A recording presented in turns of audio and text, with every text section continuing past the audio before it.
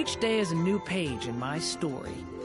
I want to savor every scene, every footnote, before I turn to the next one.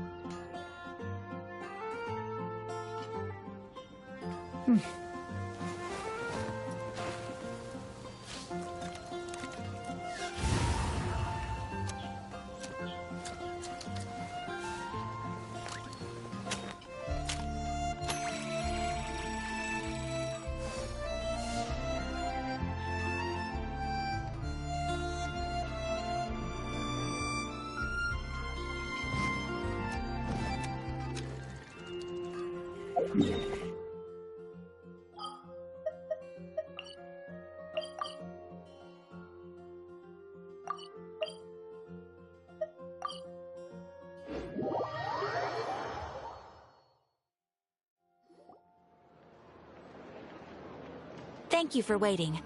I finished checking your Adventurer Handbook. Here are your commission rewards. We have no other urgent commissions on the books at present. Thank you for all your hard work lately. Perhaps you two could consider taking a vacation. Amazing! Paimon never thought we'd end up having downtime in Nacry. Things were pretty hectic when we first got here.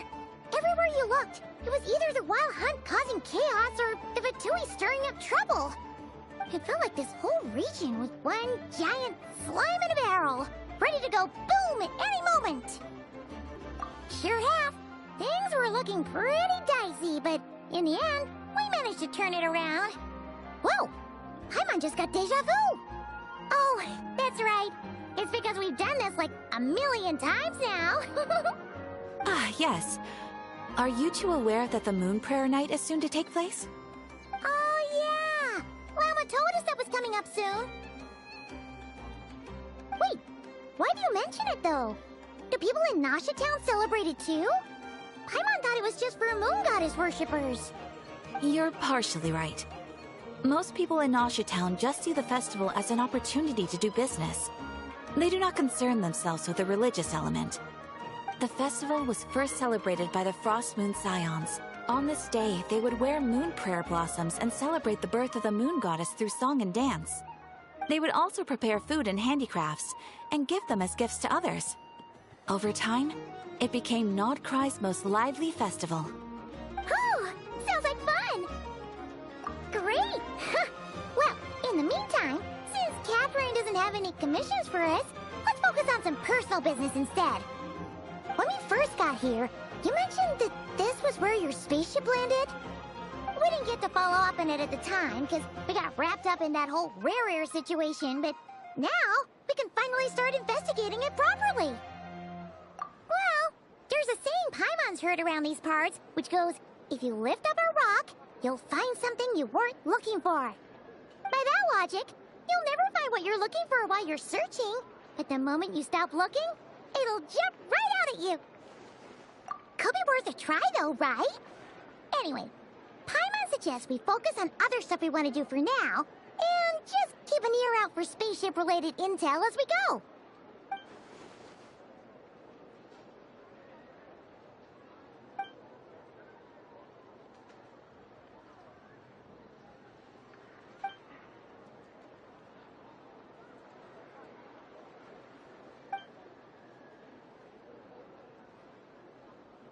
What's wrong? She looks super serious all of a sudden. Huh? Paimon gets why you'd be concerned about Columbina, but what does the doctor have to do with anything? Oh, that's true. And now that you mention it, we're definitely overdue for a showdown with the Fatui. It is weird that he hasn't shown himself this whole time. What could he be up to? True. Paimon would much rather deal with Marionette anyway. She says the meanest things, but when it comes down to it, she doesn't seem like a bad person. Maybe it's the pressure of being a Fatuse? Especially as a Harbinger. Does she feel like she's gotta act tough to keep up appearances or something? But then, every time we headed out with Rarier, she always wound up having to repair Polonia and her other robots. That's gotta sting. Losing face always hurts more for people who care a lot about their image. She's probably still furious about it. What? Relax! She's not even here! Huh? What's the matter? Oh, nothing. Sorry, we'll be on our way now. Where are we again? Oh yeah, Columbina? Right, yeah, let's go see Columbina.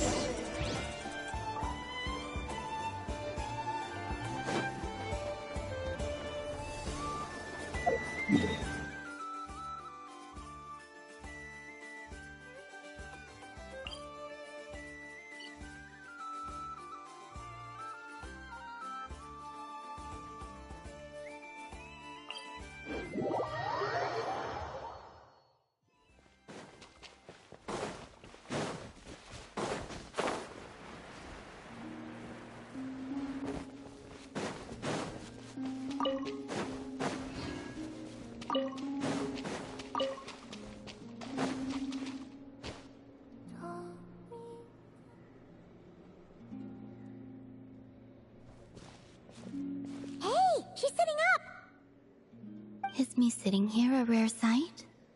No, we just thought you'd be resting. Perhaps I would have been, were it not for the sudden arrival of some unexpected guests. Not that I consider it a disturbance.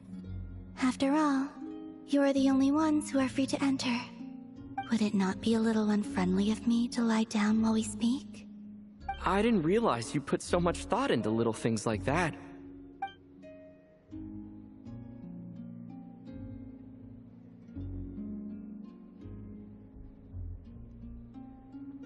Only sometimes.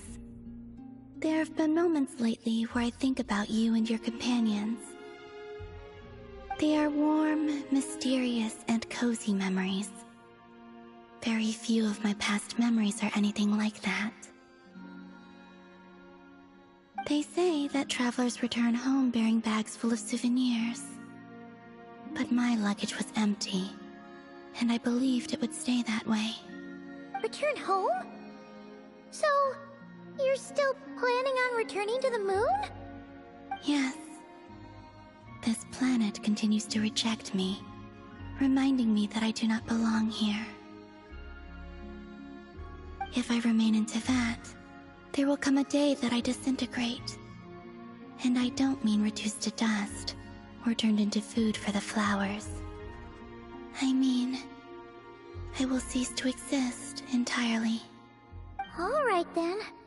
Well, we're sure gonna miss you. But it sounds like we'll have to say goodbye. How do you intend to return? The Moon Prayer Night is soon to arrive. On that day, the moon will be closest to Teyvat. The Kuvaki in this land will reach its peak at that time. I merely need to grasp the tide, and with relatively little effort. Oh, Paimon gets it! It'll work like a slingshot!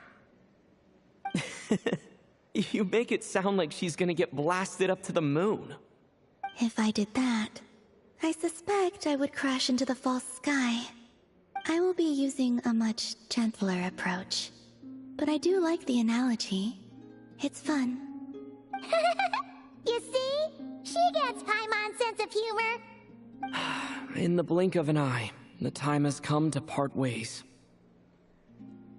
It does feel that way, doesn't it? Time seems to fly fastest when you are enjoying it. I have always thought of myself as a wanderer on this earth, and it has never expressed any desire to keep me here. Yet, just as I plan to depart, it tugs at my arm. Is this a gesture of affection? Or is the world mocking me? Oh.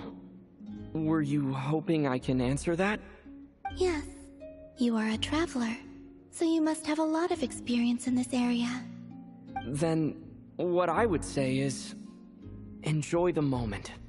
That's right! Don't overthink it! Happiness is happiness and joy is joy!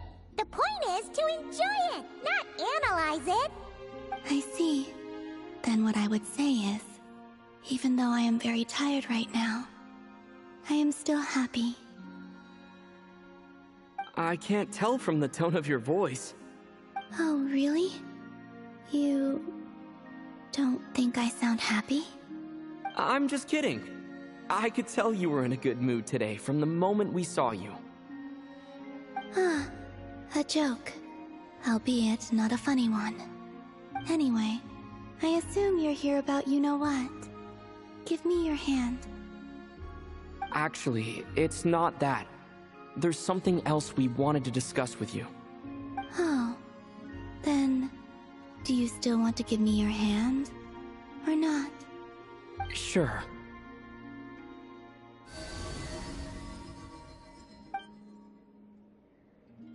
Thank you.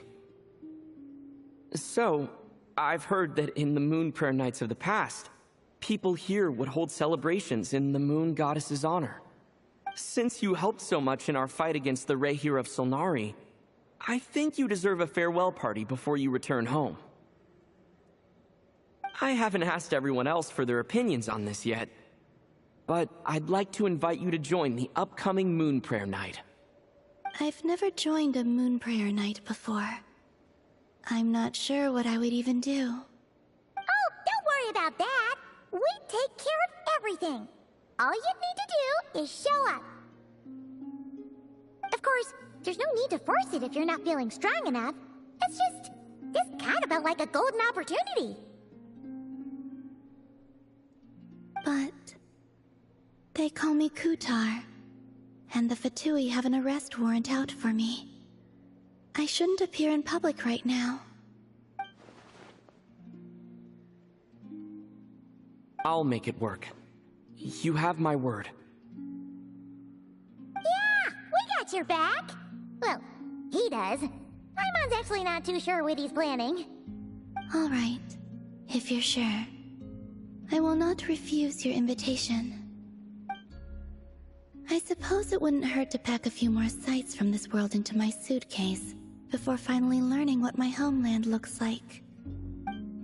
Oh, if you see Lauma, please tell her that my answer to the question she asked me is neither yes nor no. Rather, it is, there is no need. That was kind of cryptic, but sure. Guess it's between the two of you. We'll pass along the message. Bye for now!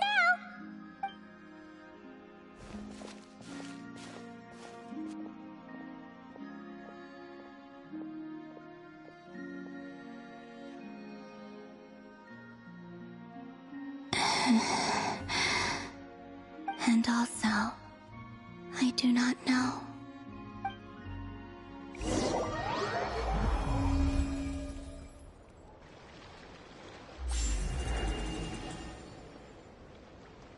Since she's agreed to join the festival, let's go see who else wants to take part. Lauma!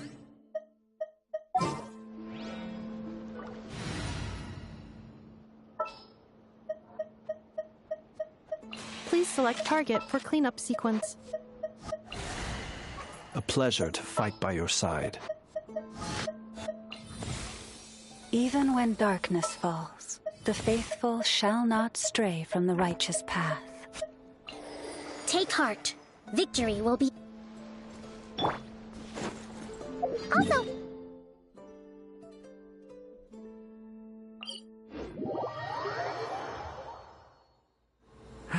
Not sure yet. I'll figure something out. What? Are you serious? And Paimon even gave you her vote of confidence back there! When did you become so sneaky?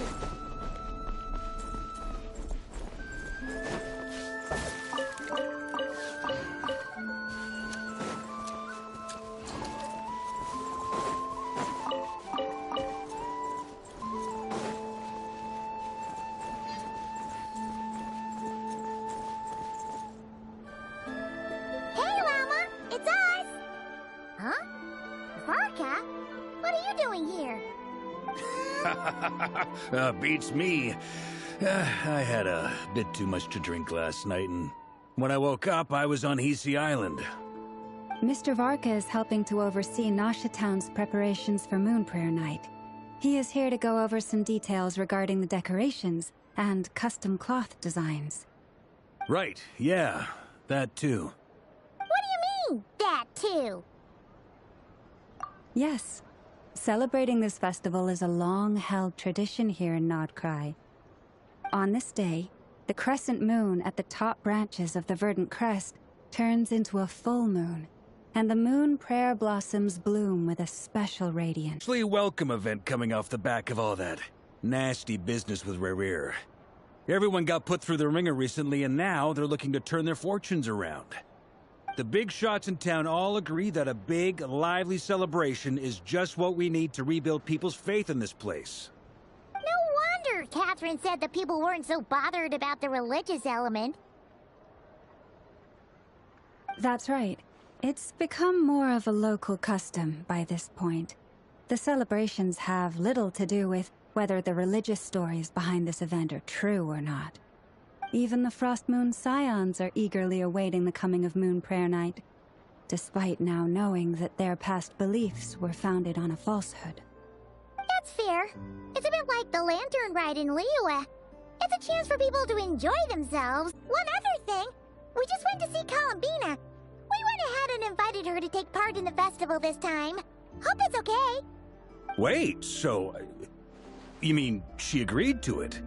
Huh. That's quite a surprise. Then, I suppose that she intends to return to the moon on that day. Oh yeah! It's kind of a complicated process, but basically, it's like a slingshot. I understand. In truth, I had a feeling that she might make such a decision. Well, if Kuthar has decided to participate in the festival, we should prepare accordingly. Yeah, exactly. She was saying how it could be risky for her to show her face in public. We were wondering if there was any way we could hide her. Unfortunately, the people who carved the statues did an excellent job of capturing her likeness. It will be very challenging to hide a goddess whose face everyone is so familiar with. Darn! We may have bitten off more than we can chew here. Nah, don't sweat the small stuff. We can handle that. Huh? Are you saying you have a plan? Not as such, no, but the most important thing with a festival is to keep the mood light and your spirits up. You can't go preparing for a festival with those long faces. You'll never convince anyone to enjoy themselves. The Mondstatter spirit is strong with this one. As it happens, I agree with Mr. Varka. Let's start by making our appreciation for Kuthar the beating heart of the festive atmosphere. And who knows? Once we get the ball rolling, perhaps everything will just fall into place. Hey! Did you catch that? Llama said the thing! Or close enough, at least. I'm looking forward to the Moon Prayer Night already. We have a festival in Mondstadt called Windbloom. and you can always tell which couples are celebrating it for their first time by the smiles on their faces. Big, beaming smiles like their whole face is glowing. And I have a feeling we'll get to see that same smile on the Moon Goddess's face at this festival. Not quite the same, surely. Anyway, I'll take care of business in the city, but I'll have to leave the decor up to you and the Frost Moon Scions. No one else can capture that traditional aesthetic quite like you guys. But lastly, there's the final key element that brings the festival to life. Companionship. Before you leave, let me show you something that we've been preparing. Mr. Varka had asked to see it already, so you may as well tag along. Also, I have some further questions about Kutar's decision.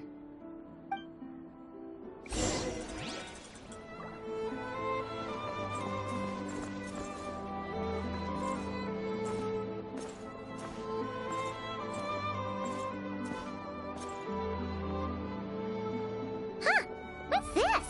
They sure look like they're having fun. I believe so. Kuhenki seem very skilled at playing drums like these, although I'm not sure where they learned it from. Maybe it's an innate talent? In their eyes, they're probably just playing with toys.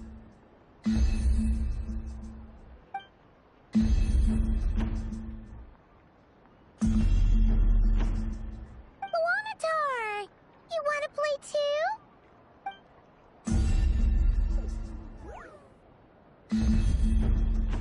Yeah. She looks more confused than anything. Maybe we can teach her next time if we get the chance.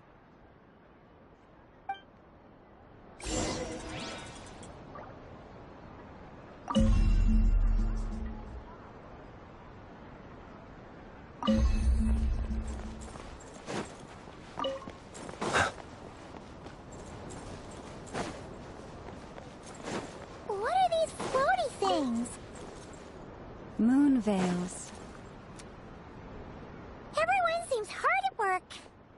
They are preparing items for Moon Prayer Night. For instance, the sculpture being made over here. Mr. Varka and I were just finalizing the details of where it will be placed. Ah, there she is. I didn't know the finished article would be so large. Not to worry, though. All the necessary arrangements have been made. Just let me know once it's ready, and I'll get some people to ship it over. You have my thanks. And over here, we are preparing a very traditional confection. Oh, look at all these colors! It looks great! Can Paimon try one? Of course. I have a feeling you'll like it a lot. You bet! Sweets and treats are Paimon's favorite! If you included those in the Feast of the Moon, I bet Paimon would have joined the Frost Moon Scions by now. There will also be verdant crests like this present in Nasha Town during the festival. The timing of Moon Prayer Night is not completely set in advance.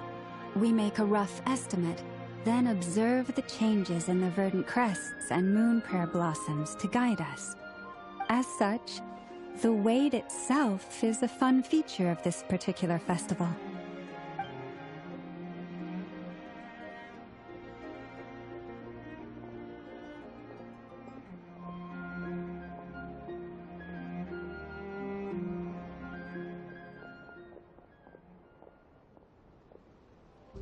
Let's talk here.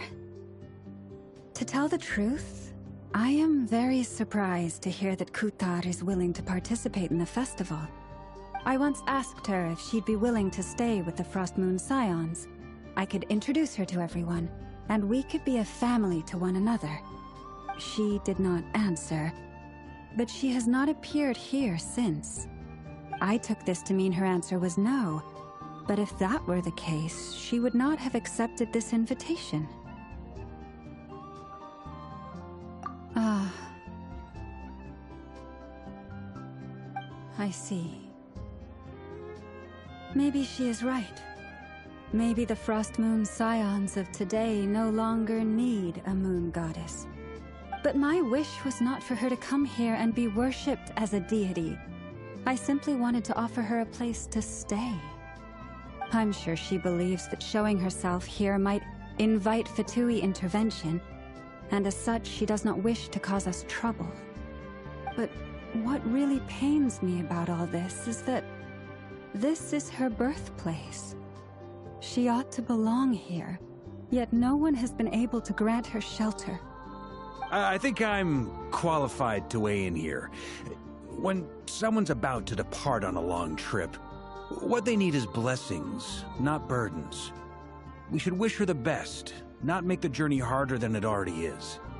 Anyway, she's agreed to attend, hasn't she? All we need to do is simply respect her decision. I see your point. Yes, she will soon depart after all. Our job is to leave her with some happy memories. Besides, who's to say her journey to the moon is a one-way trip? It's not like she can't come back and visit if she wants, right? Paimon agrees wholeheartedly. Festivals are all about having fun, so let's keep it simple. All right, I'm gonna head back to Nausea Town soon. Want to come with? I'm guessing you have some other folks to visit there. Sure thing, let's go! Bye for now, Wilma! Thank you all. Goodbye.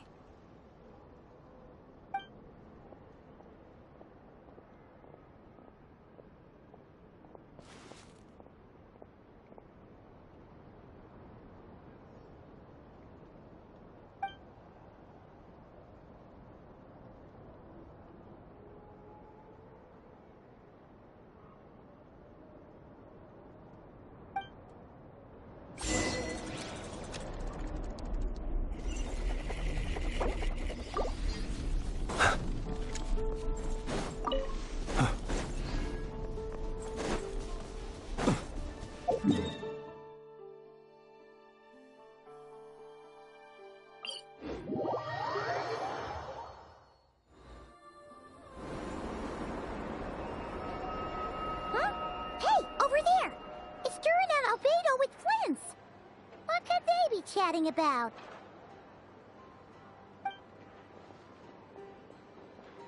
Your guess is as good as mine. Ah, Grand Master, and the Traveler and Paimon. Hello there. It's been a while. Perfect. We have some new volunteers for our investigation. Wait, let me guess.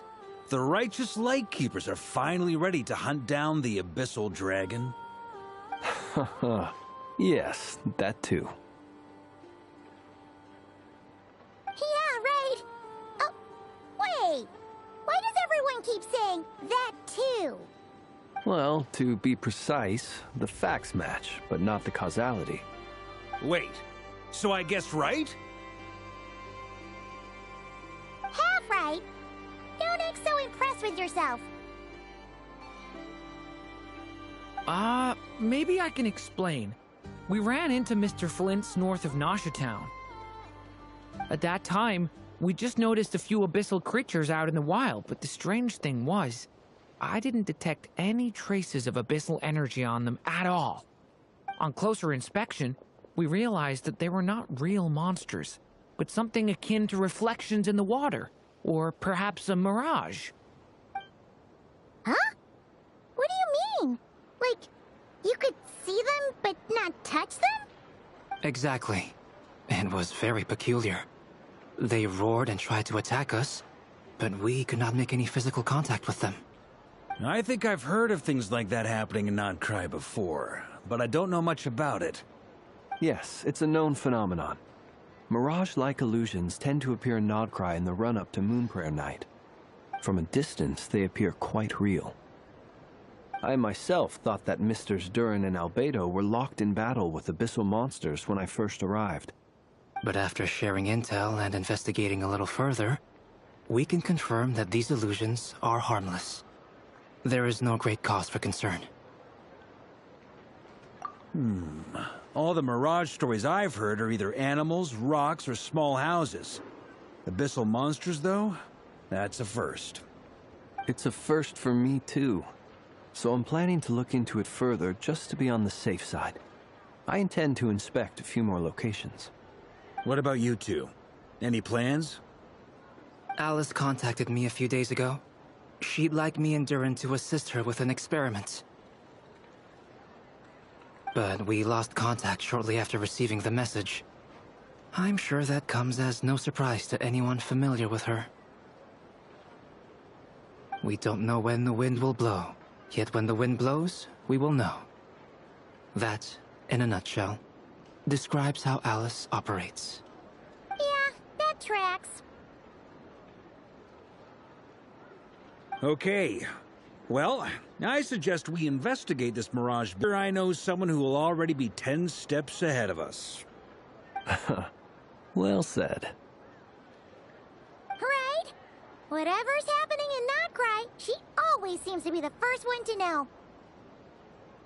Let's go see what she knows. We can invite her and her staff to the festival while we're at it.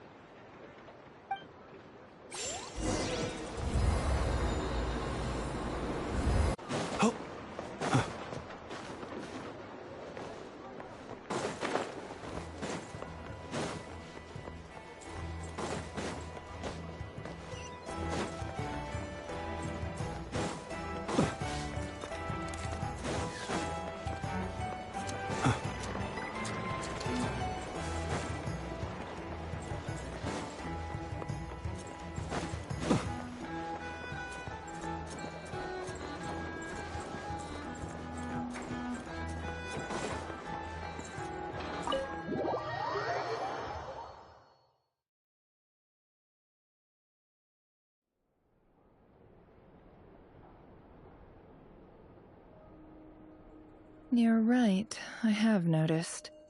There's certainly something a little fishy about this situation. Only a little, though. Records indicate that this phenomenon can occur in the days before and following Moonprayer Night. That said, it has always been a rare sight in the past. The odds of encountering these phantoms are similar to looking up in the night sky, happening to see a shooting star, and managing to make a wish before it disappears. But this time, either everyone's getting lucky, or they're appearing far more frequently than usual. Yehoda's out gathering intel as we speak.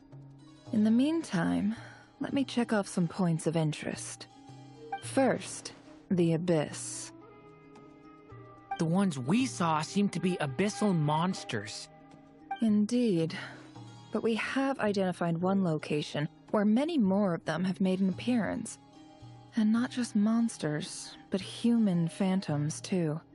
Given the scale and nature of the phantoms, it's almost as if someone's last memories are coming to life.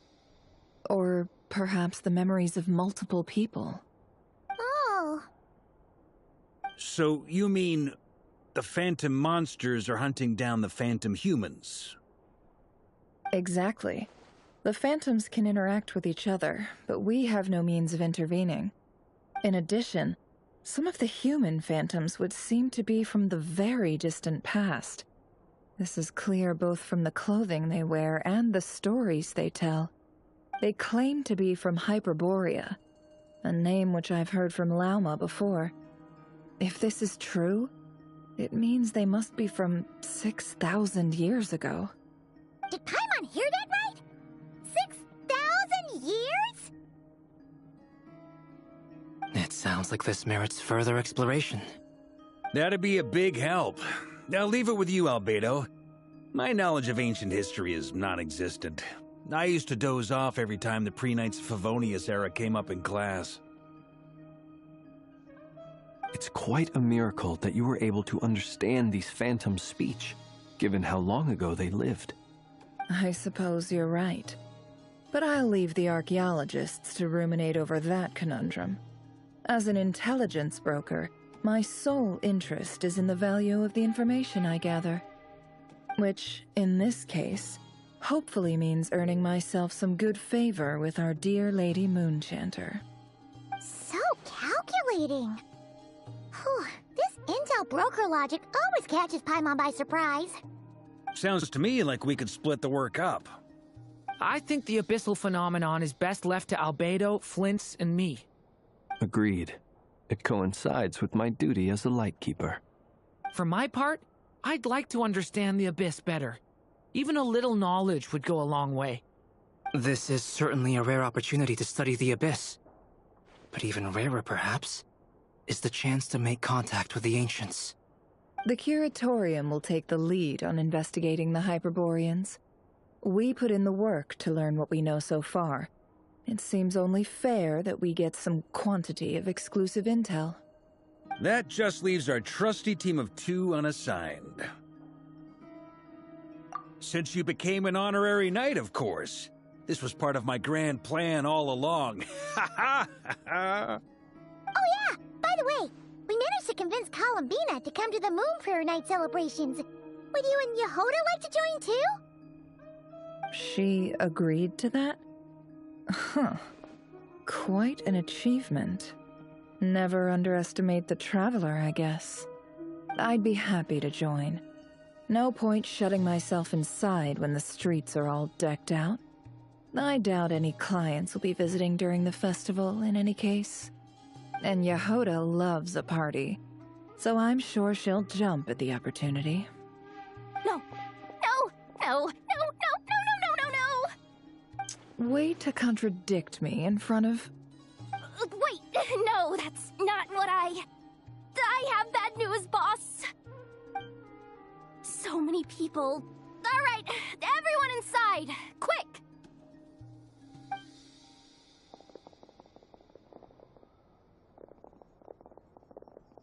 This is gonna sound crazy, but hear me out. I saw one of those phantoms at Star Sand Shoal, and it was some sort of flying ship. Like a spaceship? That's gotta be the one you came to Tibet in. You said you saw the same thing through the moon marrow, right? Huh? You already know about it? Ugh, I thought I was gonna blow people's minds. Turns out I'm the last to find out. Wait, back up. You came here in a spaceship? Now my mind is blown! What's it like on the inside? Was it like flying through space? I want to know everything! Yep, exactly. Huge discovery. You're the best. Second best intel broker in the world. After your boss, of course. Wow. Really? Well, I don't know if I'm all that, but... I guess that decides where we're heading next. Come on, don't look at me like that. I know the spaceship doesn't have anything to do with me, but you don't want to leave me as the only one twiddling my thumbs, do you? Please? Fair enough. You can tag along. In that case, let's meet back here to discuss our findings once we're done. I wish everyone a productive investigation. You too.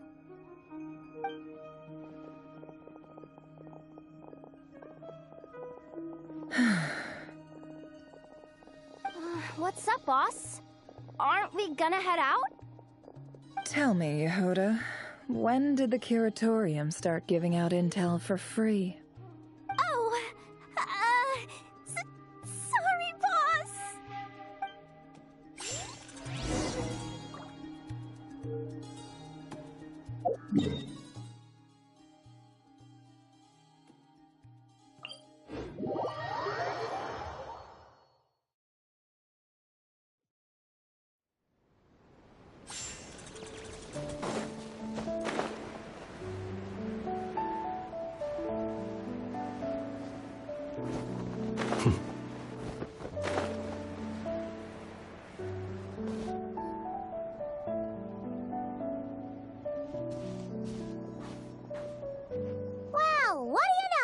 Yehoda was right on the money.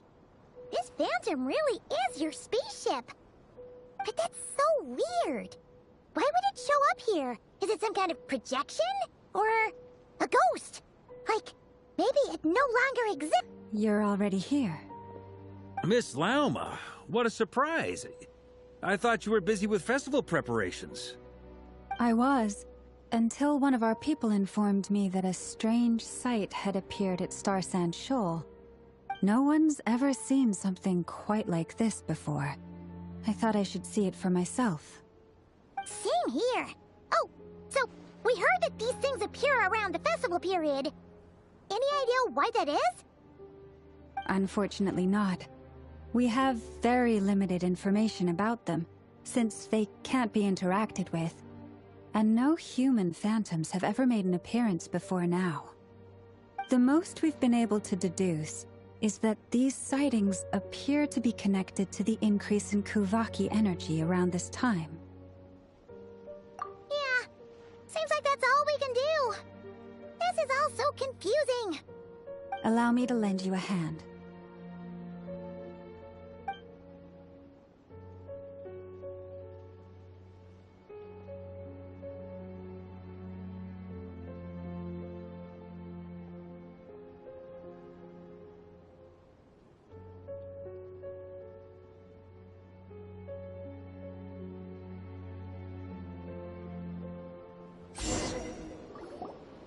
Everyone, our friend here should be able to provide us with some information. Is that a phantom Rhymehorn deer? I've heard about how the Frostmoon Scions live in harmony with the animals, and can even communicate with them. That's coming in handy now, for sure. Okay. Yes, I understand. Then how about this?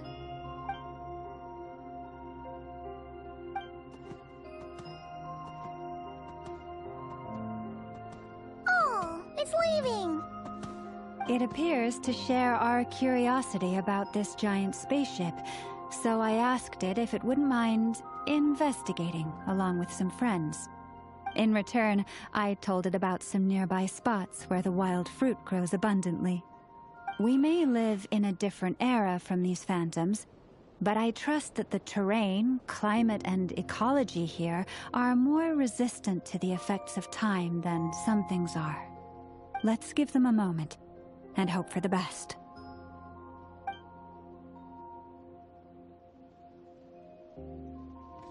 All back together? Must have been a lot of fruit. Indeed. Now let me ask them some questions.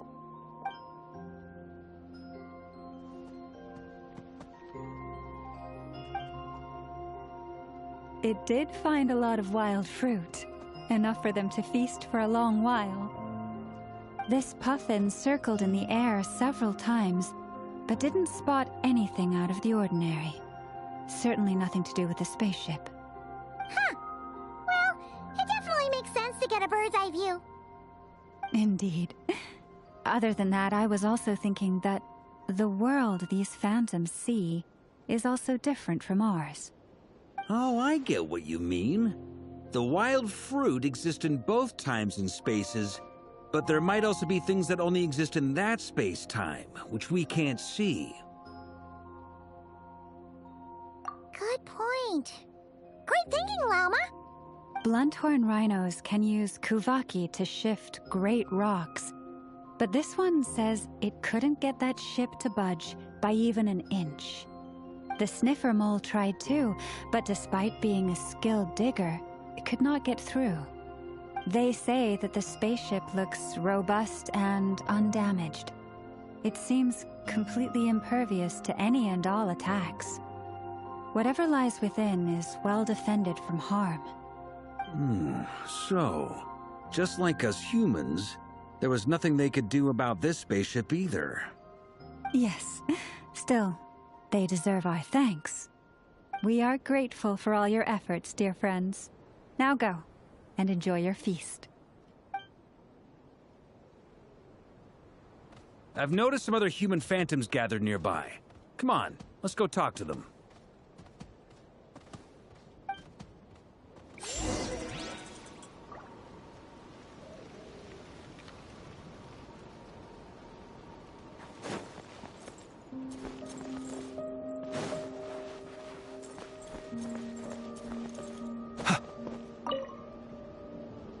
What is this thing?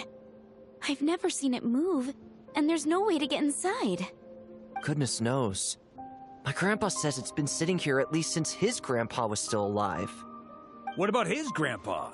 Did he say anything to your grandpa's grandpa about it? Huh? I don't know. In all likelihood, it was here back then too. Hard to imagine something this huge could move. Guess that means that as far as they're concerned, this ship's been around a long time.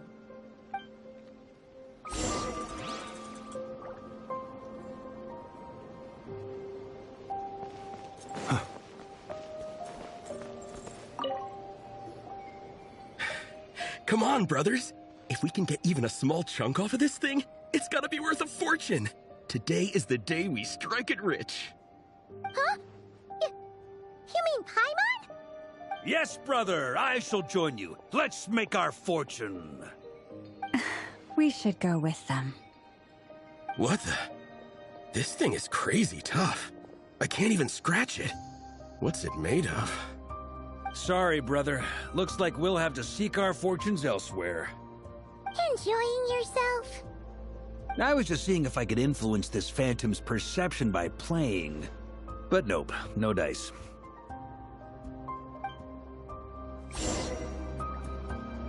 I'm sure we're all starting to build up an idea of what's going on here now that we've spoken to some of the people. These phantoms are reenacting real historical events in Nodcry. It's almost like we're in some kind of interactive stage play. We can talk to the actors, but the plot is fixed, and we can't influence it. It makes sense. History is set in stone. The objective facts of the past cannot be changed. Paimon totally thought you were just goofing around earlier. But actually, you were doing some serious investigating. Of course I was. Anyway, at this point, I think we're forced to conclude that although the Phantom spaceship is right there in front of us, we aren't going to learn much about it from these people.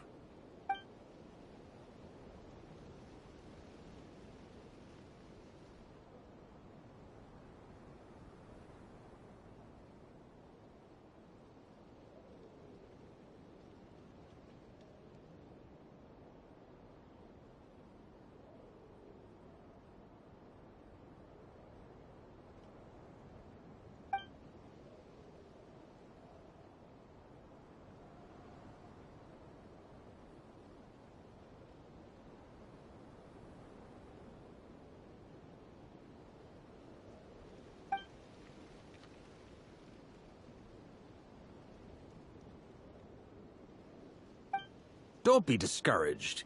If nothing else, this is proof of the ship's existence. And think about it. So many people tried to hack their way inside, but no one could get the door open. It's made of very tough material. To me, that says that we'll either find the ship itself or the story behind it. It's just a matter of time.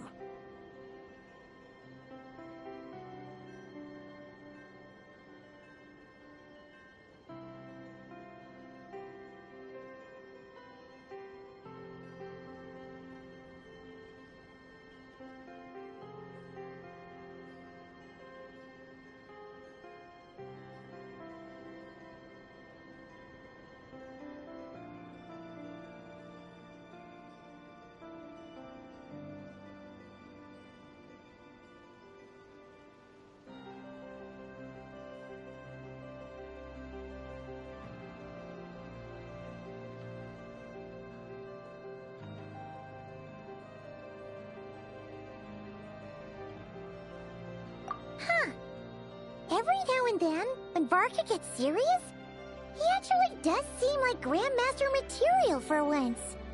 I wonder how the others are doing. Let's head back for now. Sounds good. Also, drinks are on me if Team Knights of Favonius is the first to finish. Wait, we have a team name now? Am I in Team Knights of Favonius as well? You're very welcome to join. We've even got a cathedral ready for you. Isn't that technically blasphemy? You wouldn't dare make a joke like that if Barbatos was in earshot. Nah, I'm sure Barbatos doesn't mind a little harmless blasphemy once in a while.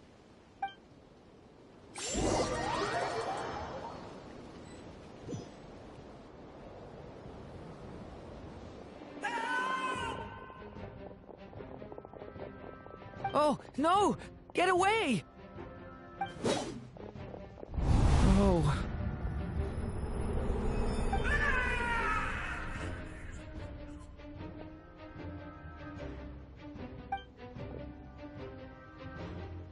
I know it's hard to stomach, Mr. Duran. But as I'm sure you've noticed, there is nothing we can do to intervene in that which unfolds before us. But we have to at least try. And try you have. But are you aware of how many unsuccessful attempts you've made now? I wasn't keeping count. I'm afraid this is the 39th failure so far. Or the 5th if we're only counting this particular victim. There are no indications that these phantoms may be altered in any way. You seem to have calmed down a little. I'll make us a fire. You should rest and have some water. Feeling any better now, Mr. Duran? May I ask a few questions? Be my guest. What exactly are we witnessing here? What happened to those people? My guess would be that we are seeing Nodcry during the Conrian Cataclysm. Would that be accurate? Conria. That is correct. As you know, once the Abyss senses even the tiniest crack, it floods in and spreads like wildfire. There was a time in the distant past when it permeated all of Nodcry, causing immeasurable harm. The people paid a terrible price to heal this land. Then, 500 years ago, the whole of Teyvat suffered an abyssal disaster. Once more, Nodcry was dealt a devastating blow. I see. In the face of the abyssal onslaught, all were like grains of sand tossed around by a tidal wave. Be they human, fae, or god. The moment you witnessed is but one drop in a whole ocean of catastrophe. All right. I guess that answers my second question, too. I wanted to know why there's nothing I could do to help them, and that's because what we are seeing is history. That would be my guess as well. As I understand it, history and fate are not all that dissimilar. The latter may be unseen to us, but both are immutable. Yes. Fate was determined long, long ago. I still have a couple of other questions for you, Mr. Flintz. You mentioned more than one abyssal disaster that has struck this land in the past. How can you be sure that what we're seeing is from the Conrian incident? And also, how are you able to stay so calm when you're talking about these events? From everything I know about you, you're not cold or ruthless, and you're not indifferent to the suffering of others. Alas, I am forced to show my age. I must be 600 or 700 years old by human measure. Wait, so you... One is not easily moved by history when one has witnessed the truth firsthand. I'm sorry. You needn't apologize. Your passion is a good thing to have. Treasure it, because someday you may find it in terribly short supply. Now, at the risk of offending you, I have a question in return. Your curiosity toward the Abyss, is it born from hatred or because you sense its call? I only ask because I kept a fragment of Rerear's body in my lantern for a short time. Specifically, his heart. So I know what a burden it can be to carry the Abyss with you. And I hear its power growling from somewhere within you. In my eyes, your mere existence is a miracle. My honest answer is... I don't know. I don't think I have the confidence to say for certain. What I will say is the Abyss is not the only issue that haunts me. Even before I became who I am today, the question dogged me constantly. Should I even exist at all? My doubts remain unresolved. But when we fought Rerear, something became a little clearer to me. Sometimes it is the darkness within us that allows us to achieve the impossible. I certainly got the sense from your 39 attempts that you were trying to achieve the impossible. It sounds like you've resolved to see the truth for yourself. Absolutely. In that sense, he and I are quite similar. Then I wish you every success. I look forward to the day of your transcension. Well, if everyone's caught their breath, I suppose we should head back. Oh, and one last thing. I'd appreciate if you kept our discussion about history a secret.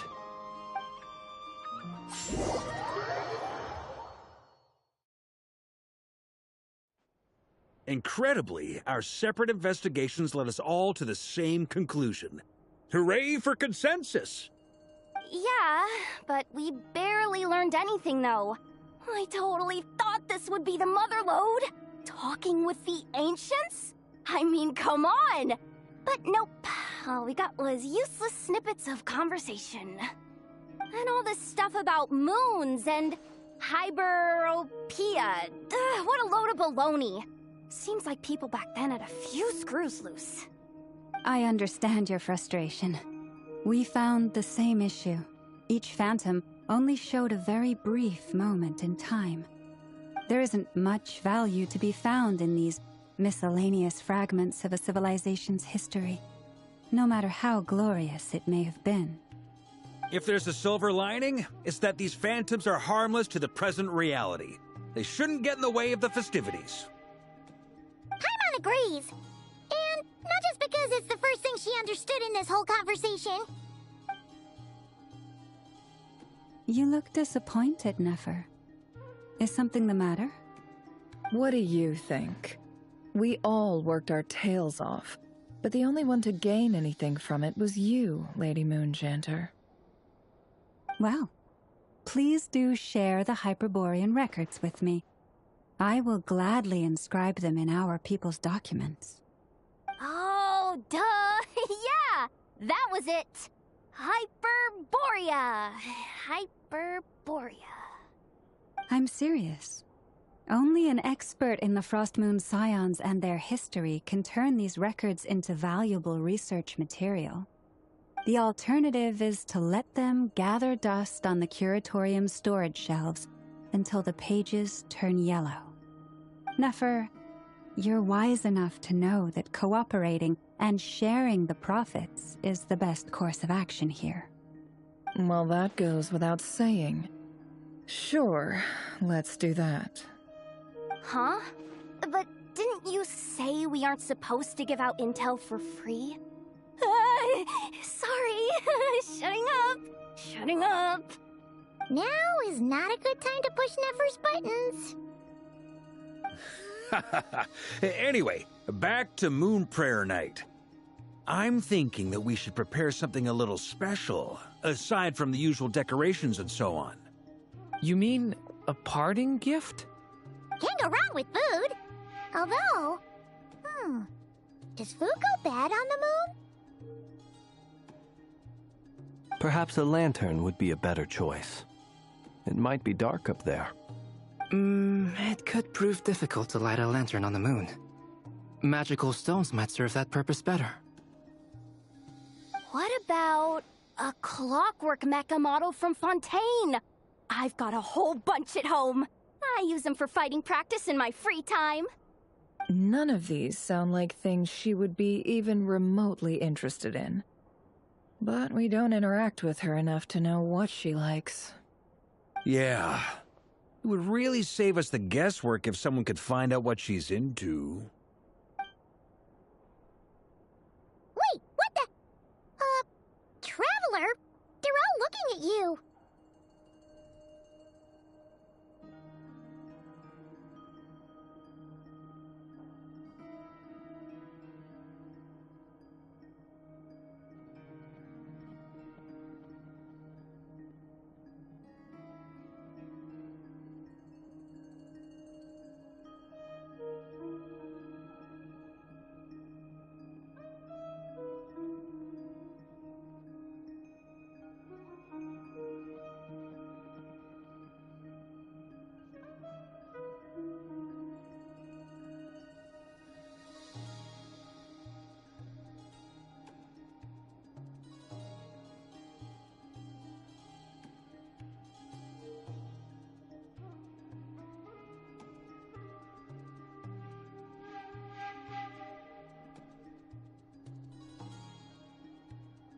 Great! Haha, problem solved. Now, I need to stop by Dory's. Gonna need her help sourcing a bunch of stuff for the festival. Then let's leave it there for now. We all have our own business to attend to. Traveler, if you find out what Kutar likes, let us know right away.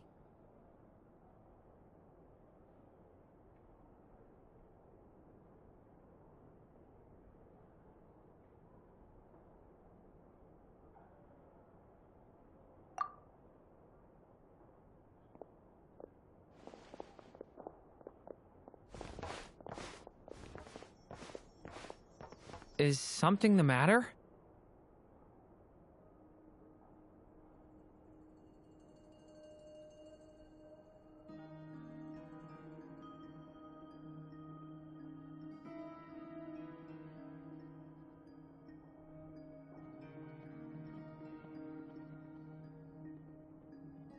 I'm fine.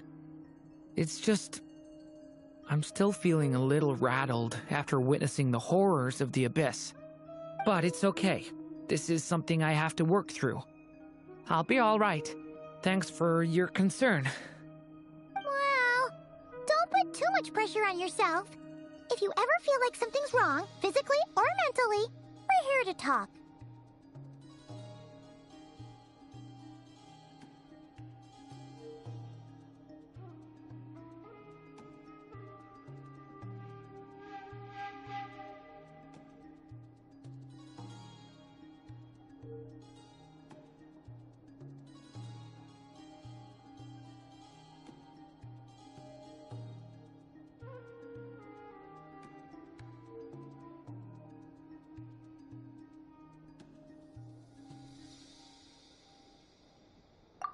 Come on. Stop treating me like a kid.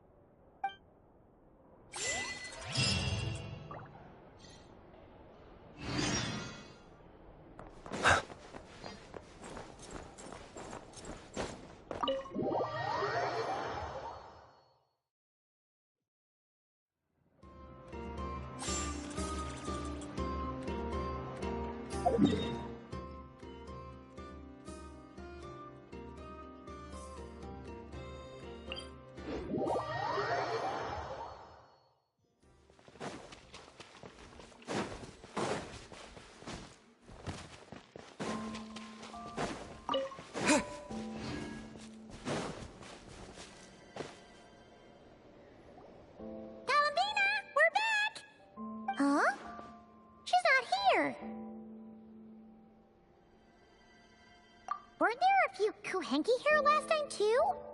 Where did they all go?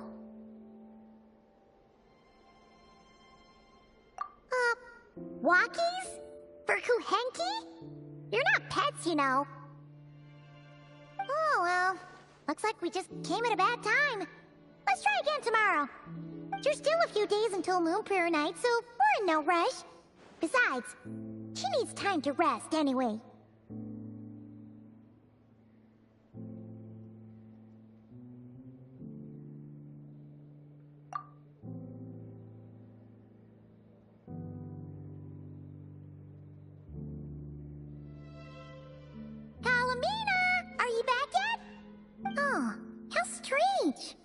Looks like she still isn't here.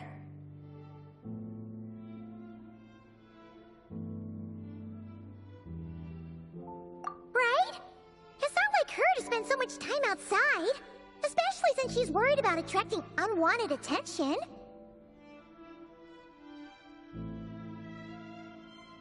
What about Luonatar? Luonatar, you there?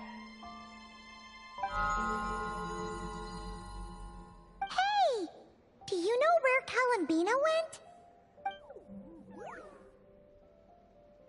Sorry, didn't understand. But if you know where she is, could you take us to her?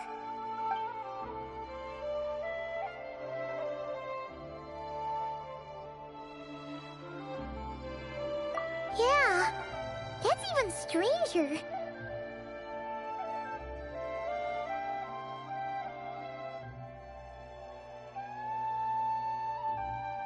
What about him?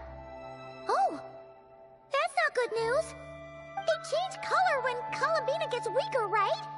And they look super pale right now. Good idea. She might know what's happening.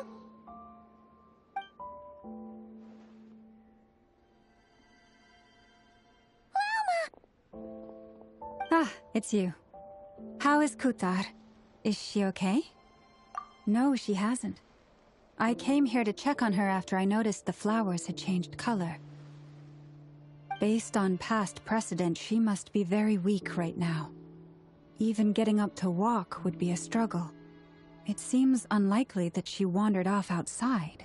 Not to mention that she doesn't do that at the best of times either.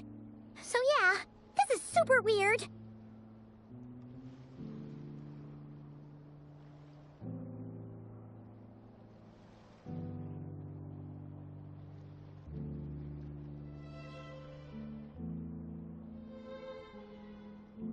No. Very few people are in the know about Kutar's whereabouts. And if anyone suspicious had visited, they'd have left some sort of evidence. Come on, let's go to Nasha Town. If anyone has seen her, someone there will know about it. It's Notcry's information hub after all. Makes sense. Let's go!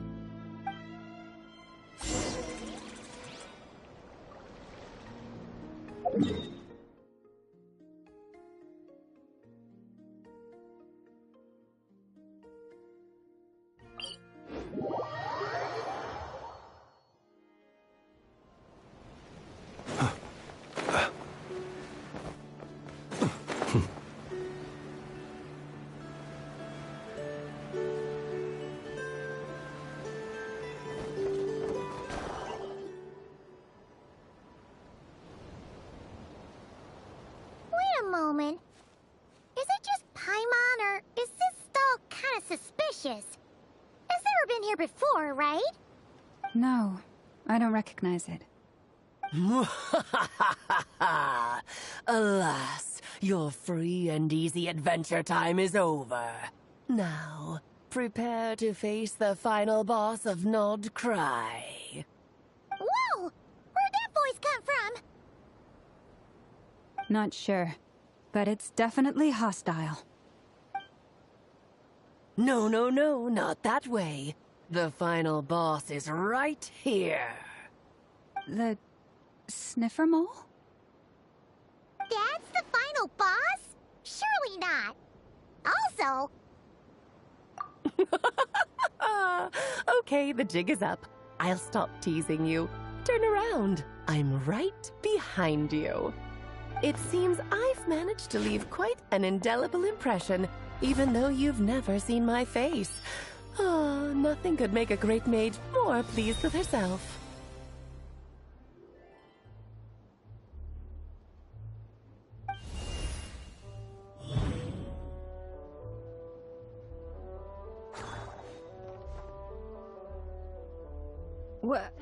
What is going on? I've heard that all the big shots in Teyvat have long, wordy titles that stun people speechless when they make their entrance. Unfortunately, none of them are affiliated with the Hexenzirkel, and we ourselves keep a very low profile. The notorious name-dropping doesn't quite work for us. Still, I, for one, think I'm really quite amazing. So that didn't stop me from coming up with a title anyway. It's really you this time? Not a lantern or a Dodoko, but Alice in the flesh? Oh, that's right. So, what do you think? How does it feel to finally meet me? You look like... Oh, that's the first thing you thought. A little surprising, but that actually makes me very happy. Because that means that when Klee grows up, she'll be just as stunningly beautiful as her mother. So she's a friend of yours? Kind of. This is actually the first time we've seen her in person. I see. Madam Mage, that was, quite a powerful entrance. I certainly won't be forgetting it anytime soon. It's okay, Lauma, don't force it. Paimon will do the honors. This is Alice from the Hexen Circle. She's a friend of ours. And of Arcus, too. That's right. She's a good person, just kinda unpredictable. Well, what is the human heart if not unpredictable? Hmm? If we could not do as we please, how would we differ from machines? I am Lauma, Moon Chanter of the Frost Moon Scions. It is a pleasure to meet you. Oh, I know. Before you got here, I spent a good, 15 minutes getting up to speed on Nodcry's present situation. In other words, I've read the whole in the last episode part, so we can skip the pleasantries. Fair enough. Well, Miss Alice, I can already tell that you have quite a unique personality. He'll get used to it. Paimon sure is. So anyway, what are you doing in Nodcry, Alice? Oh, I thought I told you already. This time, I'm the final boss. And what a formidable foe I shall be. Powerful, confident, decisive, and good luck finding my weak spot. You will never succeed.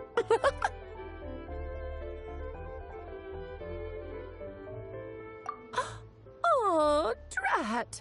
My one weakness, and you found it in an instant. Fate has been dealt a devastating blow. Thus falls the great Dodo King. Why are you playing along with this nonsense?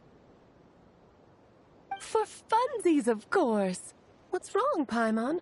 Are you disappointed in me? Am I a gigantic letdown? No, it's just... You seem like a busy lady. And this is the one time you've shown up in person. Paimon figured it would be for something more high stakes than just goofing around. You're quite right. I'm here in Nodcry because something big happened. Something big enough it caught the attention of the Hexen Circle. It concerns the 3 moons, Teyvat's borders, and of course, the moon goddess you are currently searching for. Kind of. Why don't we discuss this over a pot of tea?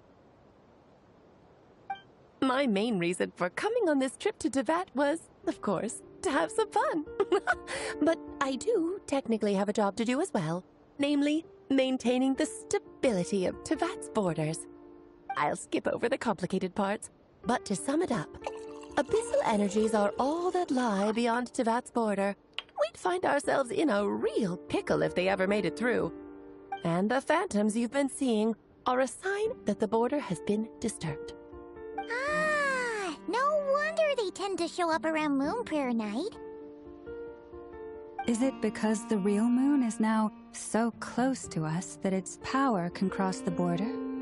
In part, but only a negligible amount passes through.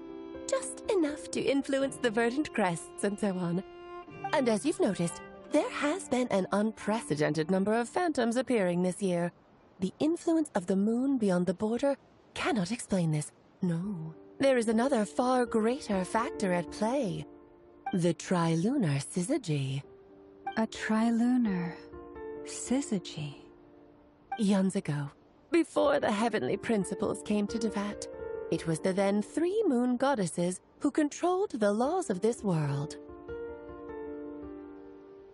Oh, that's exactly it!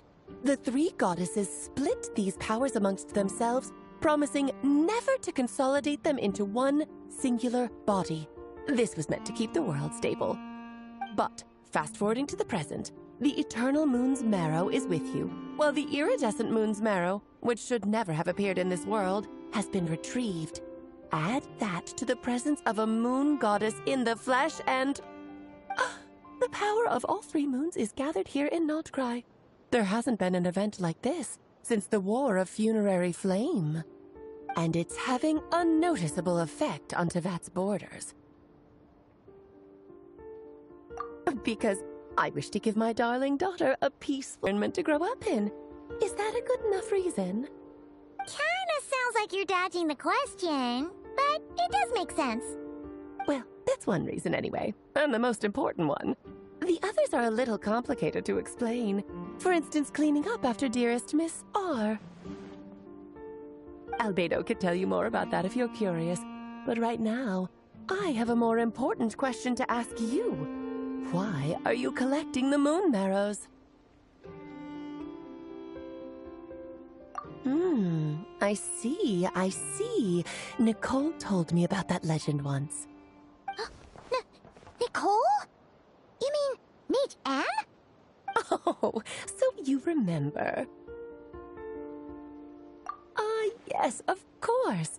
That was a story about fate, her area of expertise. But back to the story of our dear moon goddess. I'm afraid her intended method of returning to the moon is unlikely to work anymore. What does that mean? She may be missing, but she hasn't gone anywhere. She has disappeared.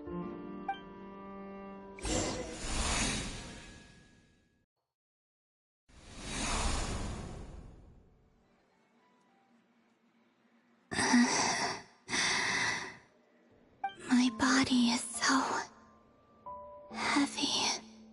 Wait, no. It's my mind that's heavy. My arms and legs are as light as a feather. What's happening to me? I feel drowsy, like I've been asleep for too long. Is it daytime or nighttime? Is the moon out? I think I'll go for a walk.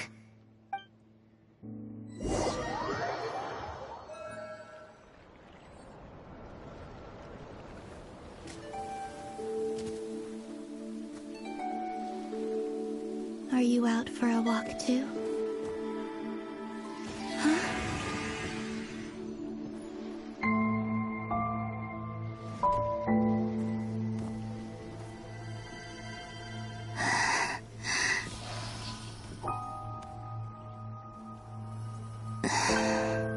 The day has come at last.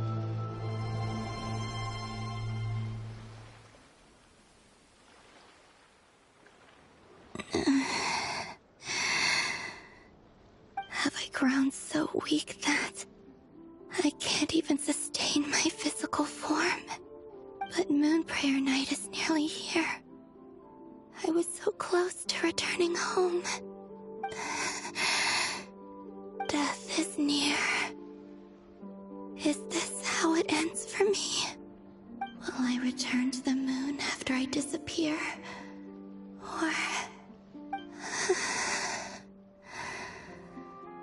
I don't want it to end like this. So far, at least, I still exist. Even if not physically, I can still feel. But as my power wanes, I'm sure that too will fade.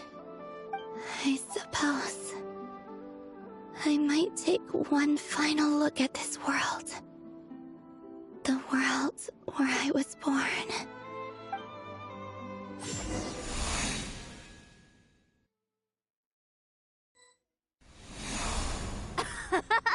Come on! Come on!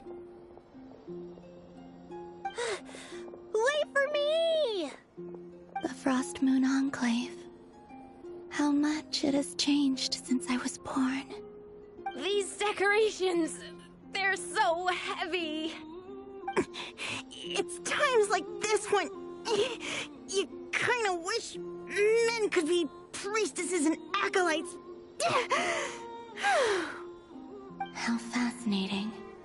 I've never had the chance to be privy to people's private lives in this way. In the past, people would get so solemn and serious the moment I showed my face.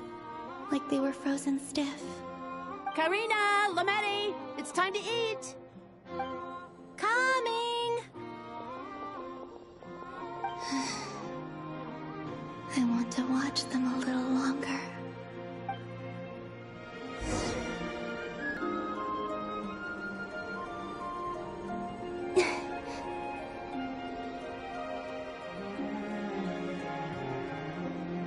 So just fill these balloons with air, right? Yep. Try a couple now to test things out. The rest can wait till Moon Prayer Night. Think fast. Breda! Teasing an acolyte of the Frost Moon Scions? Surely that's a punishable offense. Take this!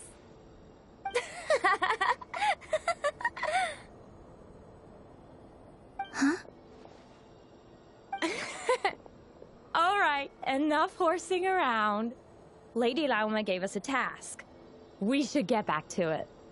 The task is just to check that the balloons don't leak, right? Doesn't matter if we fill them with air or water. Yeah. Okay, you got me there. And you got me there. But still, we can't use all the balloons before the festival even starts. We won't use all of them. And as long as Lady Lauma's trusted acolyte doesn't snitch, this can stay as a little secret between friends. A couple more can't do any harm, right? Oh, you menace. Then, think fast! Is pumping a balloon full of water really so much fun?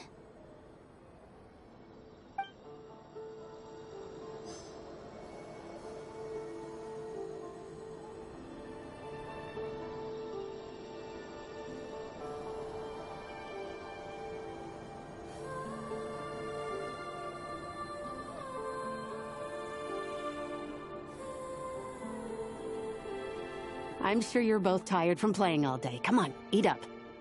A plain, humble meal. That has always been the way of the Frost Moon Scions. Huh? How come Lametti got a midsummer berry dessert? Oh, I always get Lockaberry. I don't mind sharing. You can have a bite of mine if I get to have a bite of yours. They're sharing food? I've never shared food with anyone before. Even at the Harbinger tea parties, everyone just ate off their own plate. And when I couldn't finish my food offerings from the Frost Moon Scions, they'd leave the leftovers out under the moonlight for the animals to claim. Hey! That was 2 bites! Oh, then you can have another bite of mine. Oh, you too. Oh, don't fret now. Here, have some of Granny's too. So this is what it means to be family.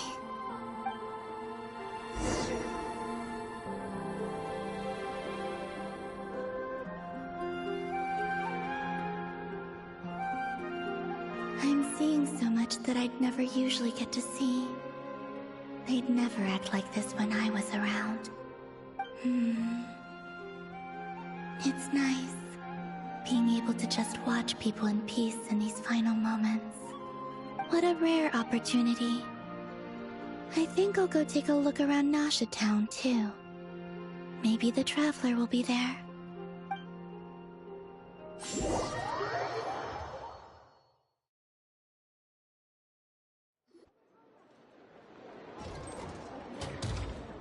After the War of Funerary Flame, the Moon Goddesses were no longer recognized by Teyvat. They lost the whole foundation for their existence. That's why the Moon Goddess's strength is fading. She cannot withstand the world's rejection of her. To be more pedantic about it, the Moon Goddesses did something to offend the heavenly principles, and that's why they were ousted. Something of a recurring theme in Teyvat's history. Theoretically, speaking so candidly should put me in their crosshairs too, but they can't tell me what to do. I'll say whatever I want. Anywho, the Moon Marrow energies were but a drop in the bucket for her, and that battle against the Ray Hair of Solnari only weakened her further. Fortunately, it happened close enough to Moon Prayer Night when the Kuvaki concentration here is high. That's the only reason she managed to survive this long. What do you mean, fortunately? You said she disappeared. We're too late. Oh, what a headache. I thought this was all common knowledge. I guess I have some more explaining to do. Okay, buckle up. It's time for another lecture.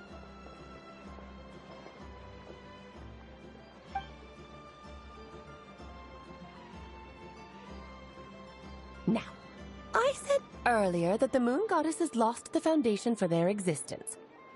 The reason for that has to do with the natural order. Basically, the rationale for their existence in Teyvat was lost. The same logic applies to the present Moon Goddess, too. Consider her existence so far. Her comrades in the Fatui called her Damselette. And she was worshipped as Kutar by the Frost Moon Scions. But these connections have now been severed, whether by her hand or yours. So, the rationale that once sustained her existence is now gone. Wait, we did that to her? Oh, well, strictly speaking, yes.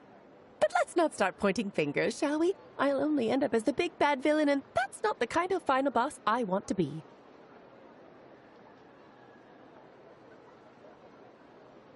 Of course I do. I'm only the greatest mage in the whole entire world.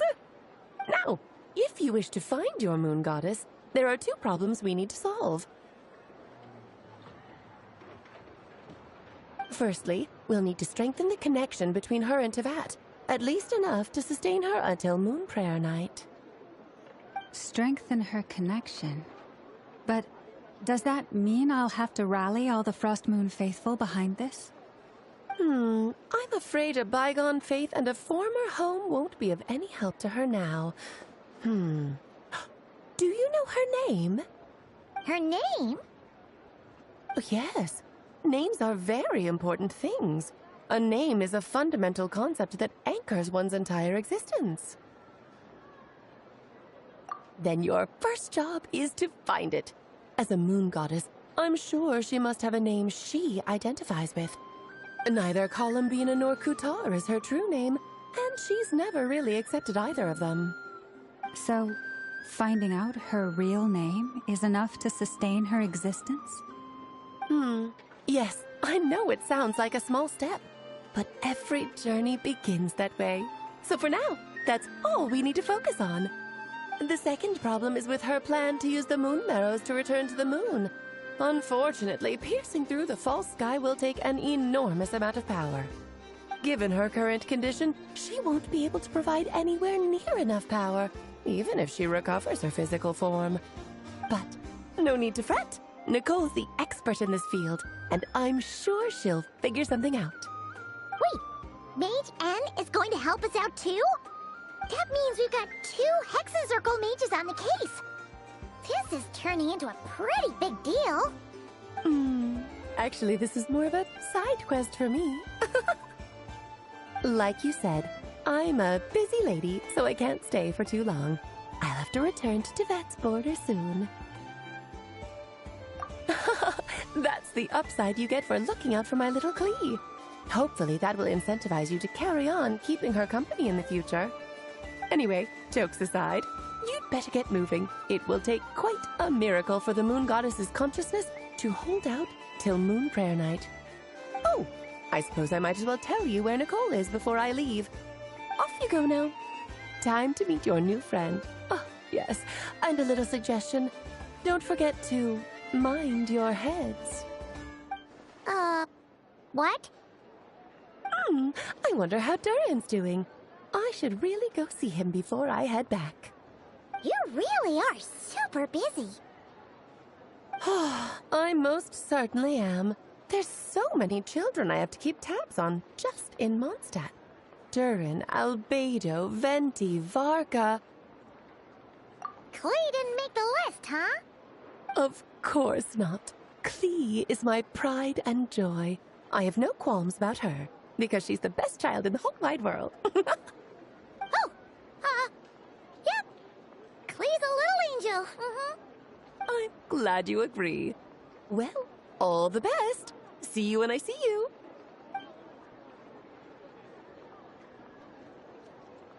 She left in a hurry. Yeah, she didn't pack up her stall. Should we handle it for her? I must say, I'm now very curious about her daughter. Klee, wasn't it? What's she like? That's a long story. Come on, we'll fill you in as we go.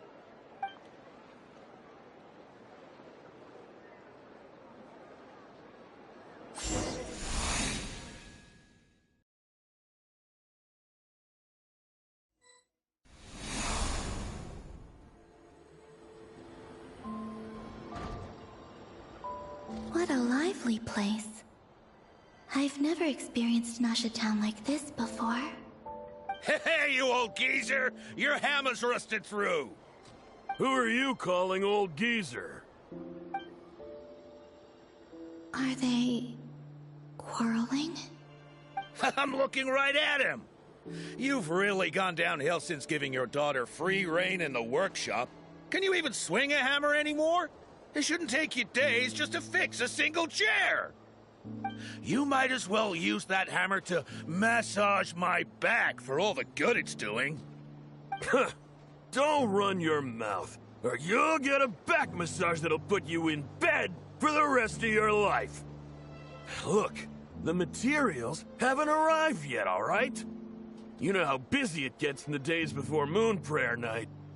I'll bet you send all the materials to your little princess. Blood's always thicker than water, huh? All right, you've made your point, Uncle Koski. As soon as the materials arrive, fixing your chair will be the #1 priority. And Dad, if you've got time to chat, why don't you lend me a hand, See? Lolka knows what the score is. I guess they're... friends. But the way they spoke to each other was so ugly. Then again, it wouldn't be the first time I've seen something like this. Columbina! Sing outside my door in the middle of the night one more time, and I'll unscrew your vocal cords. You hear me? Oh, Zandrone. So that was her way of trying to be friends with me. What a pity. I won't get the chance to say any ugly things in reply.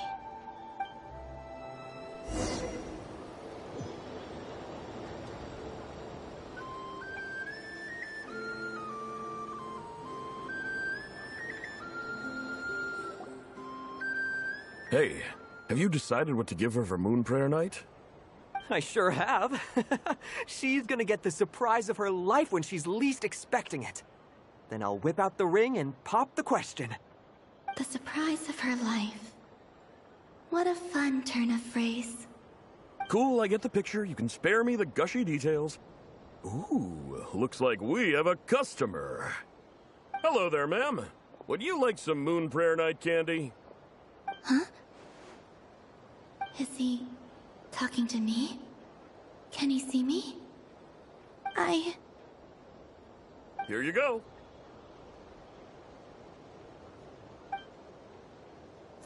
Oh.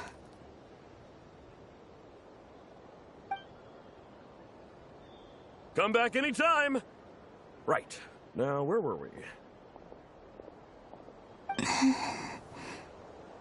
I don't know why, but I still held out hope.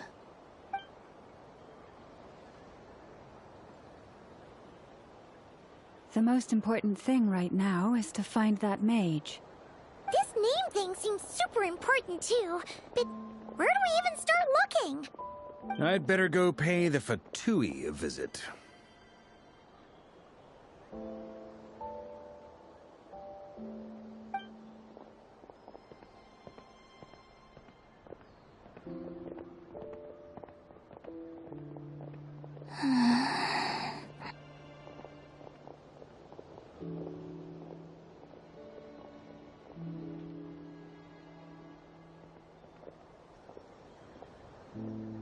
Columbina?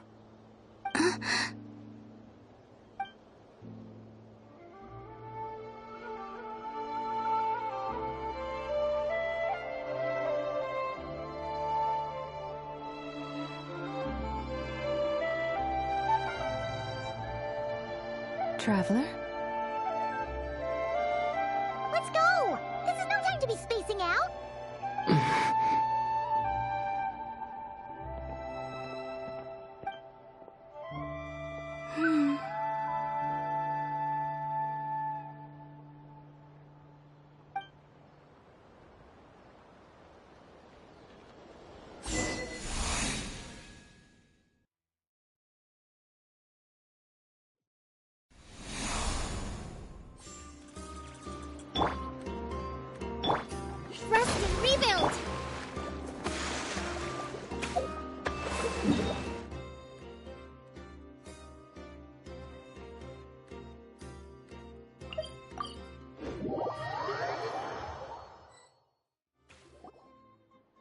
are they going?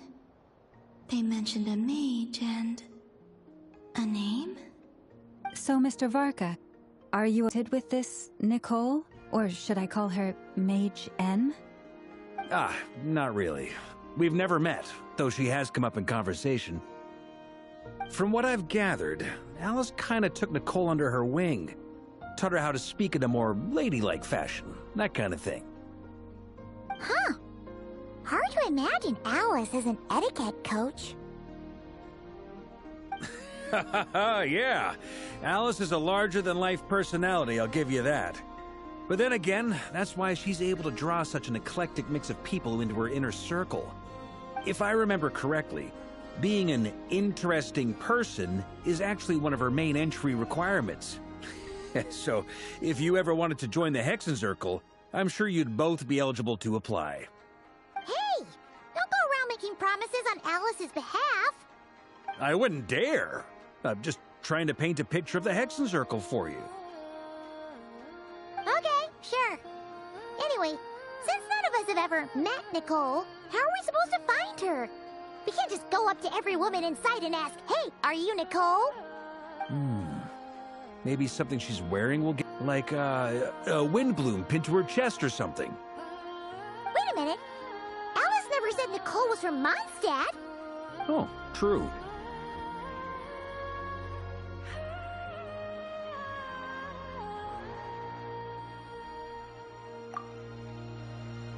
That would be... this young lady, then?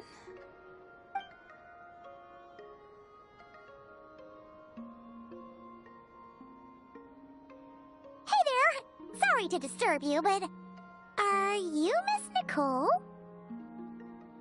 Varka, Knight of Boreas of the Knights of Favonius. Alice might have mentioned me before. Mm-mm. Have we got the wrong person? Sorry. Well, this is awkward.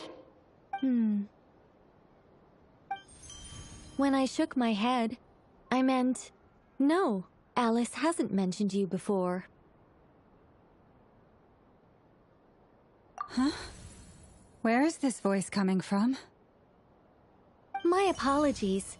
For certain reasons, I am unable to speak. This is the only way I can communicate with you.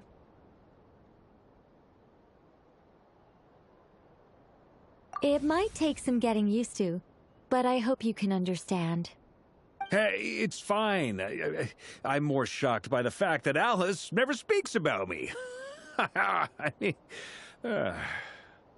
As for you two, we have crossed paths twice before, but it is nonetheless a pleasure to finally meet you.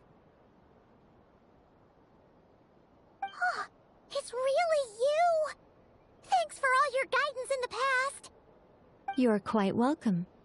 This time, things are different. We have reached the unwritten pages of the story. You might say that we stand at the crossroads of fate.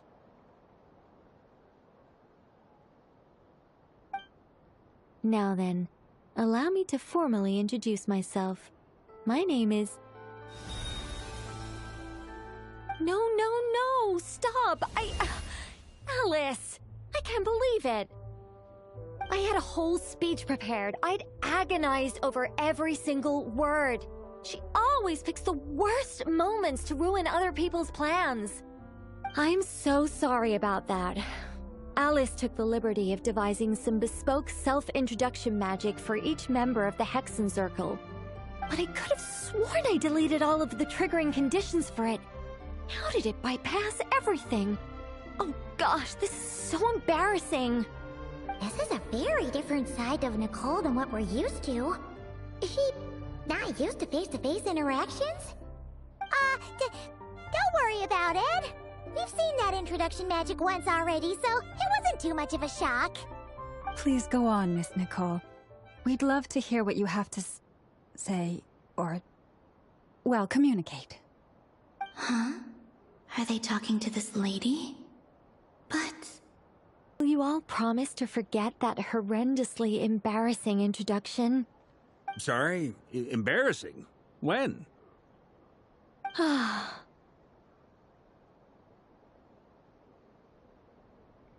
Yes. My name is Nicole, and I am one of a very few angels who have retained both their preferred form and their power. The Traveler and Paimon should be no strangers to this concept. There is another of our kind in Natlan. They call her the Lord of the Night. Alright! Paimon remembers her! Yes. Well, I have retained more of my power than she. It's because I don't have a long-term duty to fulfill. To be more specific, no. We'll be here all day if I get into the specifics. Moving on. If I'm not mistaken, you are here because you wish to learn how one might reach the moon beyond the sky. That's right. Is that something you can give us any guidance on? Yes, I do know a way. It began with the Hyperboreans, who lived after the War of Funerary Flame. Blank looks. Maybe I should start with the background of the war. Or maybe not. It shouldn't be an issue. I'll fill in the gaps for you when we have more time. Anyway, after that war ended, the three moons retreated to beyond the false sky. The Hyperboreans were humans I once aided. They accepted the civilization and creations bestowed upon them by the angels. But despite accepting many blessings of the angels, many among them still held on to their faith in the moons. They were reluctant to accept the new order, even after the War of Funerary Flame. They sought to contact the moon goddesses beyond the sky and receive their guidance. But all three had passed away by that point.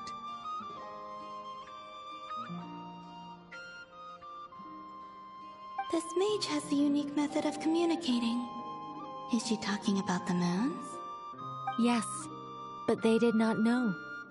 And so, still they prayed for the moon goddess's mercy.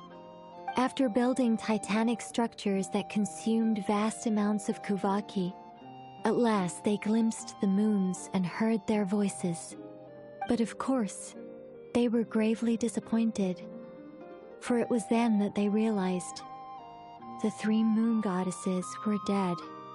Oh, that's such a sad story. It is. Humanity was in a very sorry state at that time. The angels who had once aided them were gone, and the War of Funerary Flames had left them homeless and destitute. Just a second, I gotta ask. How relevant is all this history to the task at hand? Well, I mean, it's... Okay, it seems we've drifted into irrelevant narrative waters. It's been a while since I've had the chance to speak inside someone's head. As soon as I got started, I lost control, and the words just flowed out like a waterfall. What I'm trying to say is... Right, yes, that's it. The relevant part is the ritual created by the Hyperboreans. The fact that they bypassed the false sky and saw the true moons implies that they successfully built a connection between Teyvat and the outside world. Which means, with enough Kuvaki and a sufficiently stable connection, it should be feasible to send one person over the border. Okay, so they built some kind of portal? Oh, yes. A portal. Yes. Is something wrong? You sound disappointed. I just didn't expect you to summarize it so well. It turns out I could have said all that in one word, if only I'd managed to think of it. No, please, it's fine. This is invaluable knowledge. I'll be sure to record and preserve everything in writing. Oh, really? Well, in that case, I suppose I could backtrack and add some more detail. I did gloss so far. Whoa, whoa, whoa, time out. Let's summarize what we've got first. The Hyperboreans were the last ones to use this method, right? So we somehow need to find whatever structure they built and make sure there's enough Kuvaki to power it up. Luckily, we have the moon marrow of both the eternal and iridescent moons, so we're all good for Kuvaki. Which means the key issue we need to focus on is finding the place. Am I right so far? Yes. Although I expect the structure is long gone by now. That said, what if we could take advantage of the phantoms to travel back to a time when it still existed? Well, travel back isn't quite accurate. It's more like we'd be creating a handshake between 2 points in space-time. We wouldn't even have to pick a time when it still existed. It could just be a time when it still appeared in phantom form via projection, or we could project our own phantoms, fold them together, and... You look lost. Was that too hard to follow? Yeah, things got a little, technical there. Paimon's brain is reaching capacity. Alright. Let me think about how to put this more simply. Okay, got it. Over the next few days, I'll search for phantoms that we can use. Once I find one that meets the criteria, I'll let you know and we'll regroup. By completing certain rituals, specific individuals will be able to enter the phantom and make it to the Hyperborean structure. If everything checks out, and it looks feasible, we'll just need to wait for Moon Prayer Night, and we can send the Moon Goddess back home. I'm really skimping on the detail here. Is this making any sense at all? I think so. For now, we'll just wait to hear from you. Yes. Basically, yes. Great. Counting on you. In the meantime, we'll focus on finding the Moon Goddess's name. My name? Are they looking for a way to stop me from disappearing? Excuse me, Miss... Go on, Miss Nicole. This conversation was a little all over the place. I didn't catch your name. I am Lauma, of the Frost Moon Scions. Ah, I did wonder. I noticed that you listened very intently when I spoke about Hyperborea and the moon's history. If you'd be interested, I'd love to visit you this evening and go through it again in greater detail. Also, if you were serious about making a record, it would be too risky to simply write down the raw details as is. I would suggest some tweaks. Maybe rewrite the stories as fairy tables, perhaps even prayers. Anyway, we can cross that bridge when we come to it. So, see you later then? Oh, and no need to prepare anything. Just a cup of tea will do. See ya! She seems friendly. It's just... It's so nice to find someone who's actually willing to listen. I've been dying for a chance to finally go through all this systematically from start to finish. Any longer and I'd probably start forgetting it.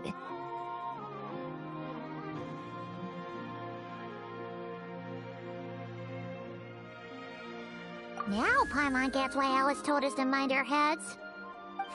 Ha ha ha ha, what did I tell you? A lot of quirky people in Alice's orbit. Now then, the next order of business is, where do we start looking for the Moon Goddess's name? Maybe the rest of what Nicole has to say might give us some clues. Once I've heard her out, I'll summarize the salient points and share them with you all. I'm also inclined to review our other documents.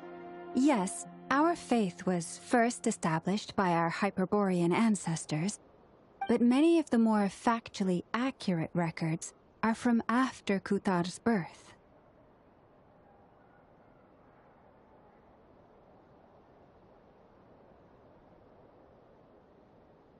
Sounds like we're gonna follow Kalabina's journey through Teyvat, huh? In that case, we'll start by heading to the Frost Moon Enclave. Sounds like a plan. Take this with you. I'll see about getting in touch with the Fatui. It'll probably just be Arlecchino and Sandroni again. They're the only ones who would want to help. Thank you, Mr. Varka. Ha ha ha ha, don't mention it. Honestly, I'm more comfortable dealing with the Fatui than prying into the details of a young lady's childhood. Catch you later. I should follow them, just in case there's some way that I can help.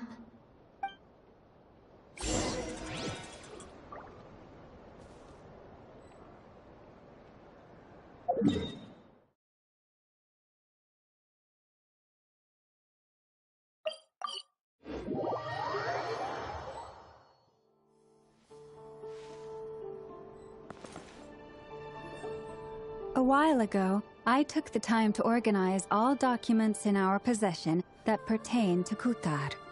What you see here is the material I consider reliable. You're saying there's unreliable material too? Yes. Most of the information we have was transmitted through an oral tradition. Inevitably, some of her stories were mythologized and deified over the years through countless retellings. That's why I organized them into reliable and unreliable. There's no sense seeking answers in history unless we can ensure the veracity of the historical record. Makes sense. All right, let's take a look through.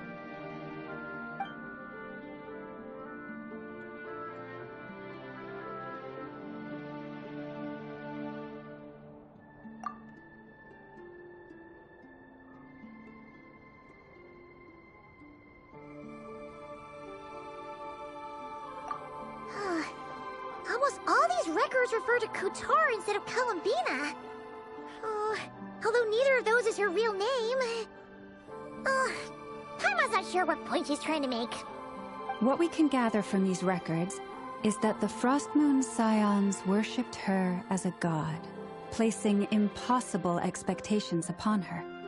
I cannot fault them for their earnest faith, but for all their devotion, worshipping her day in, day out changed nothing.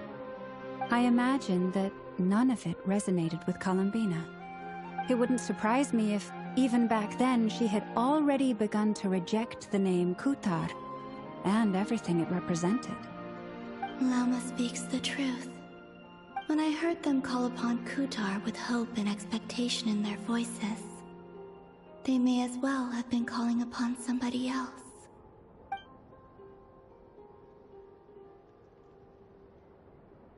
Well, that's a bit complicated.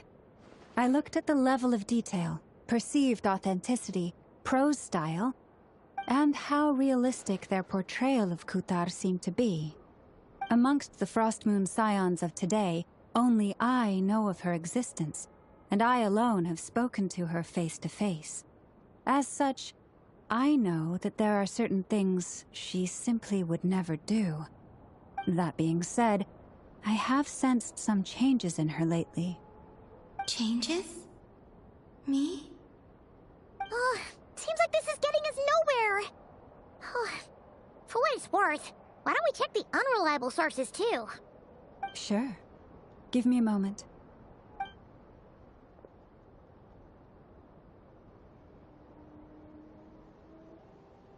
Exerting but a fraction of her divine might, Kutar sheared a great mass from the snow-capped mountain and cast it into the sea, upon whose surface shone the mirror image of the moon.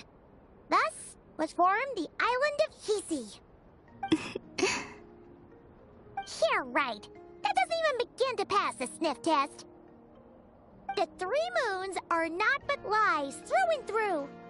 Only one moon has ever shone for us, and Kutar is her name. The vast majority of ancient texts are filled with fanciful tales like these. I trust you understand my criteria a little better now. Kutar did not speak, merely gazing into the distance in silence. And where her gaze landed, this was her prophecy. Clearly, whoever wrote this text never even met Kutar. Otherwise, they'd know that her eyes are always closed.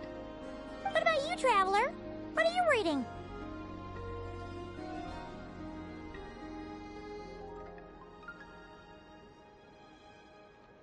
Come on, let Paimon see. The child wished to build a wooden nest with which to shield a fledgling bird from the cold. But being so young and lacking in strength, The child could not snap the branches from the trees. Qatar was passing by. Upon seeing the child, she summoned forth the Kuhenki, who built a beautiful nest for the child. I remember that. Not knowing the meaning of Qatar's divine intervention, the child dared not to respond, and thus ran home to call their parents. The Qatar was gone. The Moonchanter declared the event a miracle and took the nest as a relic, placing it on high for all to see. The child was named as one favored by the goddess, and was greatly respected amongst the people. Yet, no further miracles were bestowed, and this matter was forgotten in but a few years. Huh, after reading that?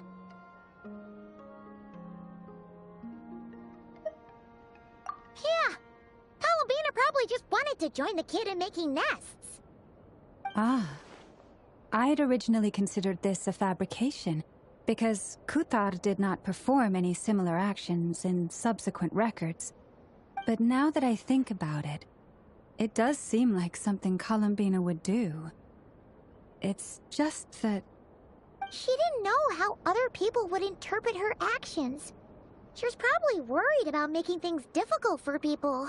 So, she gradually stopped joining in. Yes. Oh, that's so sad.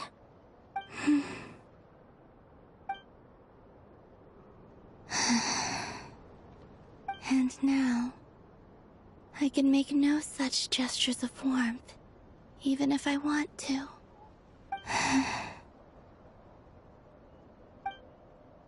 Still no name. That's a bit of a shame. But we did learn some interesting stories.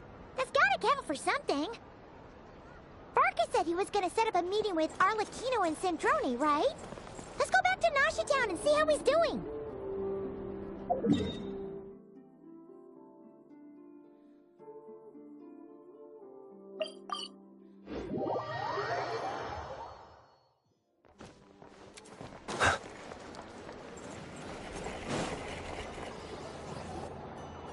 Let's see. There's Varka. Oh, and it's Durin and Albedo too. Yeah, this is pretty much the same place we bumped into each other last time. I convinced them to stick around a little longer. We were all waiting on people, so I figured having a little company would help pass the time. Ah, so you've been waiting for us? Does this mean that you've already arranged things with the Fatui? Sure does. Now you're back, we can go meet up with them together. How'd your investigation at the Frost Moon Enclave go? Well, we didn't find out Columbina's true name. But apart from that, it went pretty well. Aha, just as well that I didn't tag along then. I'm sure our moon goddess wouldn't want every man and his dog knowing all about her private life. Still, desperate times, desperate measures, I guess. Someone had to do it. So, Varka was waiting on us, but what about you two? Are you waiting for Alice? Oh, no. We already met with her. We discussed that experiment I mentioned to you last time. Oh, and she also handed me this communication device. That's right. I understand she informed you about the relationship between the Phantom phenomena and Tevat's borders, yes? She wants me to help her with some more experiments on that front. She said that she'll contact me through this device with more information. Ah, I see. Following instructions and making observations.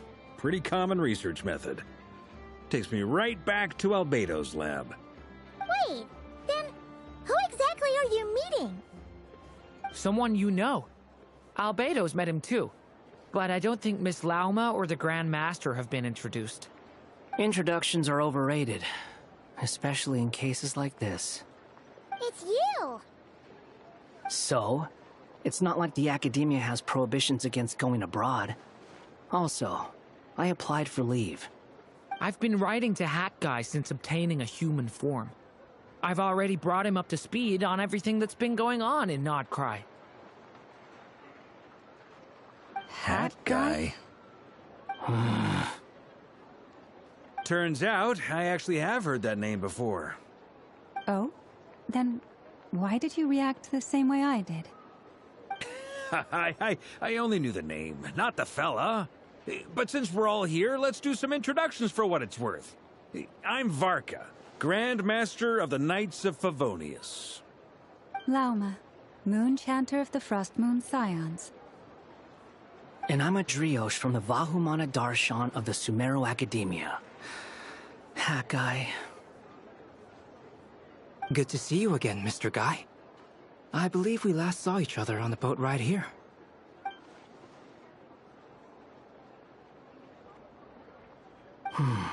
Mind you, the only reason I came here is because there's someone I want to look into. Who's that? The Doctor, also known as Dottore, second of the Fatui Harbingers.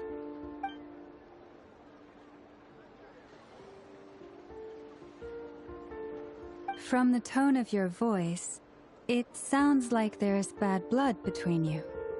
I was reviewing our archives and noticed that a lot of information about him was missing. Left a bad taste in my mouth. That's all there is to it. Dottore, or Zondik, as he was then known, once studied at the Academia, but he got kicked out before he could graduate.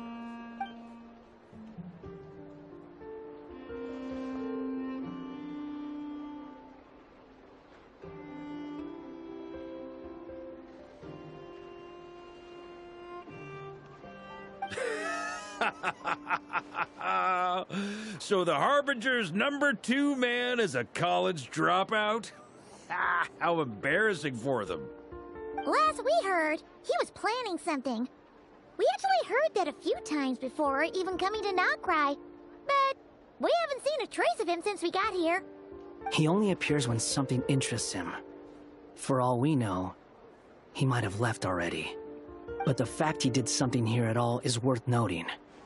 It'll fill a couple extra lines in his file. Why does it sound less like a file you're writing and more like a criminal record? Anyway, we were out to meet 2 of the other Harbingers. Want to come along? You might learn a thing or two about him there. Sure. Even though they're Harbingers, well, they're old acquaintances of ours, so, you know, when you talk to them, try to be... I got it. The Frost Moon Scions' relations with the Fatui remain tense. Forgive me if I do not attend. In that case, we'll continue assisting Miss Alice with her experiments. Good stuff. Everyone's having a fruitful time. All right, we better get going. I'll lead the way.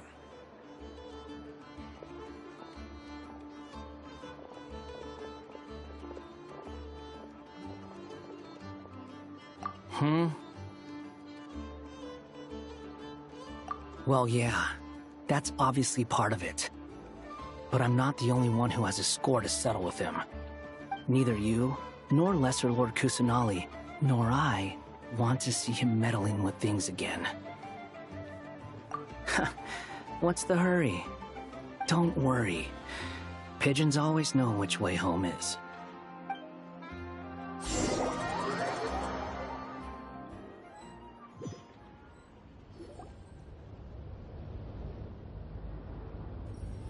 You made it. Who is this? A scholar from Sumeru. They call him Hat Guy. He's an old friend of the Travelers. Wait, this is the Academia representative you wrote about?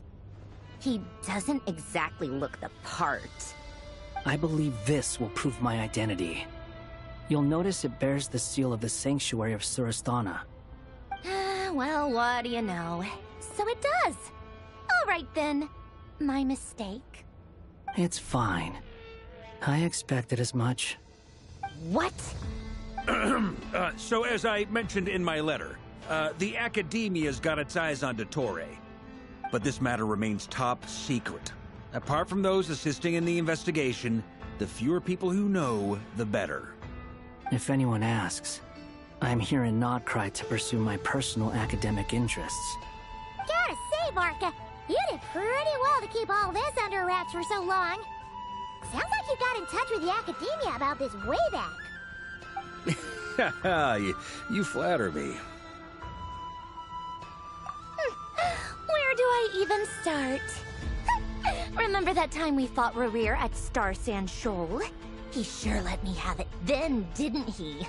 I'll bet Dottore had that all sketched out, with me as his convenient little pawn. He could not care less about us if he tried, but hey! The feeling's mutual.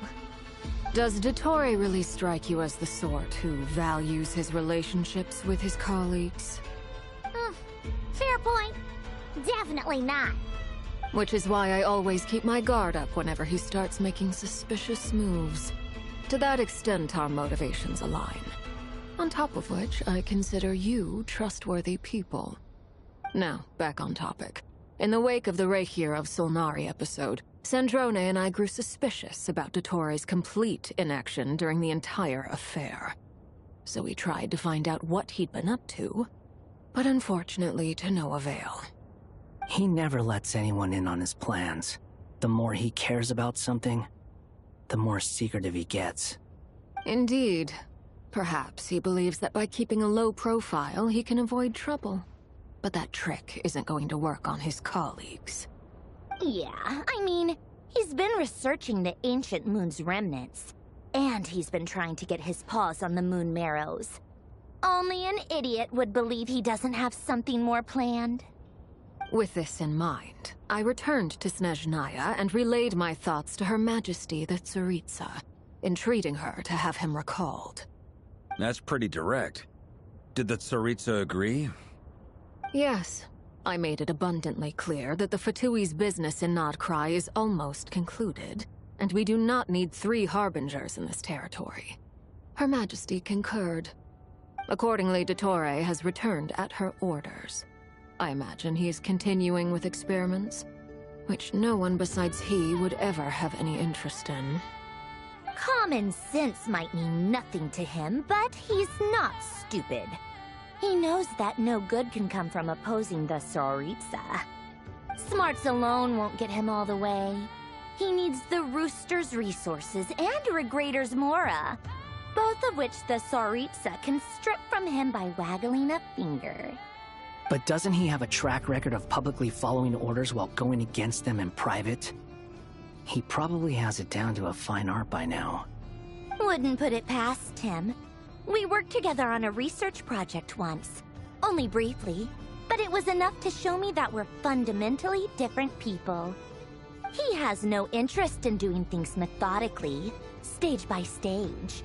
His thoughts jump all over the place, and the moment his curiosity is satisfied, or he gets the results he wants, he disappears. The only similarity we share is that, once we set our minds on doing something, we will see it done, whatever it takes. Oh, we definitely saw some of that in your battle with Rerir. You got so competitive. Ugh, do not remind me. Then I believe we all concur. Dottore will not simply give up.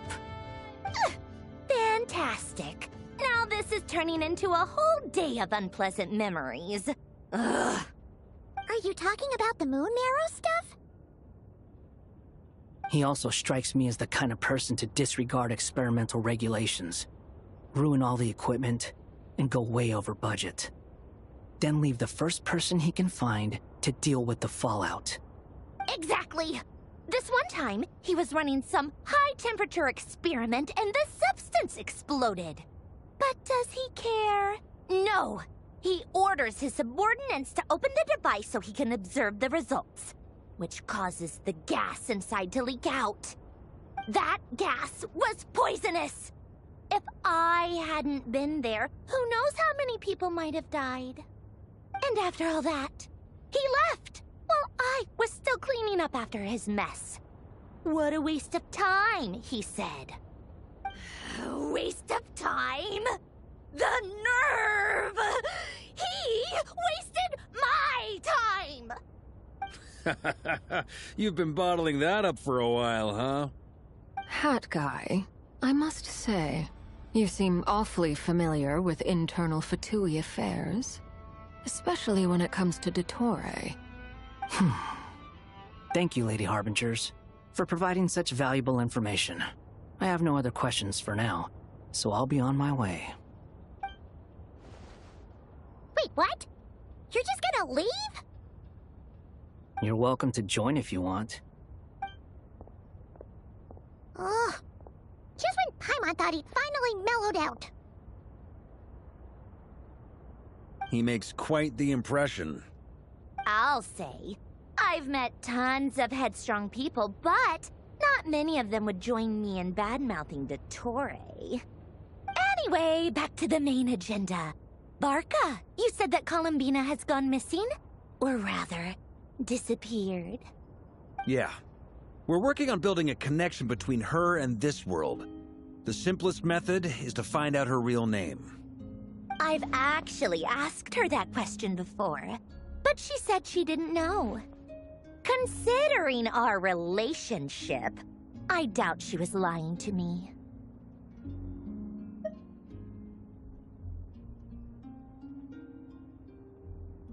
As far as I recall, she was never dispatched by Her Majesty to claim a Gnosis or anything like that. The Tsaritsa's plans had long contained a place specifically for her. I always thought that was weird. What could she do that the rest of us couldn't? Knowing what we do now, it's probably something related to Kavaki, right? More than likely. When she first arrived, Columbina would often go to Her Majesty and ask when she could start the task assigned to her. But Her Majesty always gave the same reply. The time has not yet come. So she spent her days in Snezhnaya doing basically nothing. The Tsaritsa has summoned a beautiful blind maiden to be a harbinger, giving her the third seat by virtue only of her enchanting voice. It was a dumb and stupid rumor, but the reality of the situation made it hard to refute. And what happened after that? I imagine she stopped caring. She no longer seemed to care why she had been recruited, and Her Majesty never gave her any missions, so she just continued to sing in the flower garden. For my part, I was busy. So busy, in fact, that watching someone be that idol had me fuming. But still, I got the sense that she had long been used to a life of other people claiming she was needed when she wasn't. I just felt that having a place to stay would cost me something eventually. And so I waited quietly for the day that I would have to pay the price. And on the other end of that spectrum, you had me. Someone once told me that I had the lousiest work and the toughest luck. That's a good way of putting it. I forget who said it, but those words have always stuck with me.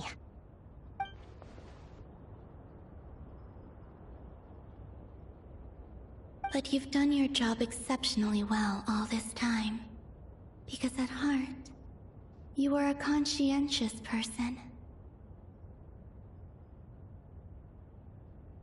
What is it? Something come to mind?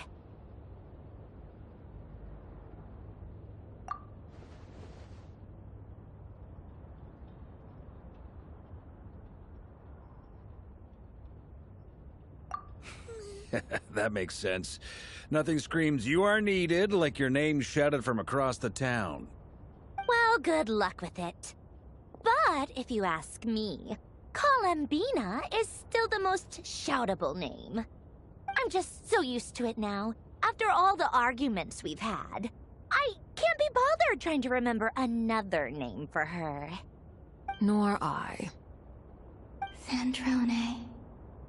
Harlequino.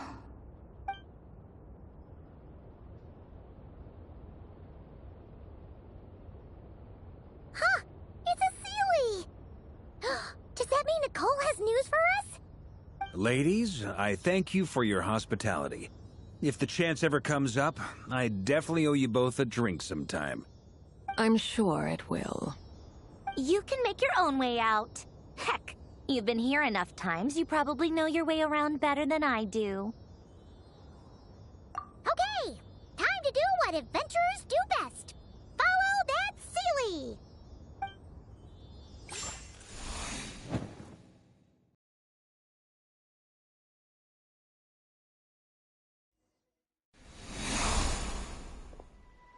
Here you are.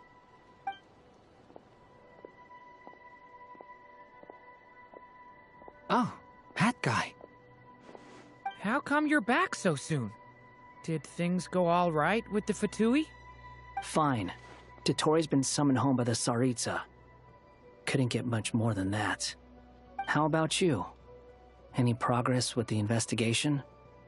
Unfortunately not. We've tried everything. Different phantoms, different locations, different points in history. But the results are the same each time. Abyssal monsters roaming the land. People crying out in despair, with no hope of being rescued. Every time I see it, I can't help but think, is this what it was like in Mondstadt when Dragonspine Durin attacked? And, if I fail in the task I've been given, will I create yet another tragedy? That's just meaningless speculation. When we encountered similar phenomena previously, I tried to interfere with those illusions, using sounds and lights to guide them. However, we could not change their fates. At most, we were able to extend their existences. The events of the past are like fate that has been written into Irminsul. There isn't a living thing in Teyvat that can escape its past. But Miss Alice instructed us to try to find ways to change the outcome that these phantoms face. It's an impossible task. Can't you just refuse? Since she asked us to do this, I feel like it can't truly be impossible.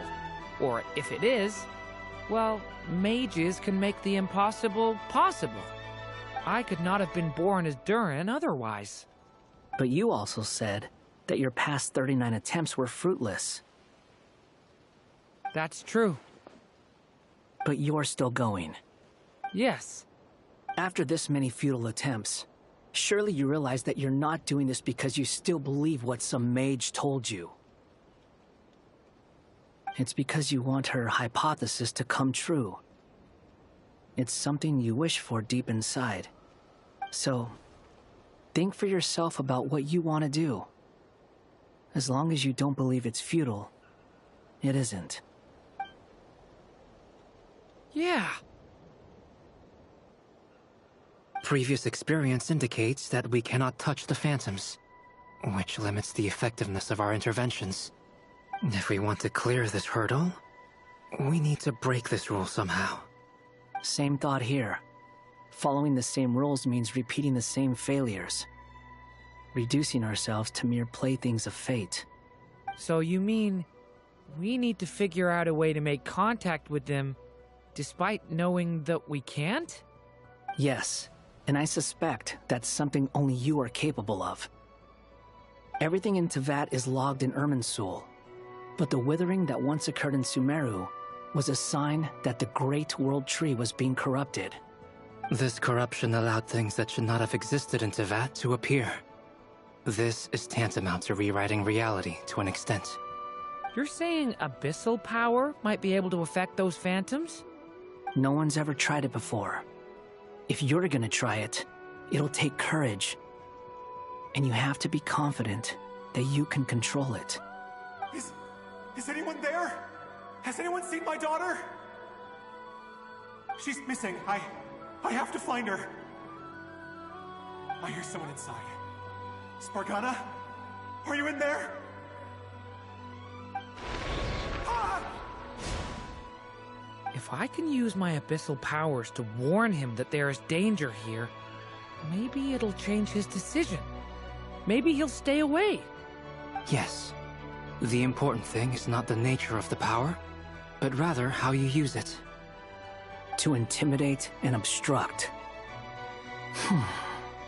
Sounds about right for the Abyss. Well, let me try. I should be able to influence that thing.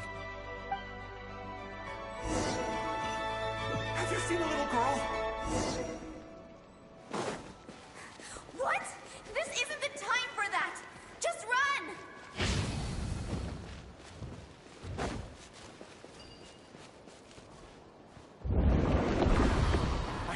inside. Spargana? Are you in there?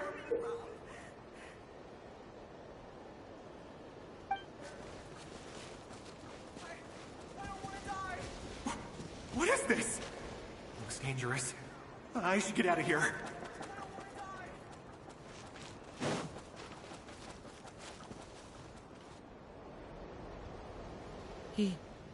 He really left.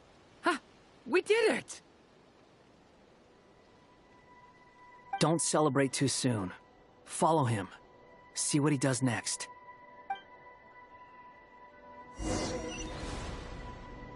Monsters approaching from the front. You need to stop them and create an opportunity for him to hide. No! There's monsters ahead!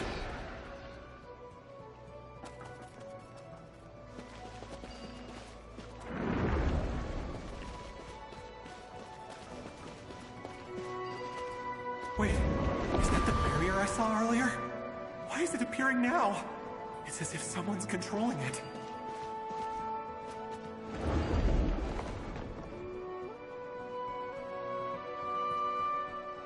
The monsters are gone. Is it safe now?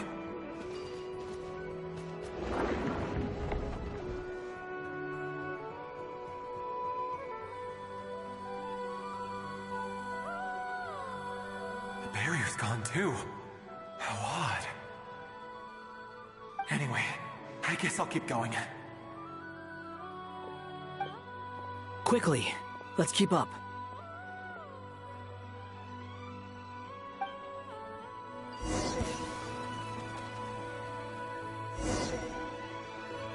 Wait, there was someone else here? Don't go any further. We've got anti-monster traps laid out everywhere. But my daughter must just be up ahead. I have to go. This way's blocked.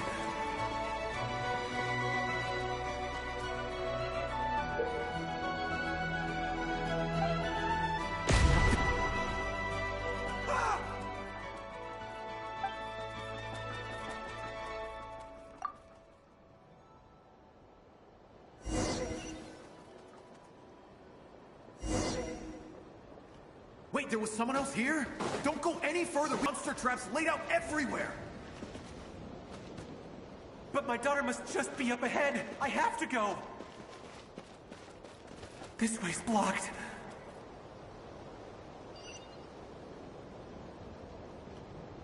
We might be able to use the explosives over there, but we need to take care not to hurt him.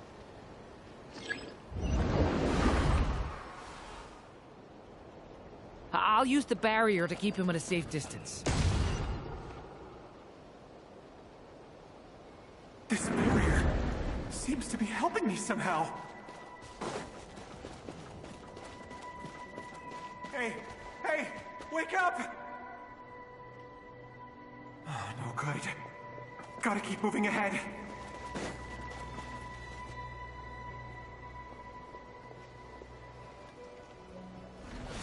So many monsters! There's still a chance, Durin. Use the traps.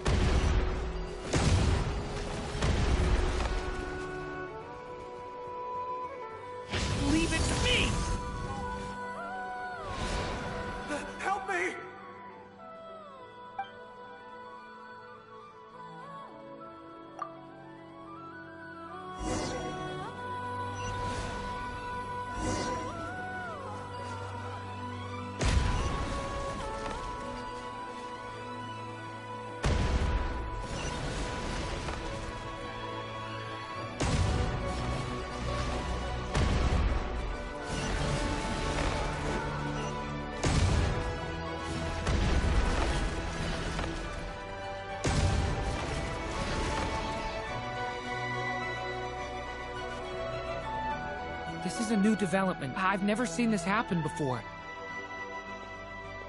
We might just be able to save this person.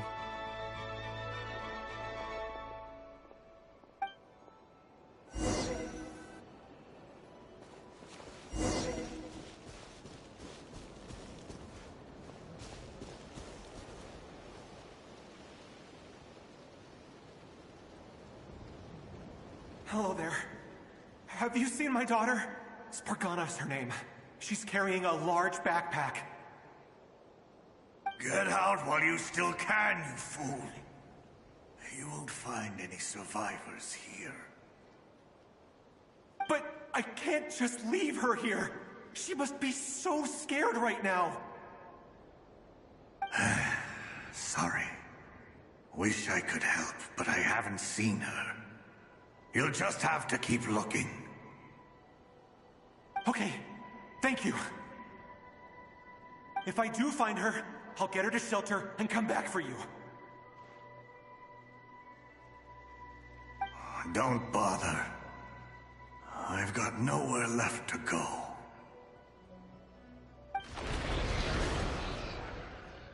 What's that noise? Monster!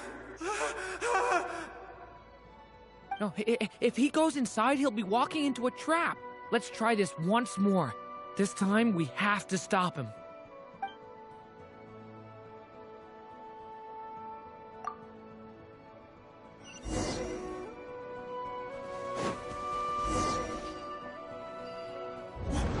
Why?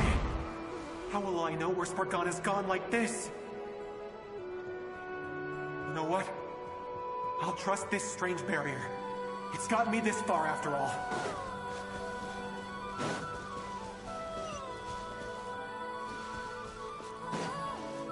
What? Spargana, are you there?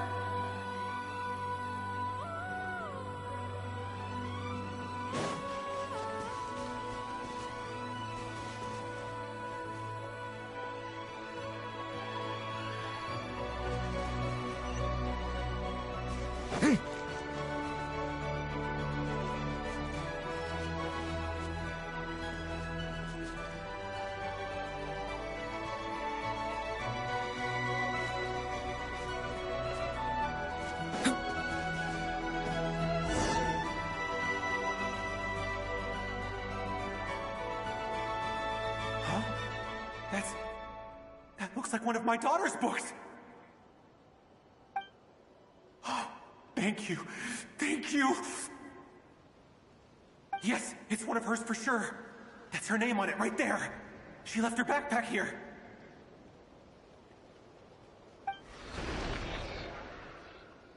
Durin, just like last time. Use the explosives.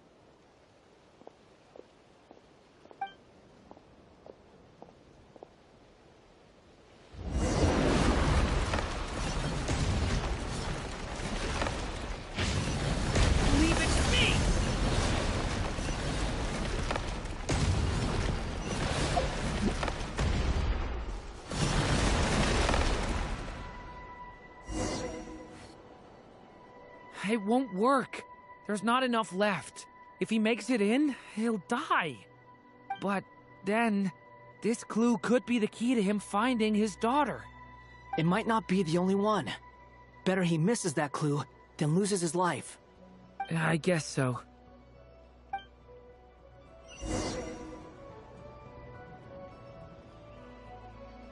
Stop him, Durin. We can't let him get any further in. That's my daughter's book! She's passed this way! Why? Why won't you let me go in? I've searched and searched and searched just for this! But how will I find her without any clues? I no longer have anywhere else to go.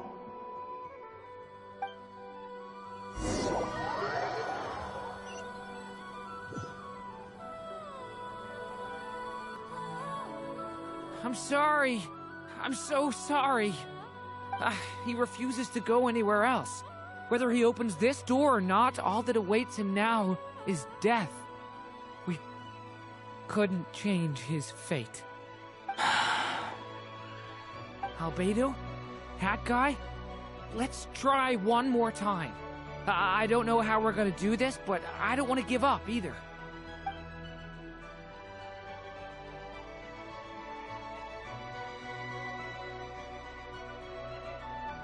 Why am I here? What's going on? All these scenes running through my head. Where are they from? Huh? What's going on? His reactions have changed.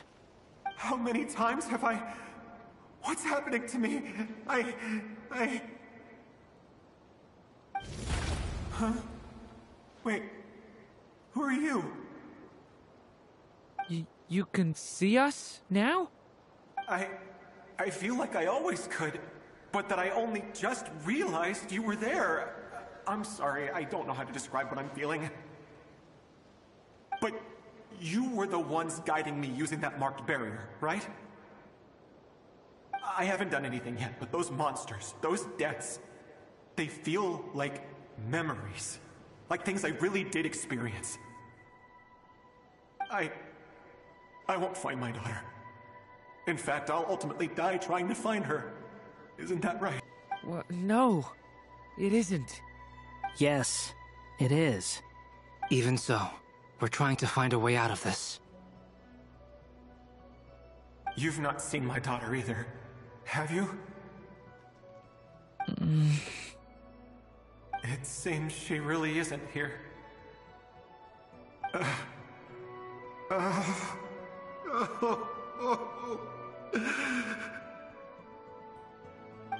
I'm sorry we couldn't help you.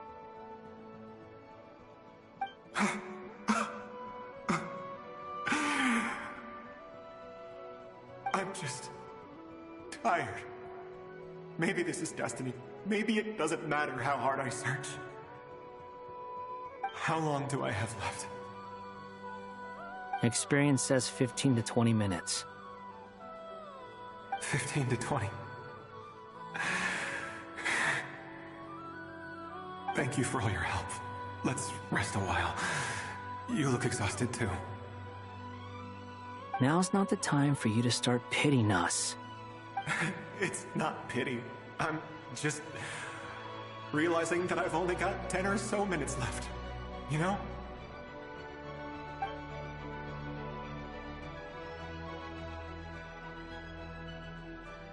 You say you're from Mondstadt, yes?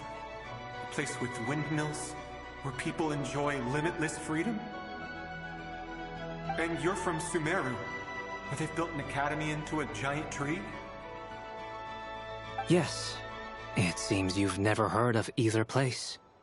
Those names are unknown to me, I'm afraid, yes. Have you heard of Hyperborea? I have, but I heard that it was destroyed in the distant past. I see. That was where my ancestors once lived. What about Delphi Pytho? Was it later rebuilt? I've never heard that name. Then what about Sal Vindaknir? I have seen that name on stone tablets on Dragonspine. But I'm afraid the only things left of that place are its ruins. I see. Sure enough, there was no way to turn this around, huh? I'm sorry. I was the one who asked to chat, but it seems like we're too many ages apart. There's barely any common ground to start from. It's all right. We did hear something new, at least. From how you speak of your lives, things must be going all right for you, I guess. They are. Mondstadt is a place of freedom and happiness. There's a lot of good people in the church and the Knights of Favonius, and even outsiders find that it's an easy place to feel at home. We have festivals a few times a year. Everyone gang and be merry. Sumeru is a lot more uptight. Not really the kind of place where you can relax. It's a nation fraught with problems wherever you look. But if all you want in life is to seek knowledge, I guess it's pretty much paradise. That's wonderful. In other words, after this all-devouring black tide passed, humanity did not merely avoid extinction, but rose to build prosperous civilizations anew. I mean, I can see you all right now. That must mean the future isn't a total mess, right? That's true. Well, time's almost up. Let's part ways, I think. Might be best if you don't waste too much time on me. The chances are slim, I know, but I'd like to spend these last few minutes looking for Spargana. If things work out, I'd love to tell her about what I've heard. May we meet again. Well, or not, most probably. In that case, may your wishes come true.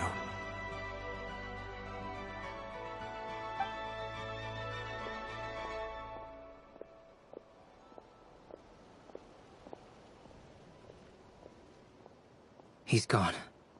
In a few minutes, he will meet the end that was his to begin with. The ending of this tale did not change, but I believe that we've just made the most progress we have yet. May your wishes come true. If only it were so simple. Hat Guy, could I ask you a question? You've never talked about your past. It seems complicated, and it weighs heavily on you, too. Would you be willing to tell me about it?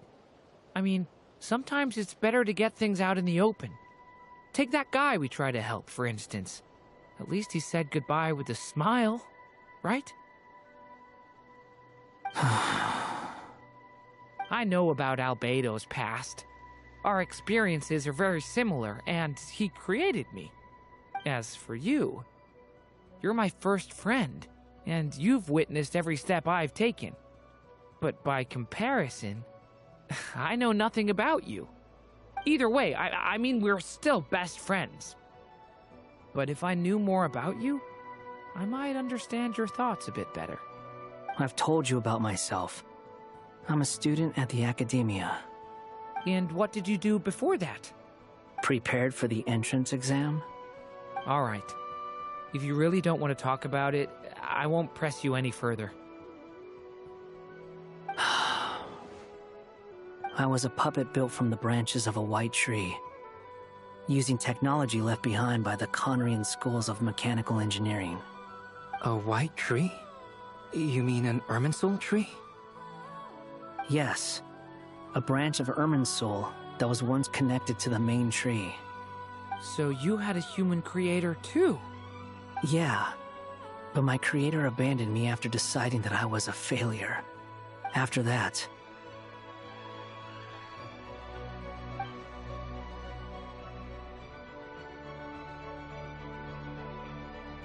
Durin. Resisting the influence of the Abyss, suppressing the urge to destroy, trying to do the right thing. None of these things are easy. But no matter how hard they are, trying to rewrite past wrongs is far harder. You asked me if you would create a new tragedy if you failed. I told you there was no point speculating about that. But the real answer is, yes, you absolutely will. That guy. But at least you've got people here to help steer you away from the wrong path. So, just keep aiming towards the light. I will. I promise. All right, break time's over. Hello? Durin speaking. Hello, friends, it's me. What have you been up to, I'm detecting some unmistakable fluctuations here at the border. The amplitude isn't particularly high, but they're completely different signals from the ones before, and the scale is comparable to those I've detected previously. Alice, we were unable to save that person. However, he appears to have retained a portion of the memories gained through that cycle, and was able to hold a conversation with us. I see. Well, that is rather odd indeed. It definitely merits further attention. Could I trouble you to keep trying the same approach? I need to gather some more data. Counting on you. I should probably have Nicole come and check this out as well.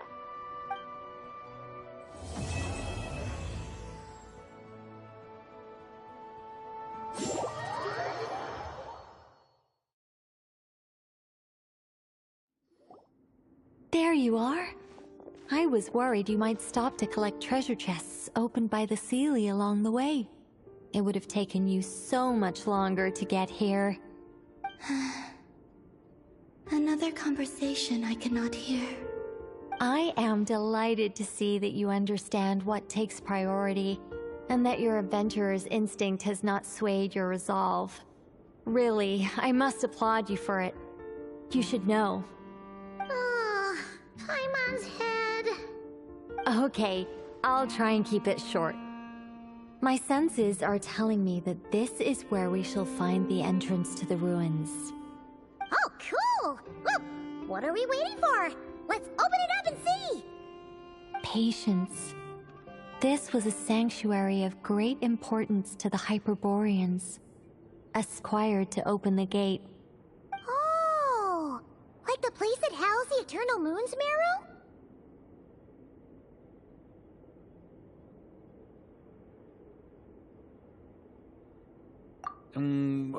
Okay, so what's the plan? Need us to do anything? And just the short version, if you can. Ah. Alright then. I was planning to start with some background on the invention of these techniques. Are you sure you don't want to hear it? It's quite informative. Remember what you were saying about priorities? Fine. Simply put, we need 3 human representatives to successfully undergo a process of Kuvaki resonance.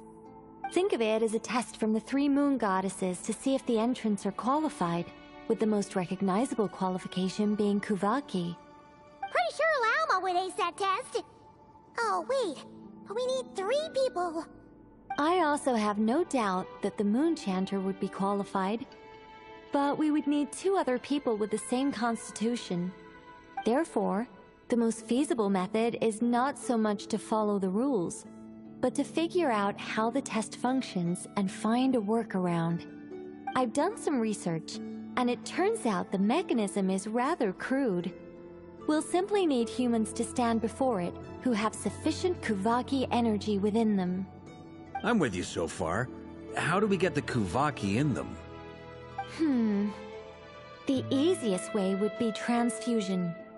Take some Kuvaki from Nodkrai's soil, put it into the bloodstream, and get it circulating in the body.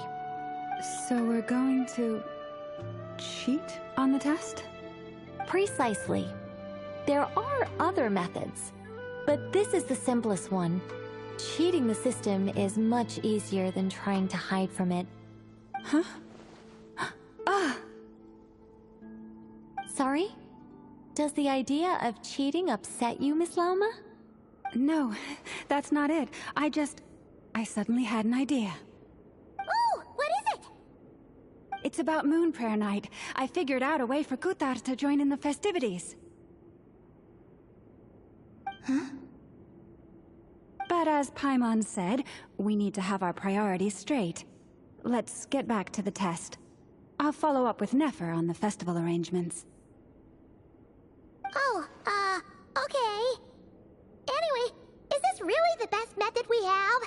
A Kuvaki transfusion sounds dangerous, no matter how you slice it. If you think that's dangerous, wait till you hear the other methods. I'd be more than happy to go through them if you'd like. There are several. No need, we're good. Let's go with this one. Very well. Kuvaki transfusion it is. Now, I should mention that the risks can be greater or lower depending on individual compatibility. It would be rash to simply infuse the Kuvaki and hope for the best. If the body rejects it, the reaction can be quite severe. The symptoms are similar to another condition that some people living here suffer from, known as congenital Kuvaki sensitivity. So, before we execute our plan, I will perform a simple test of my own to see who is compatible and who is not. Once that is done, we will have to complete the resonance process as rapidly as possible. The participants must remain stationary while the Kuvaki circulates and bonds with them, and they mustn't eat or drink anything. What? No eating or drinking? That's some hardcore fasting. They'll all be monks by the time they're through. 3 days. Oh, that's so just compatible, but also willing to volunteer. Fasting? What are they talking about? Really? Don't you want to think this through? Haha, count me in too. 3 days without food? I can handle that. Mr. Cole has made it clear that this is the easiest way. The way I see it, there's nothing else to discuss. It's time to step up. Yeah, you're right. In that case, Paimon volunteers to be Captain of Logistics. She'll keep the fires lit and grab some spare clothes to keep you comfortable. Then we'll start with you first, Traveler. Please step forward.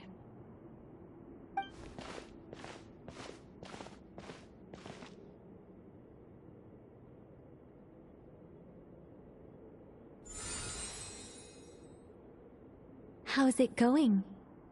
Do you feel anything? How about now?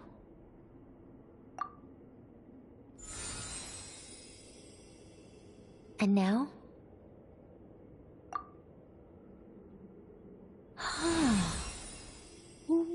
What about now? You guys, it's not a competition, you know. All right, I'm officially impressed. Even as a descender, you can withstand far more than I imagined. It's like I summoned a giant stone titan to arm wrestle you, and your arm hasn't even moved an inch. In my last attempt, I infused 5 times the amount of Kuvaki required. Yes, safe to say, compatibility won't be an issue for you. Eligible to join. You're next, Mr. Varka. Sure, here goes nothing. All right, I'll start where we left off. 5 times the required Kuvaki dose. Whoa, whoa, whoa, hey, wait a minute. How's it going? No, not great. I kind of want to puke. Feels like I've been drinking too much.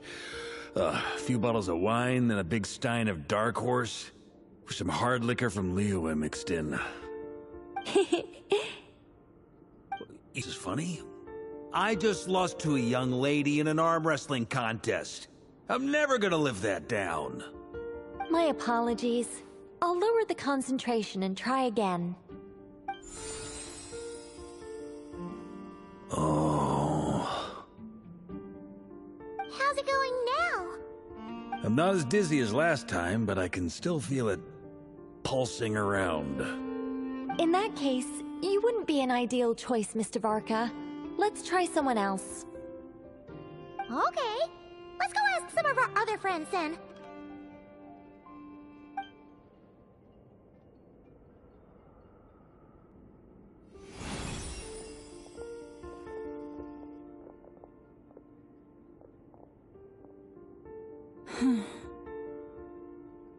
No surprises here, Miss Moonchanter. You're perfectly compatible. You may join.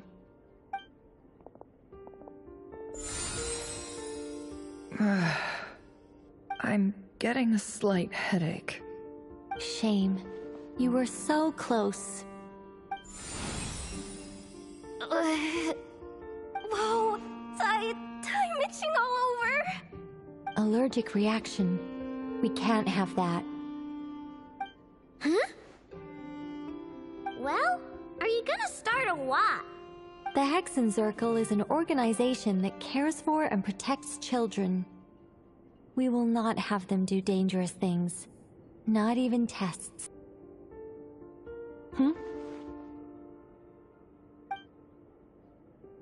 Is something the matter? The candidates have to be human.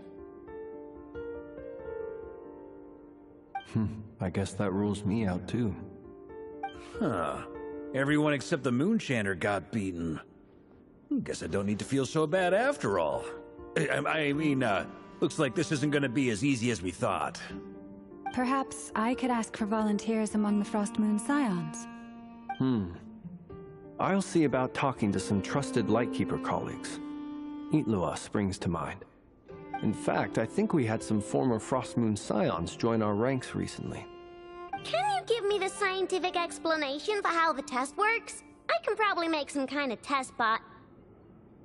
Then we can just zip through Nasha Town, going up to people and pressing a button to check their status. Wouldn't that be way easier? No. Wow! No elaboration for once. How about I contact the Knights of Favonius garrison in the Wave Chaser plane? Shame that Lohan's already left. And that guy's even tougher than I am. Strange. The moon goddess is clearly revered by many people. So why is she on the brink of disappearing? She mentioned that the world has rejected her from the very beginning. And when we fought the Rahier of Solnari, it seemed like she exhausted her power for our sake. Also, Paimon's not sure revered is the right word for how people feel about her. Gratitude, certainly. For my part, anyway. It's basic reciprocity. She helped us, so she deserves our help in return. Yeah. Even though she looked like she didn't care, she still saved a ton of people, including me. A review of the relevant data leads me to conclude that Miss Columbina is a good person. Yep, you bet! They really think so? I'm super surprised that Columbina isn't her actual name, though. I think it really suits her. It's light and graceful and... yeah, just a really pretty name. I know, right? Unfortunately, that's not our decision to make. Columbina. That was the code name the Fatui gave me. But it also came up in the song I heard when I was born. But... is that really all there is to it? What do I truly think of my own name? Is there anyone left who will still call me by that name?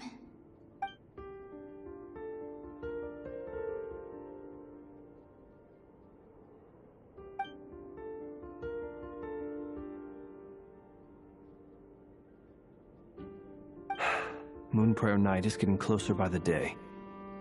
We're running out of time. We need to look for other candidates. Then allow me to try. Huh? What are you doing here? You contacted your friends via the Adventurers Guild. Sandrone has been keeping an eye out for something like that, so she informed me. Since I have the ability to accommodate a moon marrow, I should prove to be a suitable candidate. Arlecchino. When can we begin? I see.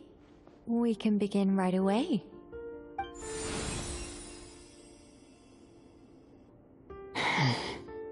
How was it?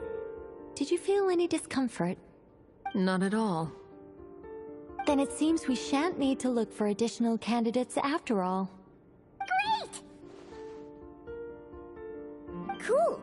Alright, like Paimon said, the rest of us can take turns making sure the three of them stay warm and comfy.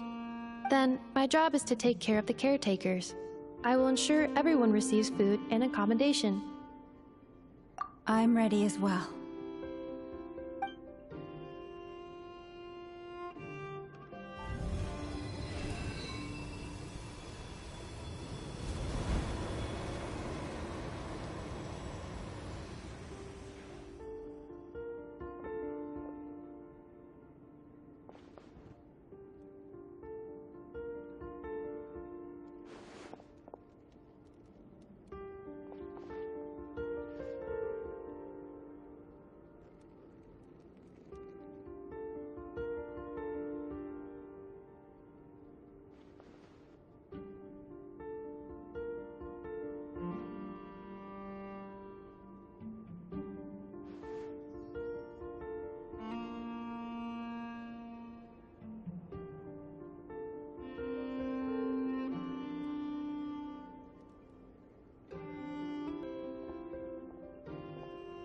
The work is done.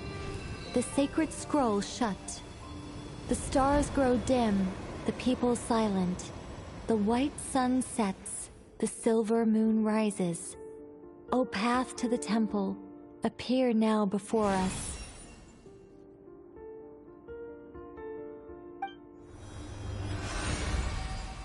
Wow! It really opened! So that's what all this is about. They've been trying to open this gate. Come, let us enter. It might be best to eat something first. Take care to chew properly and swallow slowly. It will give your body time to readjust to the digestion process. They will head in soon. They will need to enter this gate.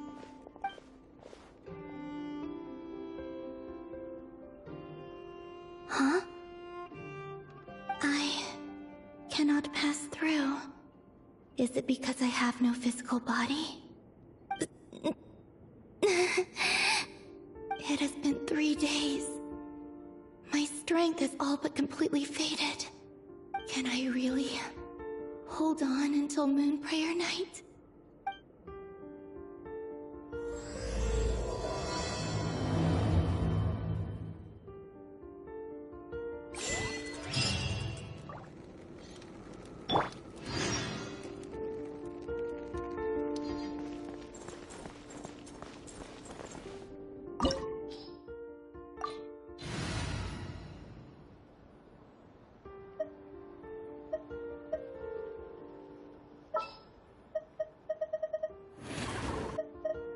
Anytime, any place.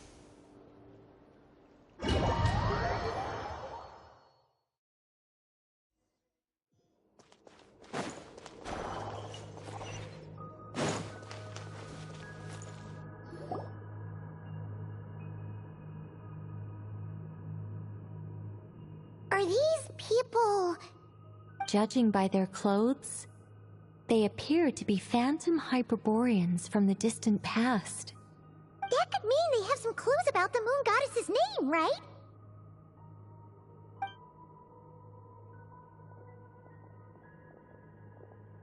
Hey there! Could you tell us what the Moon Goddess's name is?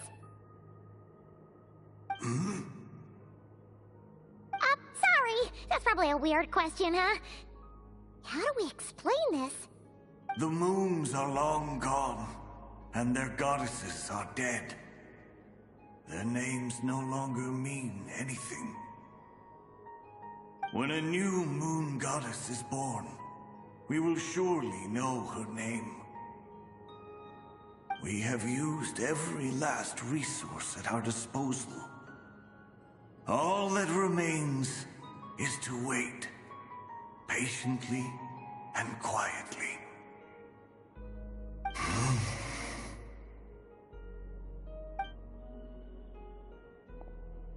Were the people of the past all this devout? It looks like this phantom doesn't intend to converse with us any further. Surely the new moon goddess he speaks of must be Columbina. Alas, Kuthar's birth came long after the age in which he lived. But, maybe if we find a phantom from a more recent age, they might know Columbina's real name. True. Keep an eye out. We should be able to tell which era they're from by the clothes they wear. Yeah! You've been pretty talkative this whole time. What changed? Oh, nothing. I'm fine. You all make good points. When the Hyperboreans speak of moon goddesses, they mean the 3 from truly ancient times. I can't imagine they would know anything about our current moon goddess. There once was a time when the moon goddesses blessed them greatly and protected them from harm. So, when the war between the gods and dragons plunged the world into chaos, it seems they looked once more to the moons for help, praying for a new goddess to be born. Yeah, that checks out. Let's continue on. Who knows what else we may discover?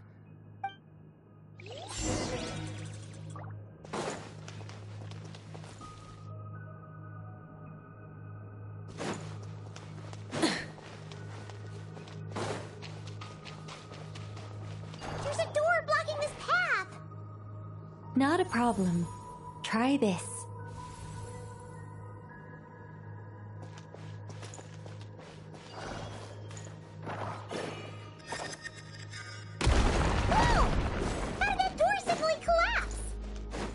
This device was maintaining the door's integrity.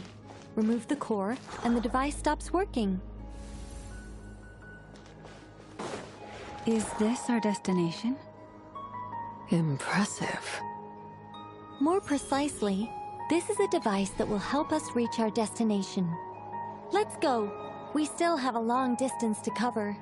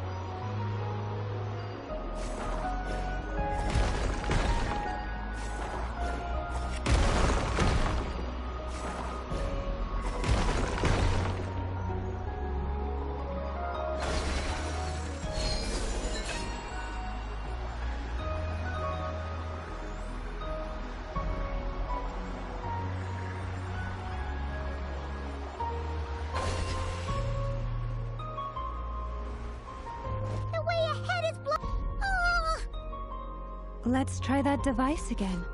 Remember the door from earlier?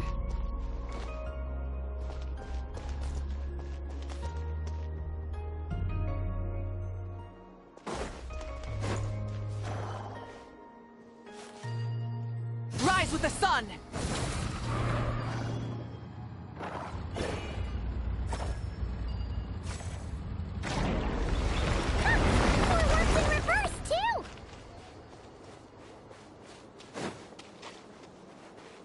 The humans we see are all phantoms, but the monsters are real.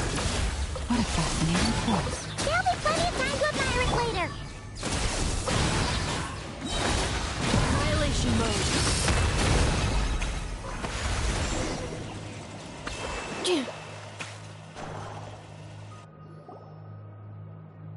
Ooh, there's a whole bunch of artwork in here. Seems pretty old.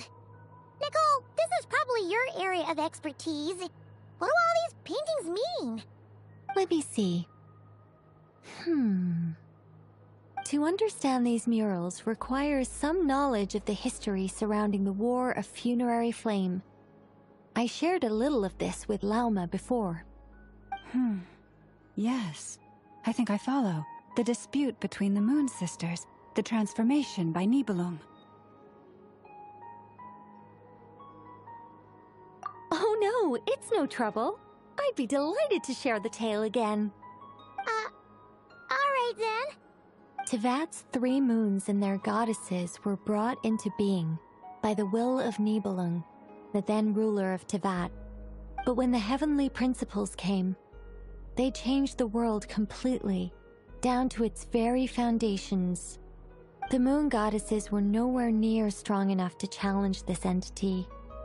But the heavenly principles did not view them as heretical entities that had to be removed.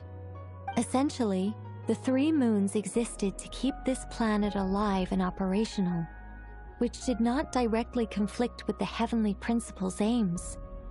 Nevertheless, the inherent precariousness of this arrangement would soon be revealed.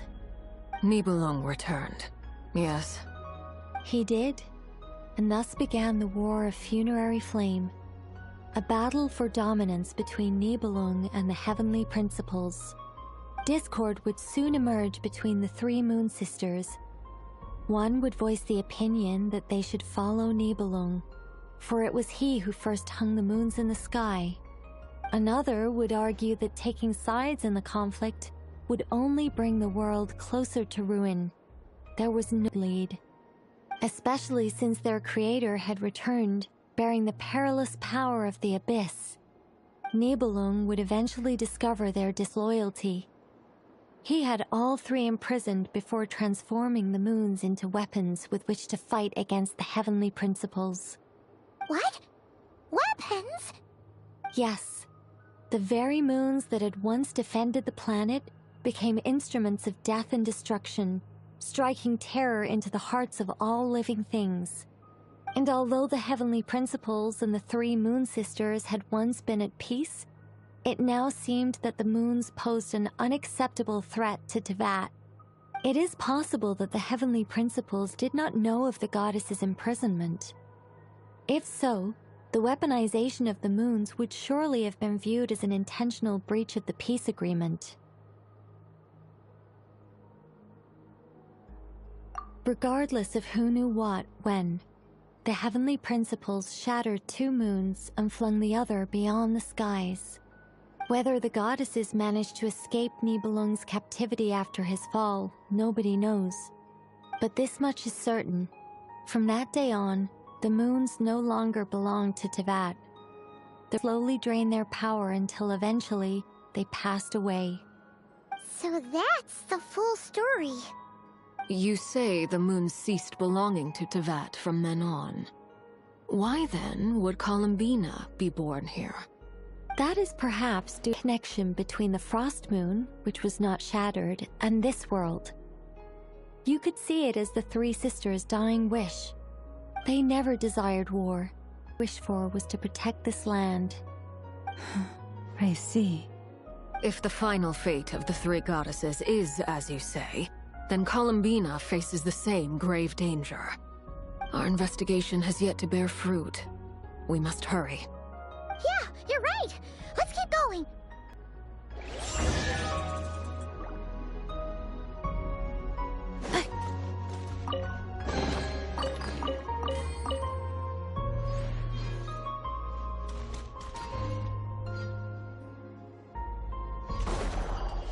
Cleanup sequence initiated.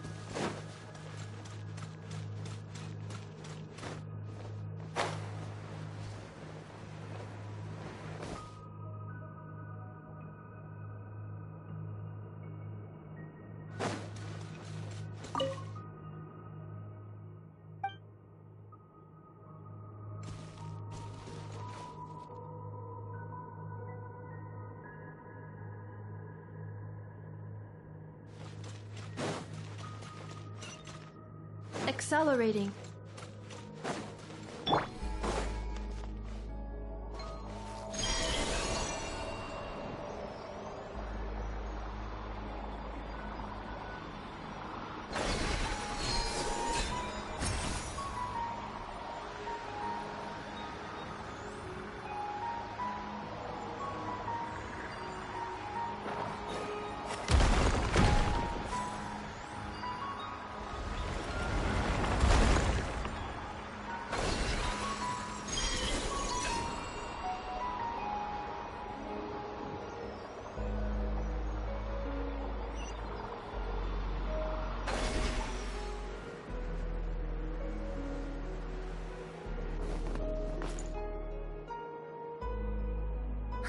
We're finally here.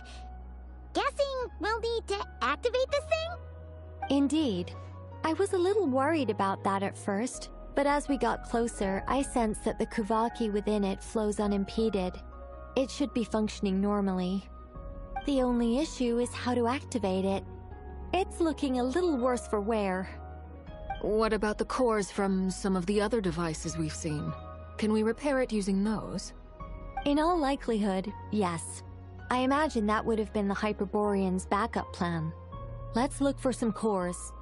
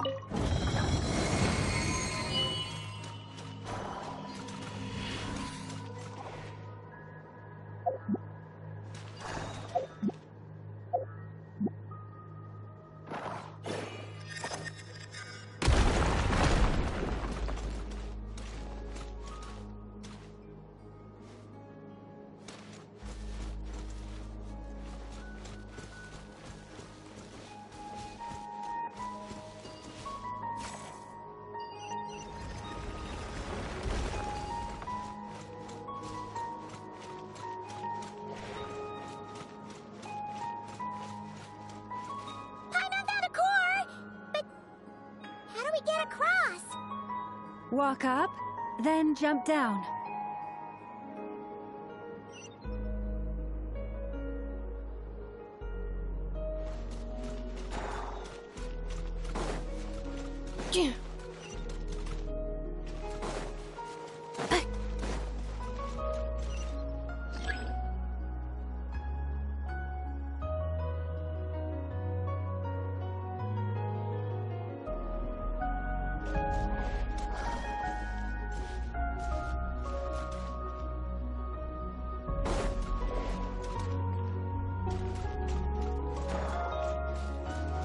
Defensive mode engaged.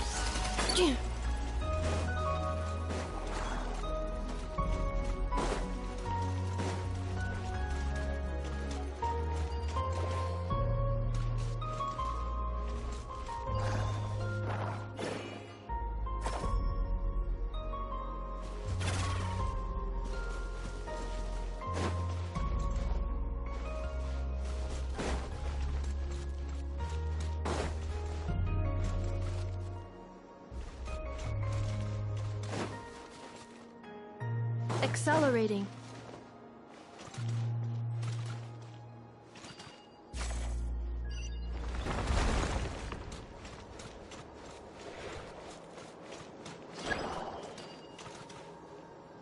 Insulation chamber deployed.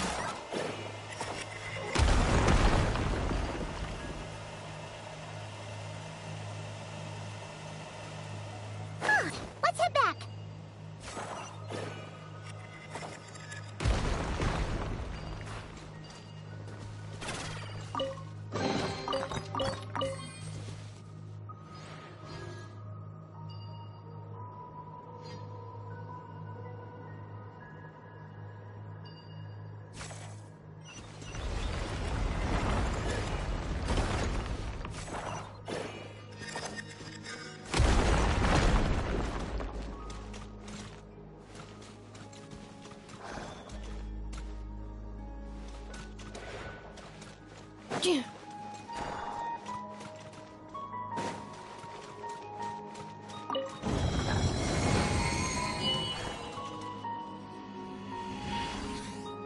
Defensive mode engaged.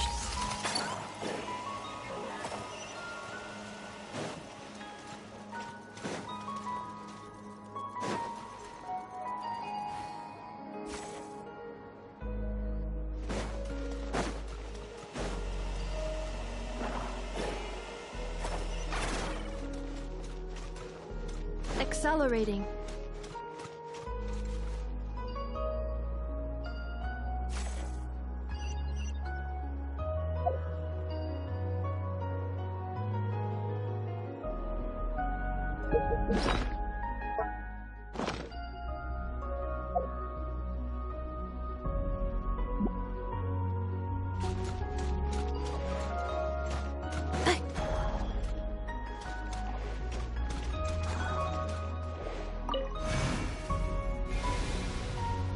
The device is up and running. It's hard to believe that the ancients were capable of constructing such things. Paimon sees our destination! It's right up ahead! Yes, let's go.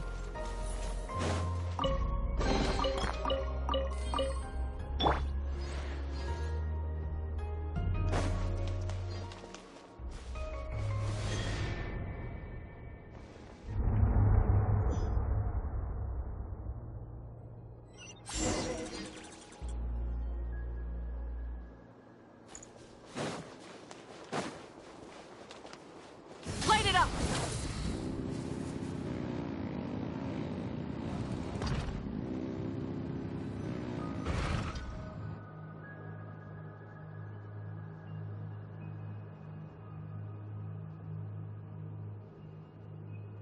This is where the people of Hyperborea communicated with the moons. We need only place the moon marrow upon this platform on Moon Prayer Night, and we shall be able to open a portal to the moon and send our moon goddess back home. The assumption being, of course, that we can find her first. That's right. You want to know if it's safe there, don't you? And yet, she has no choice but to return. You know this. issue here. This is the end of the line, right? We've explored everything we can.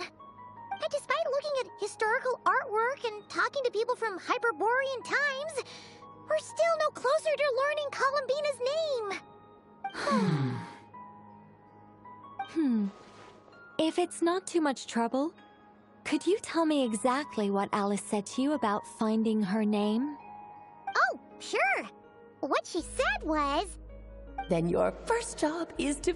As a moon goddess, I'm sure she must have a name she identifies with. Neither Columbina nor Kutar is her true name, and she's never really accepted either of them. Is it not also possible that she has never had a true name? Not at any point in history?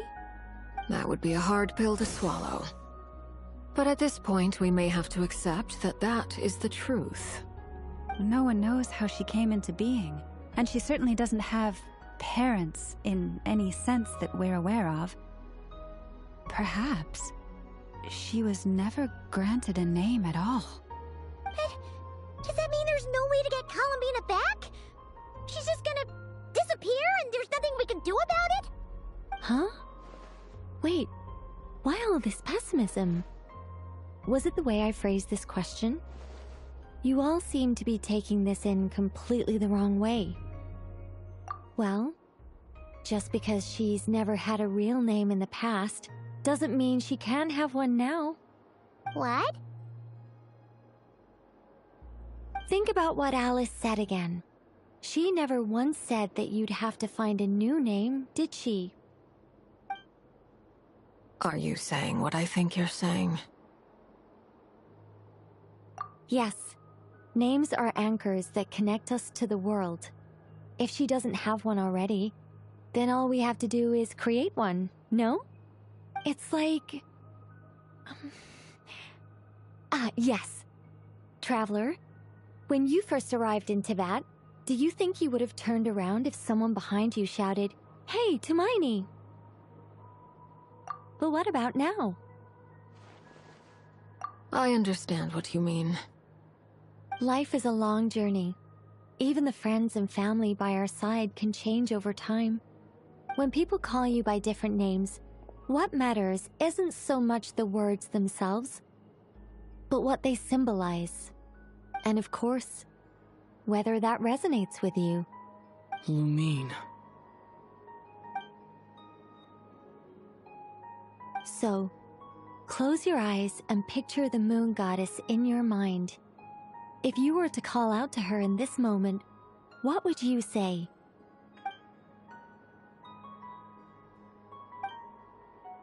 Columbina. Columbina. Paimon would call her Columbina too. She has long forsaken everything that Kutar represents. I think from now on I should call her Columbina too. Well, it sounds to me like you found your answer. Are you sure? Is it really that simple? We haven't found her this whole time, and not for lack of trying. For a journey like this, the process is everything. Had you not searched far and wide, rejecting every other answer you were offered? How could you have come to an answer you felt was finally correct? Oh, it all makes sense now. This has Alice's fingerprints all over it. Are you suggesting that Mage knew from the start that Columbina never had a real name to begin with? I can't say for sure. But I can definitely imagine her chuckling in satisfaction somewhere right now, saying, "Ah, what fun." Llama! Your antlers! You should hurry. The festive moon has begun to rise. Do not worry, for when you called the name Columbina just now, I could sense that the power within was enough to summon back the moon goddess. The power within what? The name? Yes. So, the thing is... What's wrong now? This is so annoying. I really, really, really want to explain how that whole thing works. Starting from the founding principles of Teyvat and... Oh, I could talk about this for hours. But... Deep breaths, Nicole. Deep breaths. You're an angel. A sober, sensible, solemn angel who has her priorities straight. Okay then. Sorry for asking. Clearly a bad call on Paimon's part. Anyway, you all sing. Remember how it felt when you called out that name. Then it is agreed. By the name Columbina, we shall find her. Then we'll throw her the best Moonpair Night party ever! And at last, we will send her home.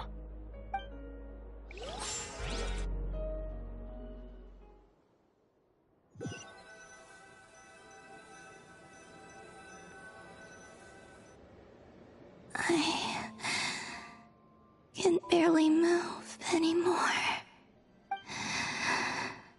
My consciousness is fading away. Have they come back out? I'd love to see them one more time.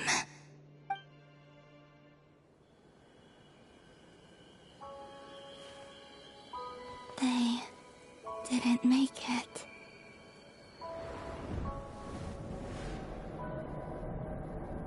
Could you tell me your name? My name is... Columbina!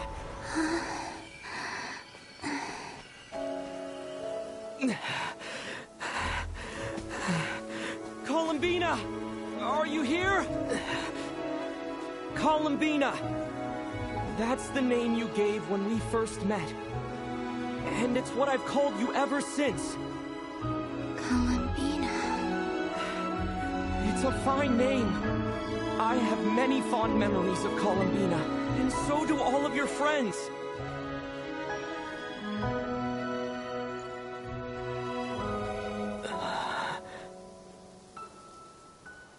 If you like this name...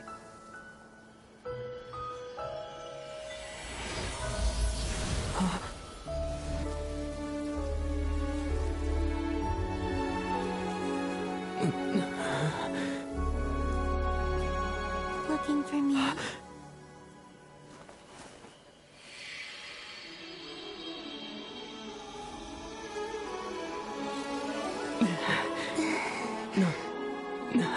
I like it. You can carry on using it.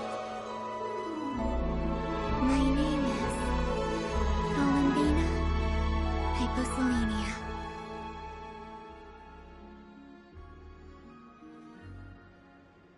Columbina Hyposelenia. That's a wonderful name. I never thought that Columbina would become my real name. But after I met you and my other friends, the things that this name stood for slowly began to change. It went from being a Fatui code name to something my friends call me.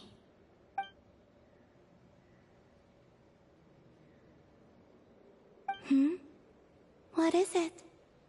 Why aren't you saying anything? I'm just so happy for you. Thank you. So, where's everyone else? We can go and meet them very soon. Everyone went to different places to try calling your name. Great. I'd like to thank them as well. Everyone's done so much for me. Searching for my name, entering those ancient ruins. Huh? Wait, so you were... Yes, I was there. Not physically, but my consciousness was still holding on. I followed you the whole way. Starting from when? You turned around and called out my name while you were in Nasha Town. Do you remember?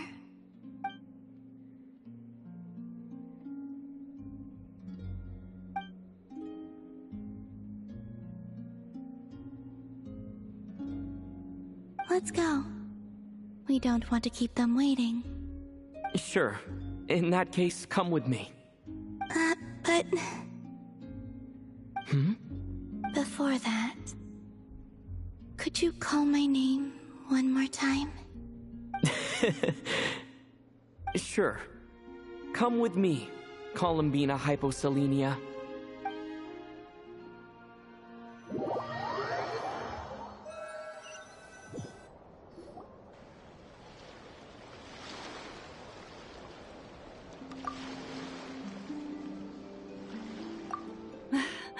Columbina! Oh, this truly is wonderful.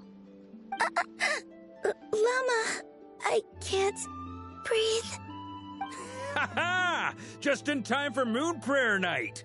It's good to have you back, Miss Columbina. Yeah, we were worried sick. Thank you, my friends. With your help, I now have a name that belongs to me. Columbina Hyposelenia. Where's the second half from? You added it yourself? That's right. It means... Born beneath the moon. Yes. And by extension, it can also mean born beneath this world. A fine name. Now, as much as it pains me to interrupt this beautiful reunion, I feel obliged to remind you that the Moon Prayer Night celebrations in Nasha Town have already begun. Don't you want to enjoy the festivities? There's so much to see and do. And some of the ambient lighting and entertainments were sponsored by the kind souls in the Hexen Circle. Nicole? Why'd you turn into Dodoko? So you're Miss Nicole. Thank you for helping us, and for helping me find my name. It's nice to finally hear your voice. You're quite welcome. Guiding lost people to hidden treasure is what we Seelie do. And if you ask me, spiritual treasures are far more precious than material ones. Chests are all well and good, but this was what it's all about. Oh, so satisfying. Anyway, I had to go help Alice. It seems like she ran into some trouble. That's why I couldn't be here in person. But don't worry, we're with you in spirit. We'll be celebrating right along with you. Keep an eye out for the Hexen Circle's festive stalls in Nasha Town. I think you'll like what we came up with. Alice said she even managed to rope B in this time. The Frost Moon Scions have also prepared various attractions. I believe Aino, Ineffa, and their crew are setting things up as we speak. On that note, Nefer, about that request I made. It's all in hand. Yehoda is on site to ensure that everything goes off without a hitch. Wonderful. In that case, Traveler? Huh? Come on, Columbina. It's time to celebrate the best Moon Prayer Night ever.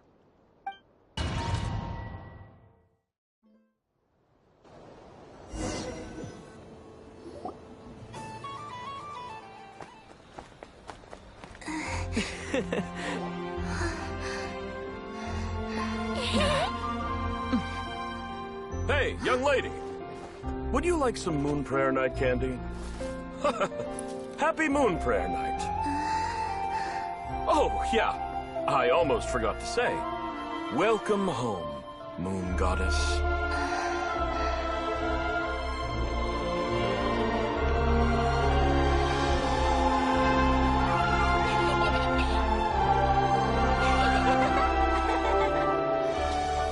Welcome home, Moon Goddess. Welcome home, Moon Goddess. Welcome home, Moon Goddess. Turning Nasha Town into her home is a festive gift.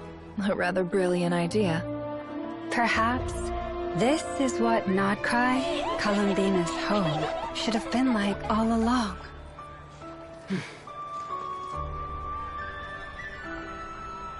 Thank you for the gift. I like it a lot.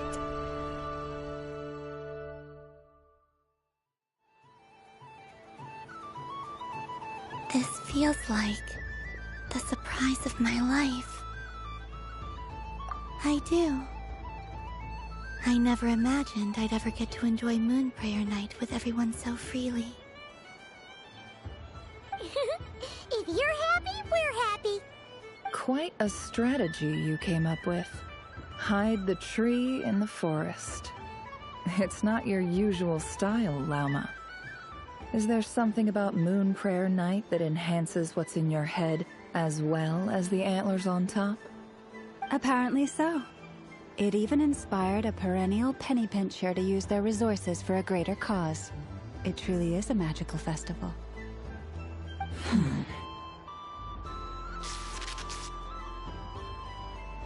I see it now. This bickering is actually a sign of a strong relationship. Huh? What's everyone doing here? Oh! Miss Columbina, you're back! Yes, I'm fine now. Thanks for your concern. How's your progress with Alice's assignment? Very well indeed. I've never heard her sound so excited. Not like this. This time her excitement seems more serious. It seems like she's had a major breakthrough. She said she'll contact us once she knows more. In the meantime, we're free to relax and have some fun. Enjoy the time off while it lasts. I have a feeling that our next task won't be so simple.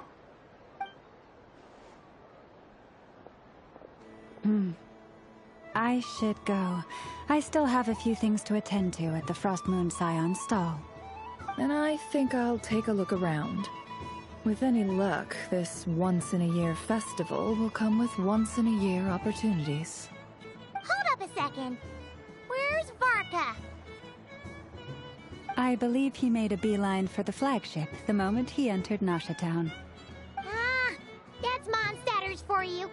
They know what they want when festivals roll around. Goodbye for now, Columbina. I hope you have a wonderful night. I will.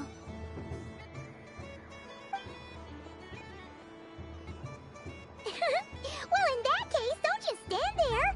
Get out there and have some fun. You'll definitely get a warm welcome at every stall. Oh, also, take this map with you. It's a guide to the festival.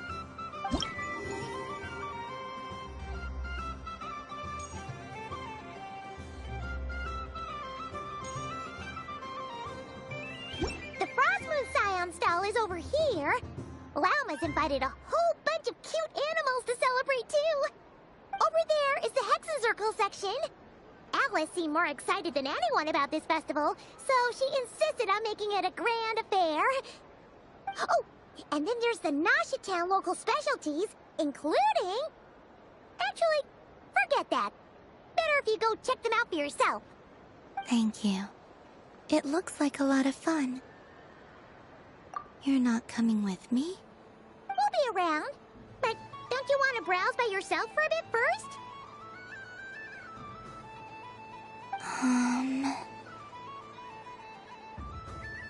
Yep. If you find something you like and want to try it out together, just give us a shout. We'll be right with you. Otherwise, just relax and enjoy yourself. There's so much on offer, so try to experience as much as you can. And don't forget to stuff yourself with all the delicious festival food.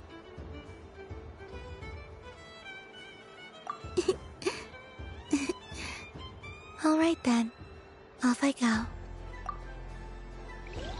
Where should I go first?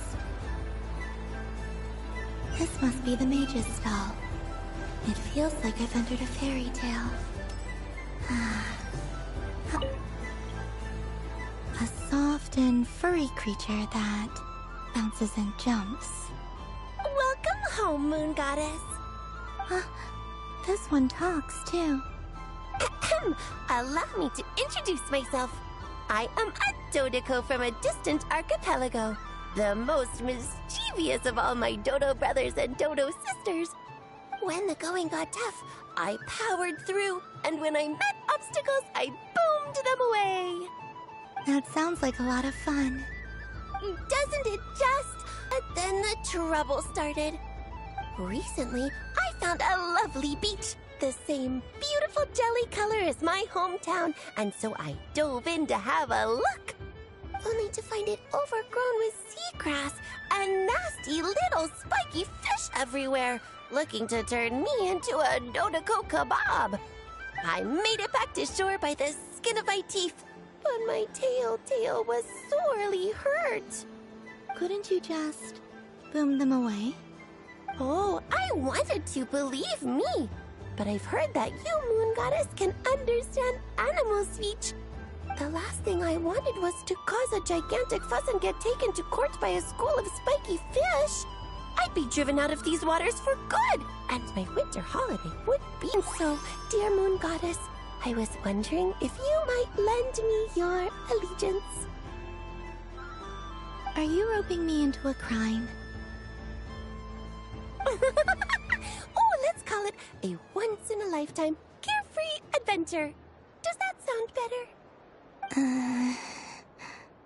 All the festival goers tonight are dressed up as the Moon Goddess, but there's nothing to say that the Moon Goddess can't disguise herself as a Dodoko, is there? Besides, this is your home. You should be free to be whoever you wish. I'm afraid I'm not well acquainted with Dodokos, Madam Mage. Oh, that's quite all right. We Dodokos are innocent, happy creatures with a free-spirited nature. Many, like myself, are mischievous troublemakers. Others are lazy souls who like nothing better than to lie down on a nice rock and take a nap. In our eyes, every creature who yearns for happiness and freedom is a Dodoko. But perhaps in yours, we Dodoko are a fluffier and more mischievous breed of Kuhenki. Yes, that is a much easier image to follow. Oh, wonderful! Then let's play! Grab onto my tail and follow me into the sea. Time to settle some scores with the bad guys!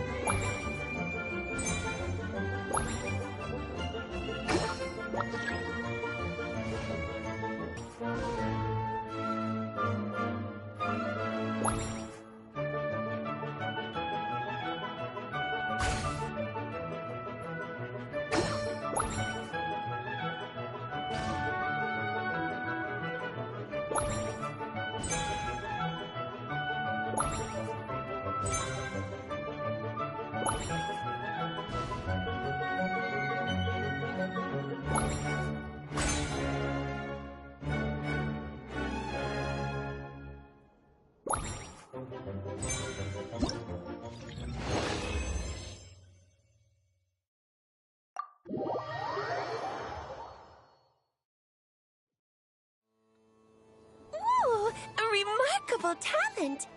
So, what do you make of it? The use of Jumpy Dumpties doesn't come as naturally to me as Kuvaki, but their unpredictability makes it fun. I think they call this... novelty? Indeed! And how did it feel blowing those pesky nuisances away? Not bad. Any guilt? What do you mean? Oh, wonderful! Lovely answers to all 3 questions. You've passed the safety test. Now I can give this special bomb to you as a souvenir. Remember, if you find any meanies living on the moon, you can use this to boom them into oblivion. I will.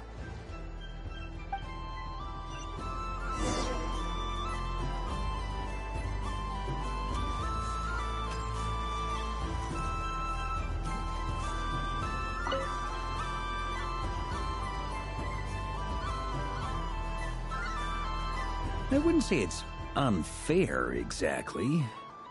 I mean, your voice goes right into people's heads. How would you explain that to the kids? You can't just explain it away as magic. Is something the matter? Ah, Miss Columbina! No, nothing you need to worry yourself about. Ah, impeccable timing. Stick around for a second, Miss Columbina. I need your input on something. This self-proclaimed Knight of Justice has yet to give me a satisfactory answer. I, for one, would like to hear your verdict on the matter. Hey, now, I left the flagship just to help you out, Miss Nicole. What's going on? So Alice and I are both using long-range remote control spells that work on similar principles, allowing us to attend this festive fair in Dodoco form. Sorry, let me backtrack a little. While similar, there are some key differences. Alice, being a great mage, wanted her Dodoco to reflect something of her own charm and mystique. So she adjusted the way its tail moves when it spins around. An entirely gratuitous move, in my opinion. I hardly see how anyone is going to notice that. If anything, I'd say that anyone who stares intently enough at a Dodoco's tail to notice such a small detail is someone we ought to be highly concerned about. I only say this to emphasize that my question has nothing to do with tails. Now that we're clear on that, why is Alice's Dodoco permitted to interact directly with the children celebrating Moon Prayer Night, while mine is not? Your voice speaks directly into people's minds. See? Exactly what I said. Miss Nicole? Ugh, I can't stand it. I know that probably makes me sound like a whiny child acting out in front of their parents. And it's a little embarrassing now that I think about it. But hey, I said it now, I can't take it back. That would be more embarrassing. Also, don't go reading too much into that analogy. It was off the top of my head. I'm actually an awful lot older than either of you. Miss Nicole, are you saying that you'd like someone to play the game you've prepared? I'm not so invested in that. It's just something cobbled together using items I borrowed from Alice. She probably didn't even make them herself. The point is, I want to know everyone's thoughts after they receive their prizes. But as you've said, I can't just ask. I've been biting my lip for so long, and I've had no one to vent my frustrations on. I thought this was going to be a nice, straightforward festival where I'd get the chance to guide people to treasure. Well, can I play? I can't guarantee that I'll win a prize, but... You will? I'd like to try. Then what are we waiting for? Let the game begin! It's like they forgot I was ever here. Ha ha ha ha.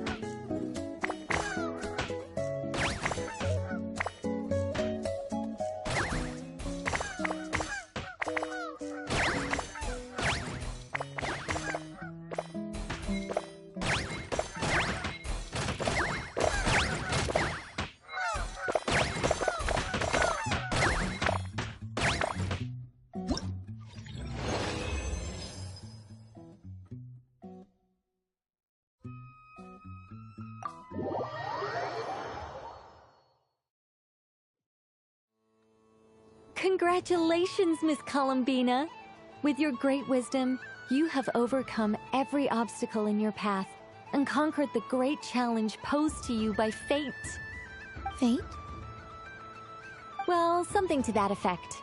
If you'd prefer something more poetic, it could be the icy winds or the dawn. Anything you like, really. You could even go with the challenge posed to you by Dodeko, if that's what you're into.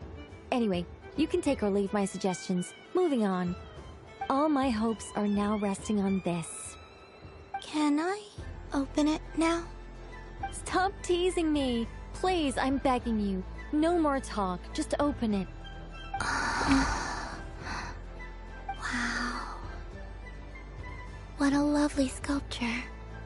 Classic and cute at the same time. Thank you, Miss Nicole. I'll always treasure it.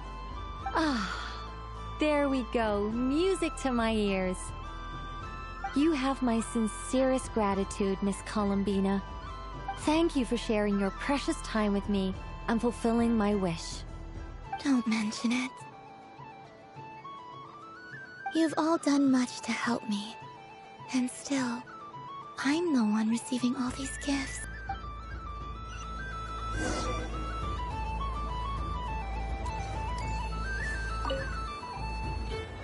Welcome home, Moon Goddess. Oh, you're the genuine article. Alice was right. This Moon Prayer Night was worth watching after all. Another one that talks. Greetings. Pleased to make your acquaintance. I am the Hexenzirkel member they call B. Barbeloth Trismegistus. Columbina Hyposelenia. Pleased to meet you too. Hyposelenia. A fine name indeed. Now then, Miss Columbina, do you wish to hear a mage's divination? Divination? The Frost Moon Scions used to ask me what would happen in the future. Is this like that? From the perspective of the one seeking answers, perhaps. As you look to your journey ahead, if you seek to understand the unknown, resolve your doubts, and soothe the confusion in your heart, divination could be for you. The unknowns on my journey. Of course, if one wishes to peer into fate, then hydromancy is the more precise option. But that is a complex affair, and to relegate that majestic art to the status of a festive amusement would seem somewhat uncouth. Besides, it is sometimes better to not know fate with great certainty. Hence, I shall use the suitably festive Luna Arcana to tell your fortune instead. It is more popular with the youth in any case. Lunar Arcana. Indeed. Unlike hydromancy, this will only display possibilities and trends. People like creatures of agency and free will. Peering too far and too clearly into the future is detrimental to both body and soul. I'd like to give it a try. Of course you may. Come then, take a seat, Miss Columbina. Before we begin, are there any specific questions you would like to ask? Let's stick to general possibilities and trends, like you suggested. Ah, very well. Then I shall use the basic Lunar Arcana deck. Try to relax. Cast your mind upon the things you have experienced and the things you are soon to experience. I will shuffle the deck. Would you like to cut the cards yourself? You do it. No problem. Now then, to make things easier for the Seeker, that is to say, I shall decipher the cards from your perspective.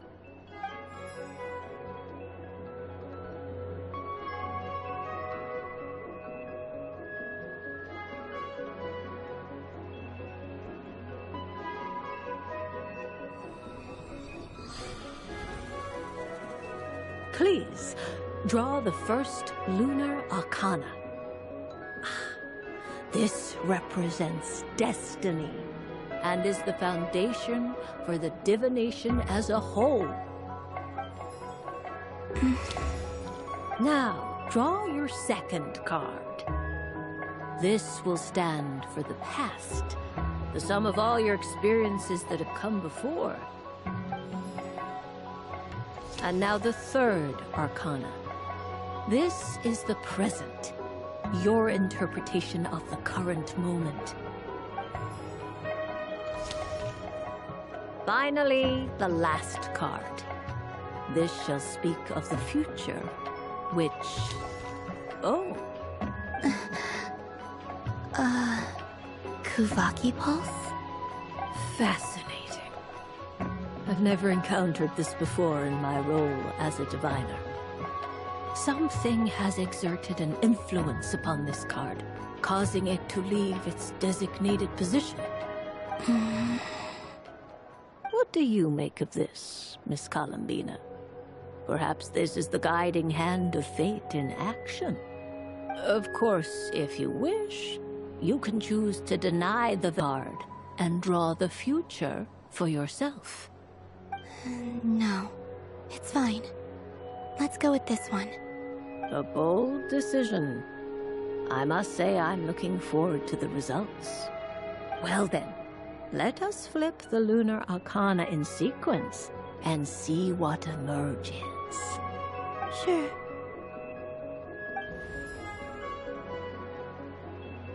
First, destiny. No surprises here. The card that represents yours is the moon. The moon. Indeed. The moon can represent the truth at some times, but deception at others. False peace, destructive calamity, and the world-changing power that lies within. When the moon is placed on the destiny tile, it indicates that your destiny is not what it may appear on the surface. Instead, it may yet have a hidden. It symbolizes a journey through the fog, fraught with uncertainty and deception, where one must face inner challenges head-on. I don't understand. Patience, my dear. This is but the first card, which serves as a basis for the interpretations that follow. Our divination will only grow clearer from here on out. Now then, flip the second card, the one that speaks for the past.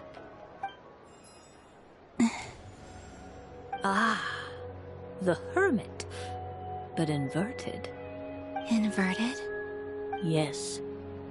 The Hermit symbolizes solitude, introspection, and the pursuit of truth. When inverted, it represents isolation, truth out of reach, and a path that leads one astray.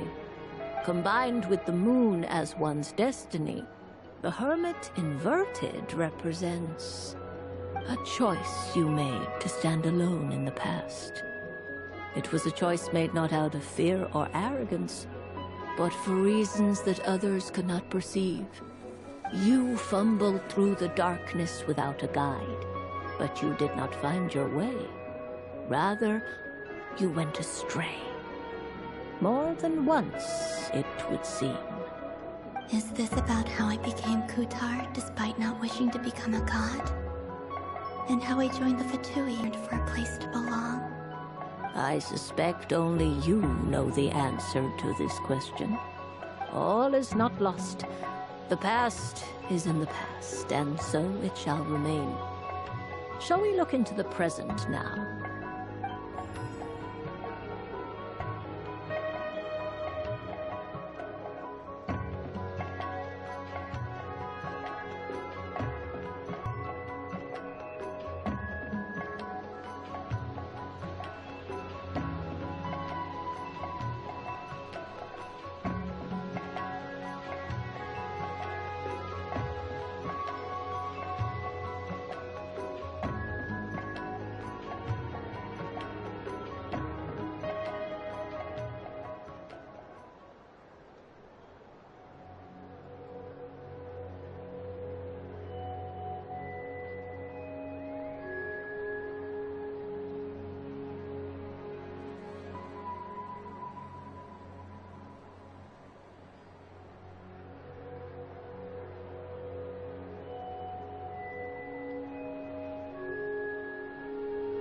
Oh my.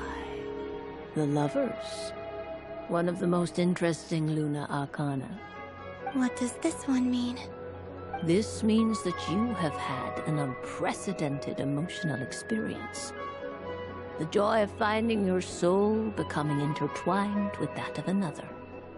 A precious and wonderful thing indeed. It's true. I've made a lot of friends recently, and they are very good to me. I like them a lot. That sounds lovely. I am most delighted for you.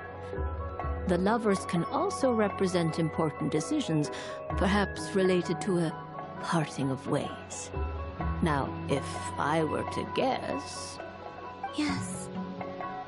I return to the moon. I understand.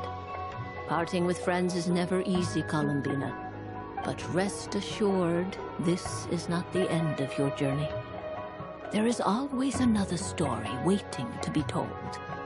The future always lies ahead. The future... Well now, it's finally time to flip this most mysterious of cards. Why did it appear? And what does it wish to tell you? I'm ready. Very well. Flip this card and see what lies on the other side. Oh. Miss Barbeloth? What is it? This card is death. That doesn't sound very good. It depends on how we interpret it. It is true that it can represent an agonizing death, a complete and utter end, but at the same time, it can also represent rebirth. Do not forget that your destiny card is the moon. That lends your future many different potential meanings. If death spells the end, is it unavoidable? As I have said, divination can only display general trends. It is a rough guide, but it does not show predetermined outcomes. Allow me to summarize it for you. In the past, you may have lost your way, but now you have gained new connections and new strength. You now face an important decision, one that may bring about a great change in what is yet to be. This change might, in turn, be the end of all things, or their beginning. But remember, everything is subject to change because of the moon present in your destiny. You must see the truth clearly and face your innermost thoughts. The truth. My innermost thoughts. Thank you, Miss Barbeloth. Don't mention it. Some people dislike divinations, for fear of glimpsing an ending to their story that they wish was not so. But I can see that you're different. The result of this divination will not sway your decision. This is a rare quality, and one that diviners always hope to see in the seeker. We are here merely to guide, not to exert undue influence. I understand. Go then and illuminate your future, Miss Columbina. The moonlight that shines from you now is most captivating.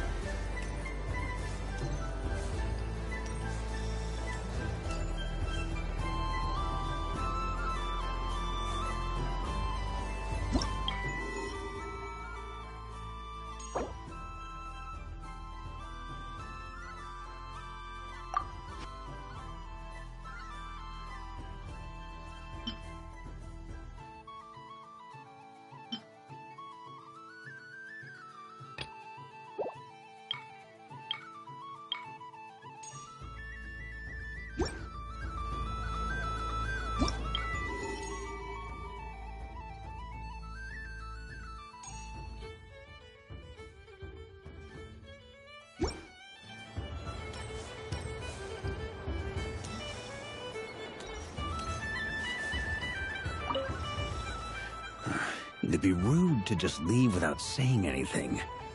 But at the same time, I don't want to barge into their lively conversation just to announce that I'm leaving.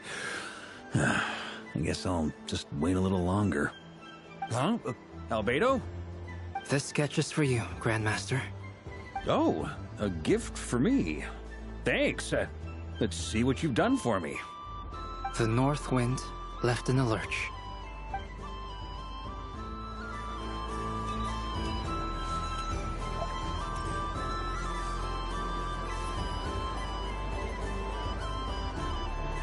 Dodoco's Whirligig! Come check out Dodoco's Whirligig! Ah, welcome home, Moon Goddess.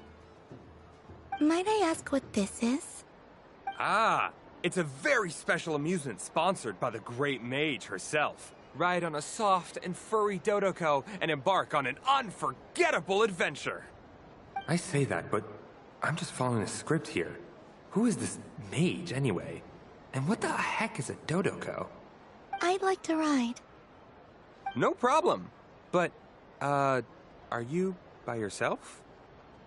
Is that not okay? Oh, no, it's fine. It's just that each Dodoco can accommodate 2 passengers. Would you like to bring a friend along? My friends... That should do it. Now, we just need to get everyone else to draw something on it too. But we gotta keep it a secret from Columbina. Traveler? Ah! I want to go on that ride.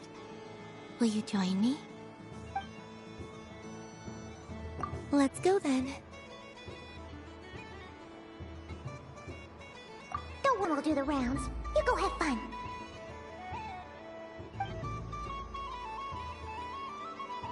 Hmm?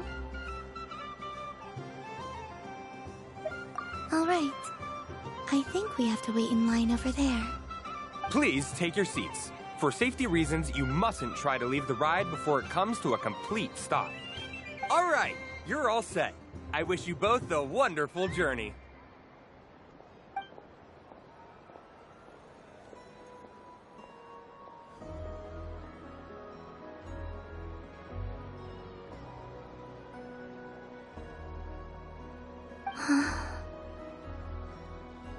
Not bad. It reminds me of riding a moon lane.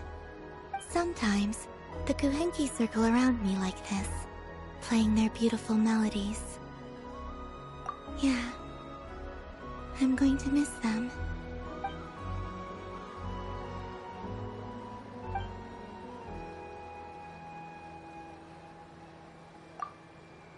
It does. I've felt scared in the past, too. But this is a little different. You know something? I got to see a lot of fascinating things during my disappearance. I saw how the Frost Moon Scions act around their families. So different than how they used to act in my presence. And I also saw how they act with their friends. It made me curious at first. Why do people act so sincere when they're worshipping gods, but save their truest, warmest feelings for each other? Slowly, I came to realize that it's because they trust one another. They know, deep down, that they'll be accepted for who they are. All of it. The good and the bad. I know. I knew it the moment you started calling out my name. What I fear now is the end. I fear losing all this the very night I have gained it.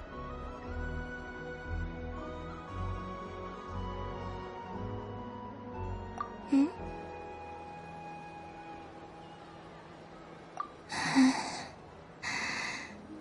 Thank you for this conversation. Thank you for listening to me.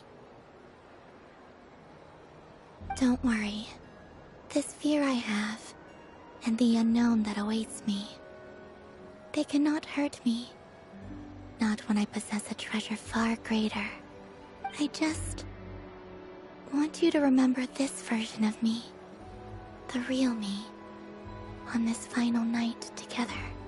Dear passengers, Dodoco's awesome adventure has come to a close. Please leave in an orderly fashion, and we look forward to seeing you again in the future. Don't want the journey to end, huh? Don't worry, you two. There's always another adventure waiting just around the corner.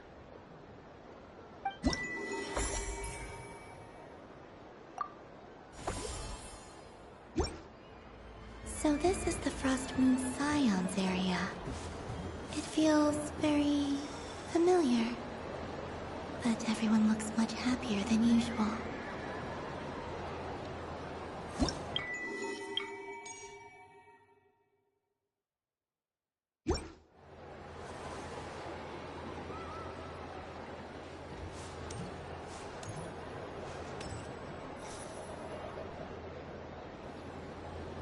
Wow, the Frostmoon Scion stall looks kind of plain, but it's pretty cool once you get into it.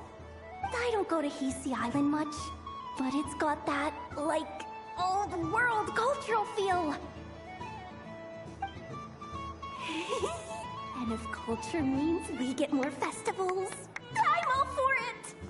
Hello, Yehoda. Columbine?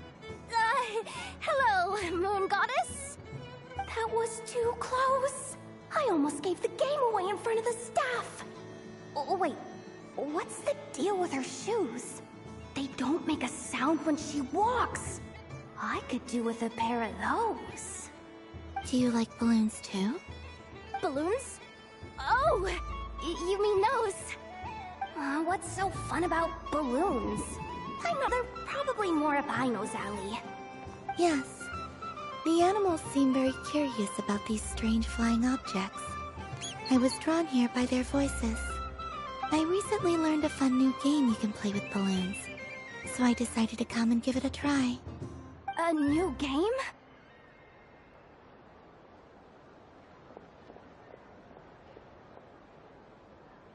Hello. Welcome home, Moon Goddess. Here to buy some balloons? Yes.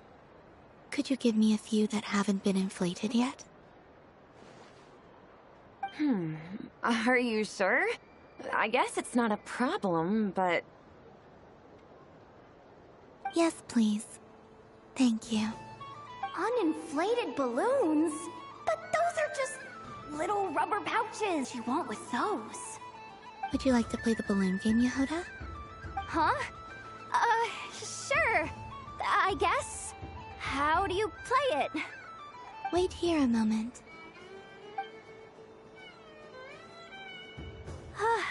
Oh. This is so weird. What have I got myself into now? I thought I saw Columbina nearby. Uh-oh! That's the Fourth Harbinger! Although she's helped us out quite a bit, she's good people, right? Is she looking for Columbina? Oh, guess that's my ticket out of here. I'm not sure my heart can take being sandwiched between two Harbingers.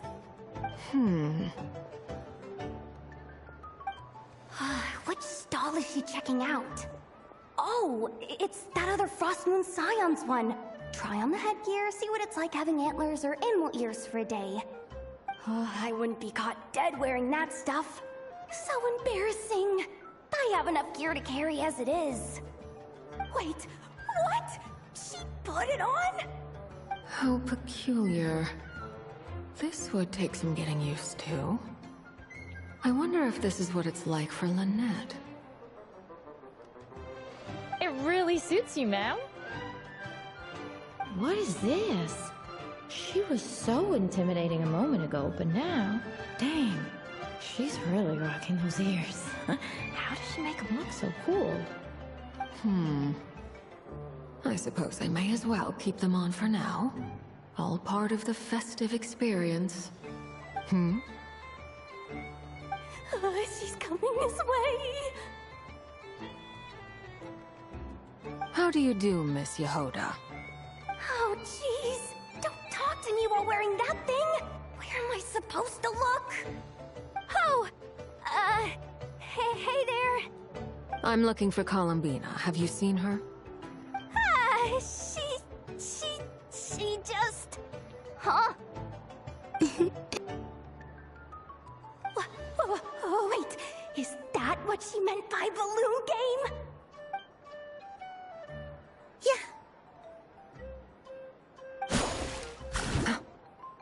Huh? No fair! How come I get caught in the crossfire? An ambush from the rear? Is this a declaration of war, Columbina? Would you like to play too, Arlecchino? Seriously? Are they gonna start some beef right here, right now? Gladly. That said, I believe there is another who would like to join.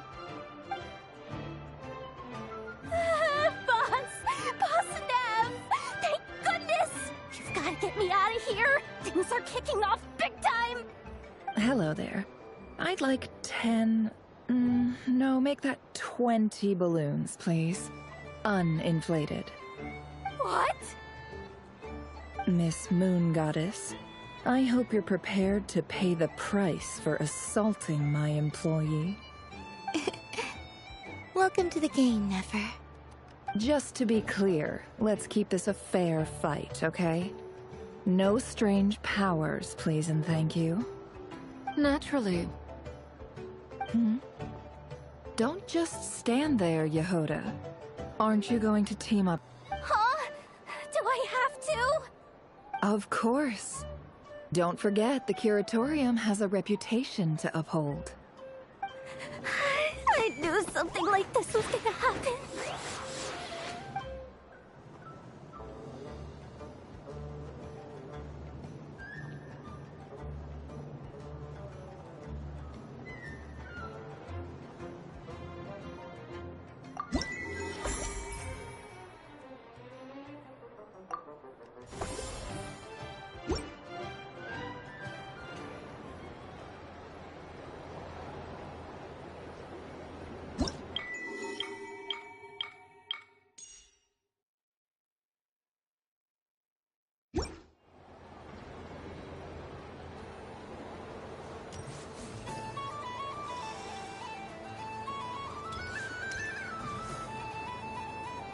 Days. I prefer sunny days. Ah, well, you are as warm as the sun itself, Moon Goddess. Very well. I believe your spirit animal has to be this most adorable chic badger. Wow! Thank you, Mr. Talking Magic Lamp. Have a very happy festival, Moon Goddess. Lance? That's you, isn't it? Shh. It's our little secret, my dear traveler in Paimon. Okay, sure, but why are you here selling sugar sculptures? Everyone celebrates in their own way. After gazing into the abyss and spending time around gravestones all year, what better way to relax than to see sunny smiles on the faces of the living? Besides that, I like to think of myself as a fair judge of character. I dare say matching personalities to confection suits me rather well. That's not what Paimon was talking about. Aren't you afraid that your true identity might be exposed? Should I be? There is all manner of magic in the air this Moon Prayer night, thanks to the work of the great mages. I see Miss Columbina is hiding in plain sight. Why should I not do this? Why miss this rare opportunity to enjoy a special evening in my true form? Fair enough. You got a point there. People who don't know you will probably think you're just a talking lantern. Well, now that we see eye to eye, what brings you here? Not a search for your spirit animal, I presume? Ah, well, actually... Here, see for yourself. Oh, this is... How wonderful. A beautiful idea. Yeah, we just met Farka, and he said that having everyone draw their own section was kind of boring. So, he did your bit for you. Ah, Varka. Ever the maverick. I see his artistic skills are truly one of a kind. In that case, I shall paint something on Mr. Albedo's behalf in a short while. What? Why not now? Ahem. Welcome home, Moon Goddess. Phew, that was close. Hello, Flins. She recognized you right away! What keen eyes you have, Miss Columbina. Especially considering they are shut. I did not see you. Rather, I sensed you. I can sense the fluctuations in Kuvaki all around me. One would expect no less of the Moon Goddess. Might I Yes, please. Excellent. I shall make some for you right away. Hmm? Something the matter, Miss Columbina? What about my spirit animal? All the other children carrying sugar sculptures are talking about it. Wait, is she taking the test seriously? Ah, my apologies. How could I neglect that? You are quite right, Miss Columbina.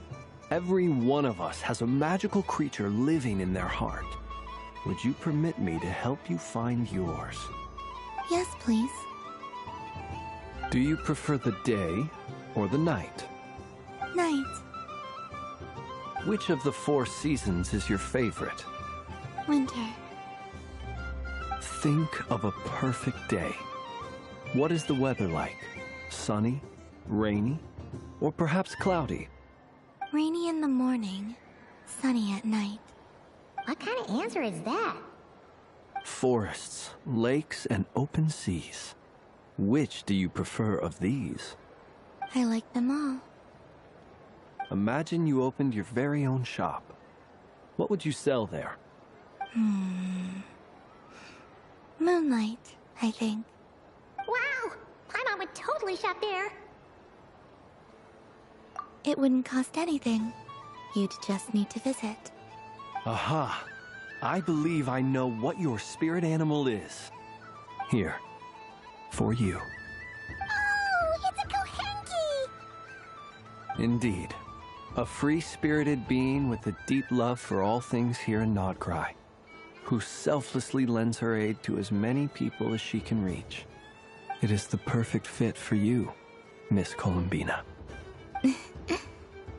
Thank you. It would be my honor. But you shall have to forgive me. We have known each other for quite some time.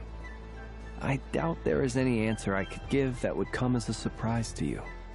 So instead, would you accept this sugar sculpture as a token of our friendship? It's a lantern. Hey, why don't you two go enjoy your candy over there? Paimon wants to try out this spirit animal thing too. Right, Blitz? Come on, play ball. I get this drawing done. But I want to hear Paimon's answers. Ah, but it'll probably take ages. Paimon's a complex soul. Handy to melt while you wait, huh? Oh. Okay then.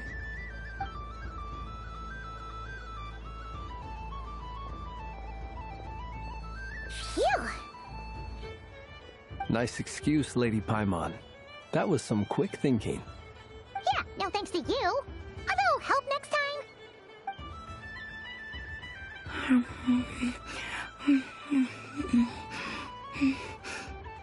It's sweet. Is that Laka berry? I wonder what flavor the traveler got. This way, this way! It's the candy-selling lantern! I'm coming! Of course. Traveler, maybe we can share? Yes. I found out recently that people share their food sometimes, so I'd like to try it. Or...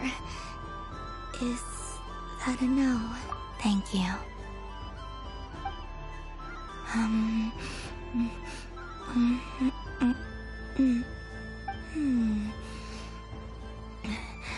You Yours is a little more sour than mine. Here, you try it. Amazing. My sugar sculpture has shrunk, yet my heart is filled with feelings of sweetness. I will remember this feeling. Sure.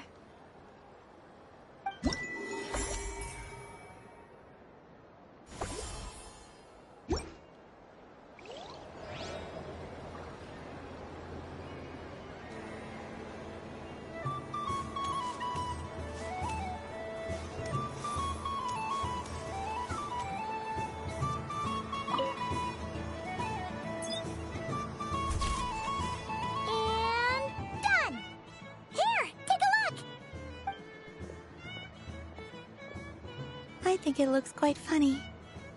Well, Paimon thinks it's super cute. It looks like a silly chic badger and a rhyme-horned deer that's about to fall asleep. Maybe I'll stand on the chic badger. It looks like we've attracted the attention of quite a few animals. Let's make room for them.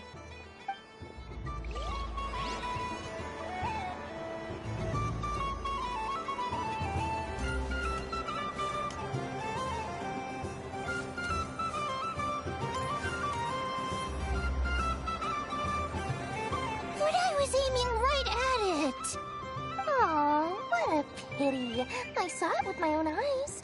You were so close. So very close. That's not true. It dodged out of the way right as I was about to snag it. I'm sorry? You heard me. This paper frog can move. I swear. Dear, oh dear, what are you saying? How could a paper frog move? Unless you believe there really is magic in this world. But even if I, the mere humble merchant that I am, knew such magic, surely I would not use it on a paper frog. I'd sooner give Mora legs, so it could walk right into my purse. My dear, dear customer, why not have one more try? This time I'll give you 12% off. A very generous discount for one of my most regular customers. Just think about how much experience you have under your belt now. You're sure to win the next one. Darn, I used up all my coins. I'll be right back. Just gonna fetch some more from my house. But, don't take too long. This event is Moon Prayer Night only. Miss it, and you'll have to wait a whole year before I'm back. Next customer, please. Welcome.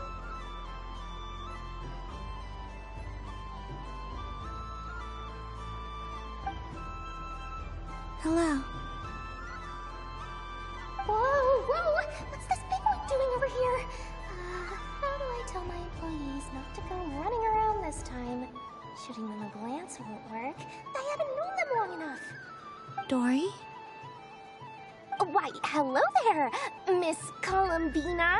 Would you like to play my ring toss game? The rules are very simple, and it's easy to get the hang of. How much for a round? Oh, first time's free. Not a single Mora. After that, well, we can cross that bridge if and when we come to it. But with your sharp sharp skills, I'm sure you'll win all the prizes in one fell swoop. That was an obvious enough hint for them, right? Right?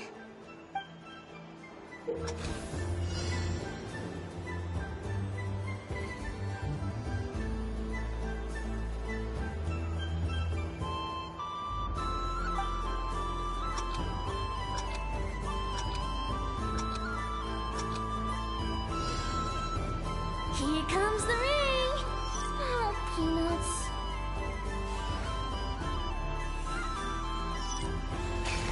Change tracks! Roselle, should we move or not? Just a tiny bit. All right, then I'll... Oh, sugar plums, not the clock hands. How do I move the legs again? Oh, first time's free. Not a single Mora. After that, well, we can cross that bridge if and when we come to it.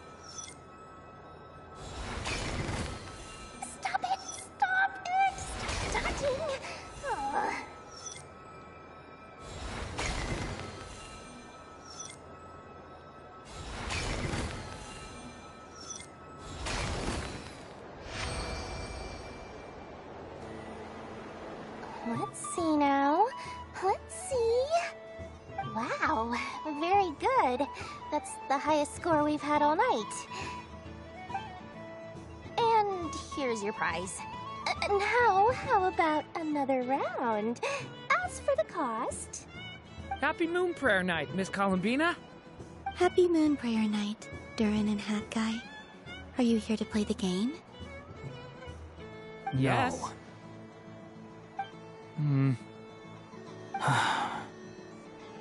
You said we were just coming here to say hello. I did, but then I recognized a few more people as I got closer. Do my eyes deceive me? Is that... It's our little dragon! He's all grown up! Someone's popular. Well now, since you came all this way, why don't you try out this lovely game we have going? First try is free! He'll have a go. I'll pass. It's only one free try per customer. You can't give your try to him. I'm aware. How has Elder Almond been lately? He's in great shape. He goes for a run in the forest every morning to stay fit and healthy. He tried to go boat racing with Firecracker a while back, but he couldn't even make it onto the Lotus Leaf. Firecracker was in fits of laughter. How about you, little dragon? Can you still fly? Yes, I can. But you've become less chatty. Has growing up been tough on you? We call that maturity. You know, thing people sing about.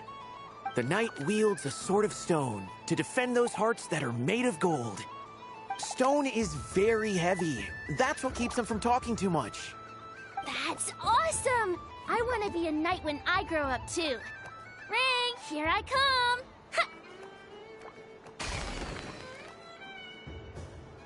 Oh, the hat-wearing man. I never thought I'd see you again. You seem more determined than when I saw you last on the train. If you say so. Oh, I do say so. The people you once helped see it clearly. It's because you are once again on the right track. May the engine in our hearts propel us to the station of our dreams. I can move! I can move now, Roselle! What are you doing, running into the rings like that? You got them all so quickly! I've never seen anything like this in all my travels! Is this guy actually an old friend of theirs? But how? They're origami animals and clockwork people from a fairy tale! Getting to know them would be quite an arduous task, unless they share a hometown? I have to get to the bottom of this. Next time I see the Great Mage Alice, I shall demand answers. Thank you, Dory. I had a lot of fun. Now for your prize. Where did I put it? Give me a moment to dig it out. Oh, sweet grand prize. How I wish I didn't have to let you go. Good thing I've already turned a profit from the customers earlier in the night. Otherwise, I'd have wasted all my hard work. Okay, I'm back. What? I leave for 2 seconds and someone's already claimed the grand prize? Oh, well, these things happen, you know? Perhaps you'd be interested in one of the other prizes instead. We've got all kinds of wonderful goodies here. Is this the thing you wanted? Here, you can have it. Huh? But... Don't worry about it. It will be happier with you. Oh, thanks so much, Miss. Moon Goddess. Oh, goodness gracious, Columbina. Give me strength. How am I supposed to make any more money from this child at this rate? Daddy, look! That's the game I was telling you about! Forget it. She is the Moon Goddess after all. I'll think of some other way to swing this. Maybe I can try to hook this new kid.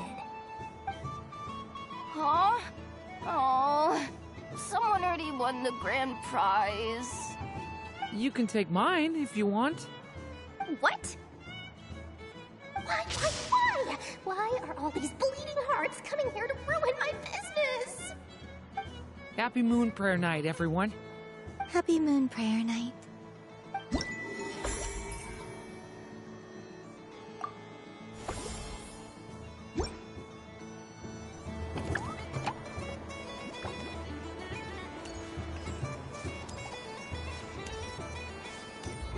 There are so many attractions here.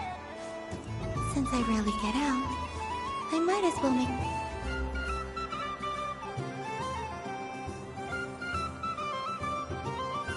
This doesn't make any sense! How am I losing every single time? Wait, Ineffa, you're cheating, aren't you? Yeah, that must be it. I am not cheating, Aino. Uh-oh, sounds like Ineffa's turning into a big baloney bot. I think it's time for some serious maintenance. Moon Goddess, help me. Miss Columbina, Aino is attempting to cheat. What the? I'm not the cheater! You're the cheater! How dare you throw it back at me?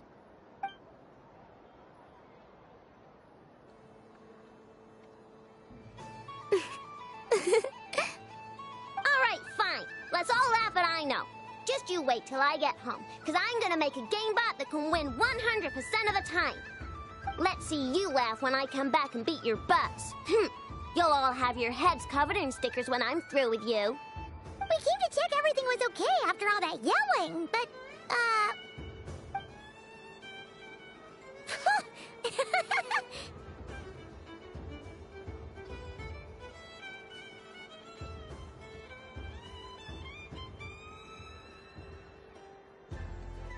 Whatever it is, it sounds like cheating is allowed.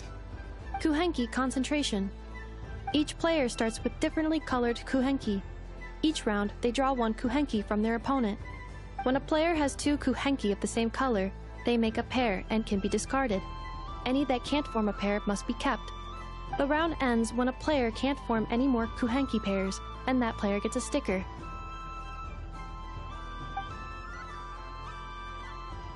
ooh! Can 4 people play as well? That is fine, so long as the turn order is fixed beforehand. Alrighty then. In that case, the 2 of us will join as one team. Okay. If you lose, you're both getting stickered. I don't want to hear any excuses. Sure. And if we win? If you win, only one of you gets to sticker someone else. I have taken to calling this. I know logic. Hey, lay off me, alright? Okay, so we're starting the game from scratch again, which means all my stickers so far don't count. Looks like Luonatar is the Kuhenki of honor for this game. Anyway, let's go clockwise, starting from Ineffa.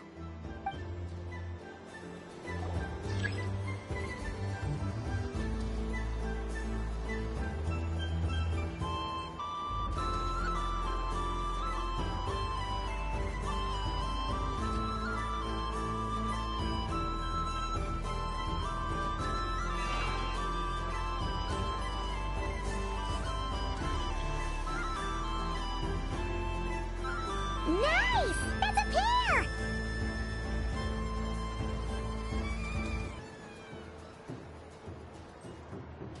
Go, go, fly!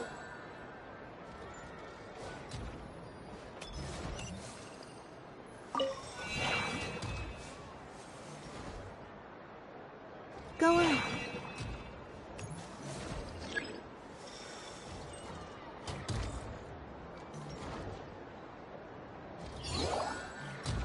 I have a pair.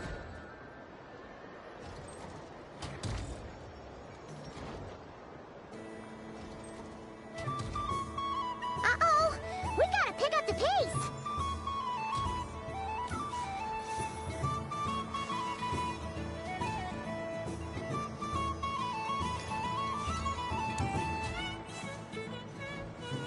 Phew, that was too close. I thought I was gonna lose.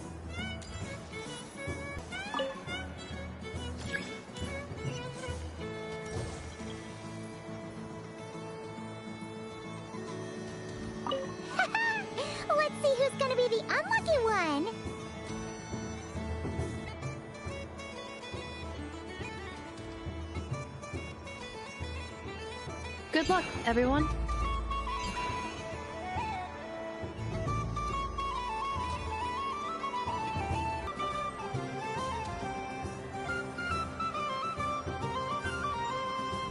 Let me pick a good one. What's it gonna be? You're looking very pleased with yourself there. What happened to being a huge Grumposaurus? I won. Duh.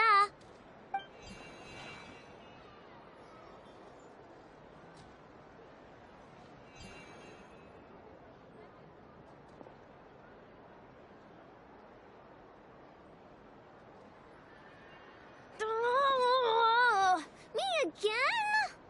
Don't fidget too much, Aino, or the sticker's going to fall off. I don't care. If it falls off, it falls off. If a pair of Kuhenki get discarded, why not a pair of stickers? Huh? Huh?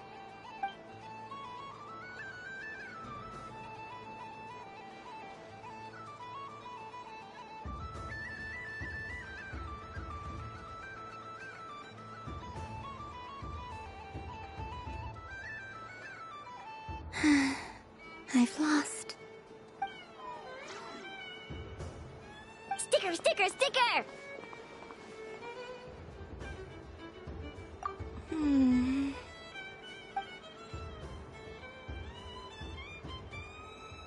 Cute!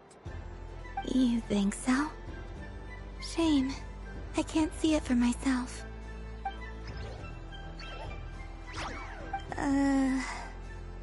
What did Luanatar say? She said it looks so cute that she wants me to lose a few more rounds.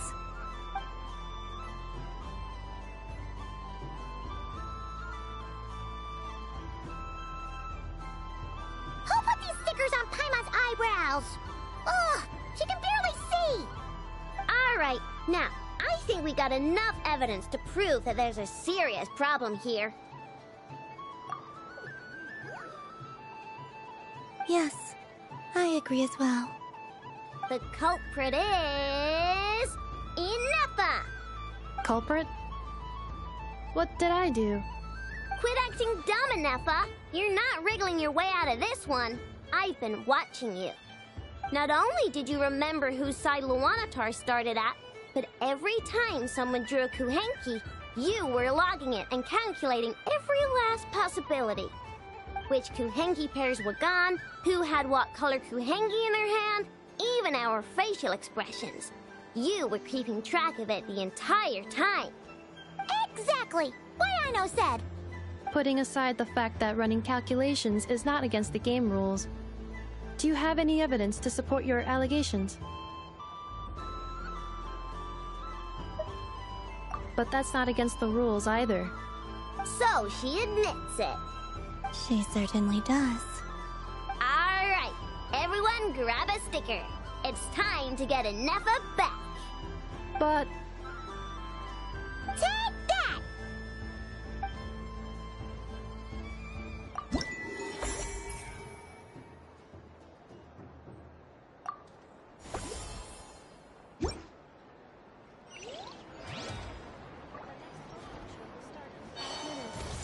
We thank you for your patience.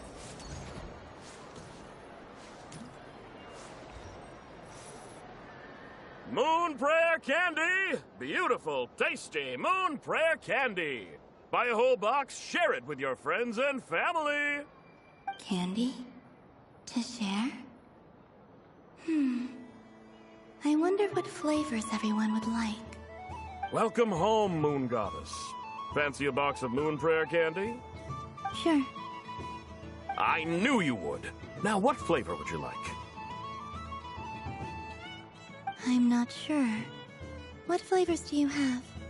Is this for yourself or as a gift? A gift for my friends. Ah, I see.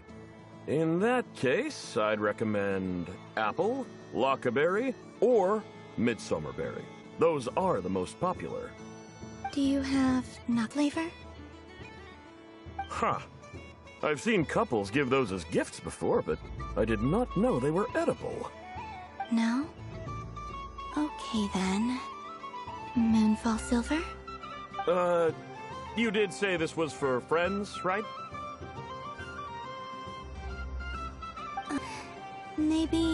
Etna, then. Hey, now that's a creative idea! I've never tried it before, but if you're happy to wait, I can see about whipping up a batch on the spot. While we're at it, you got any other ideas?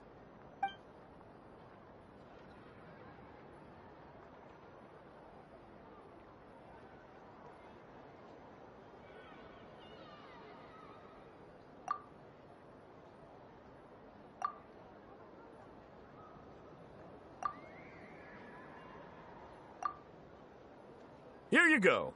Every flavor you asked for is in there.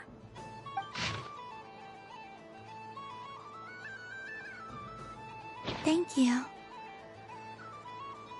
I should be the one thanking you! You brought me a whole bunch of new business. It's like a genuine blessing from the moon goddess. I hope you and your friends have a lovely night.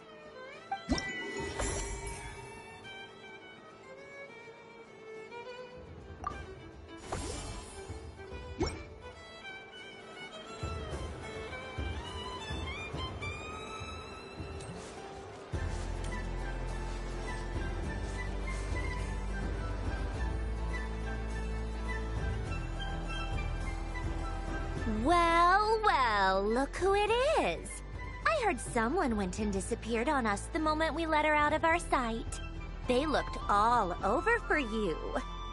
Frankly, I didn't think you'd be back for Moon Prayer Night. Were you worried about me, Sandrone? You would like that, wouldn't you? Do you even hear what you're saying? It seems to me like you disguised yourself with festive headgear, just so that you could come see me on Moon Prayer Night and make sure I'm okay. You didn't even bring Paulownia with you. You? I thought you couldn't see! I cannot. But I sense the confusion of those around us rippling through the Kuvaki currents. Based on what I know about you, let me guess what you're wearing. Is it cat ears? Shut up! I'm only here to protect the Fatui's interest in this territory. Running into you was pure bad luck. Really?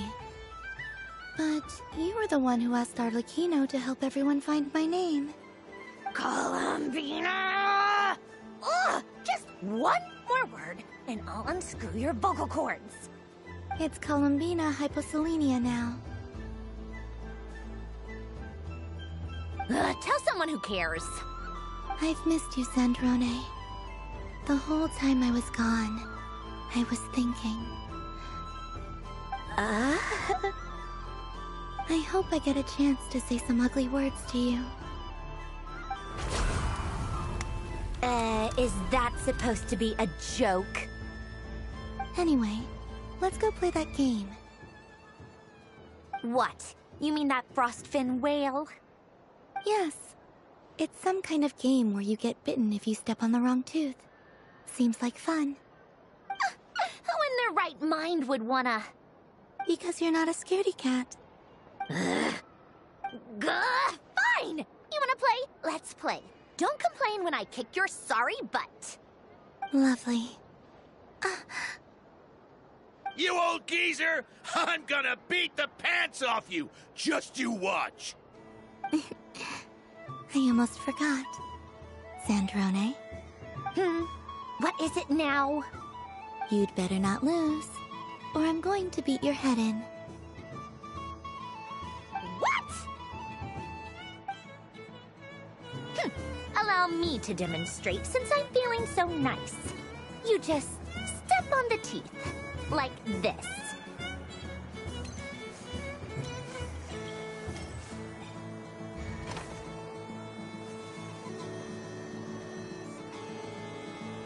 Which should I pick?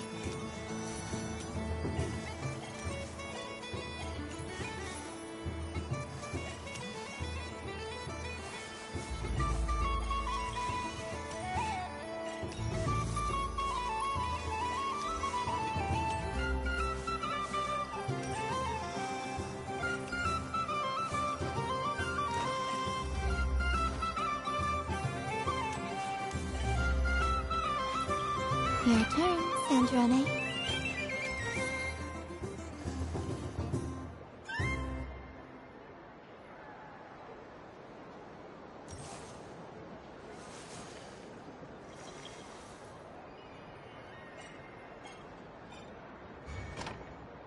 Don't come crying to me if you get bitten.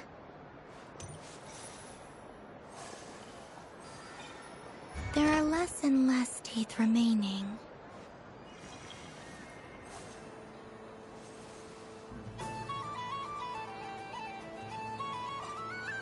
Huh?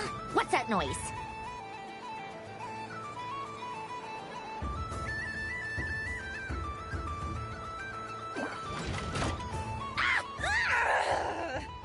I think you might have picked a bad tooth, Sandrone. Shut it! Do you need any help? It seems like you're stuck. No!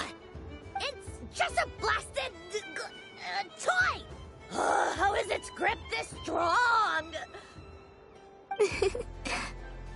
Stop laughing! All right. Well, you lost. So just like I promised. Hey! What are you doing? Are you seriously? Hiya! Why, you... Oh, just you wait! Rematch! Are you all right, Sandrone? That was quite a strong bite. Are your clockwork parts? Quit your fussing! I don't need it! All right. I'll go first this time.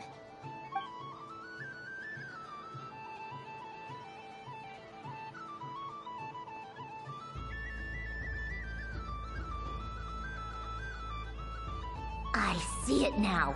She can sense which teeth are rigged. So I just need to avoid the same ones that she does.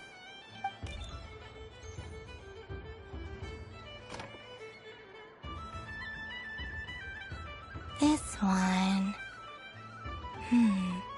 Seems fine. She avoided that one then? Now I've got you. All right, my turn.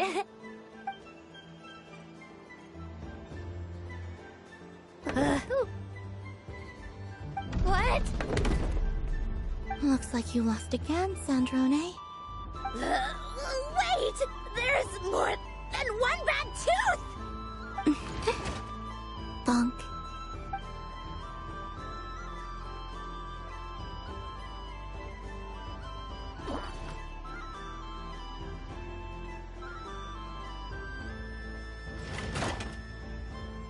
Stupid game! What idiot came up with this?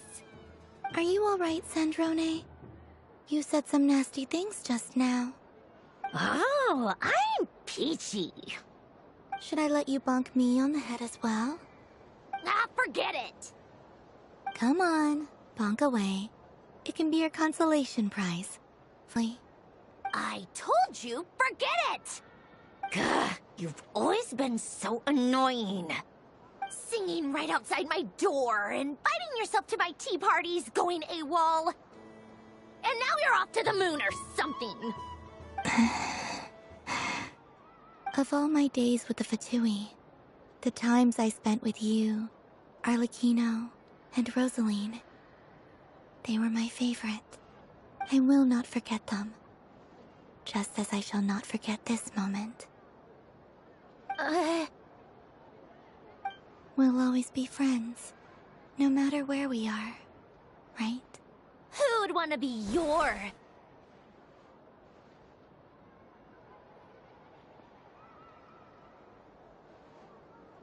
I'll miss you, Sandrone.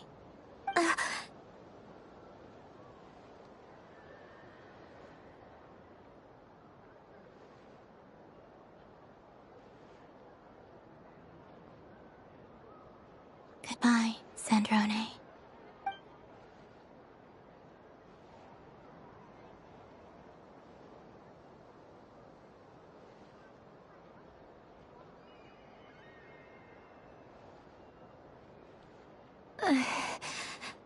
I'll miss you too, Columbina. Sorry, what was that? Ah! Ah! Yeesh! No need to freak out. What's Raven looking everywhere for you? What do you want? Oh, nice ears.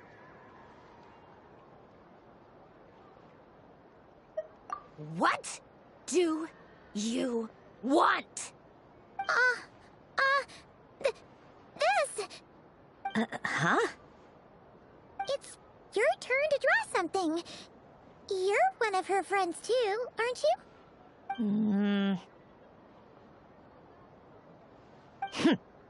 Doesn't know how lucky she is. Sorry? Nothing. I'm done. Oh, that was fast. Oh, and one more thing. Last time we spoke, you mentioned you were interested in the Narcissan Kreuz Ordo's research, remember? There were too many people when we last met, so we didn't get the chance to do this. What are you talking about?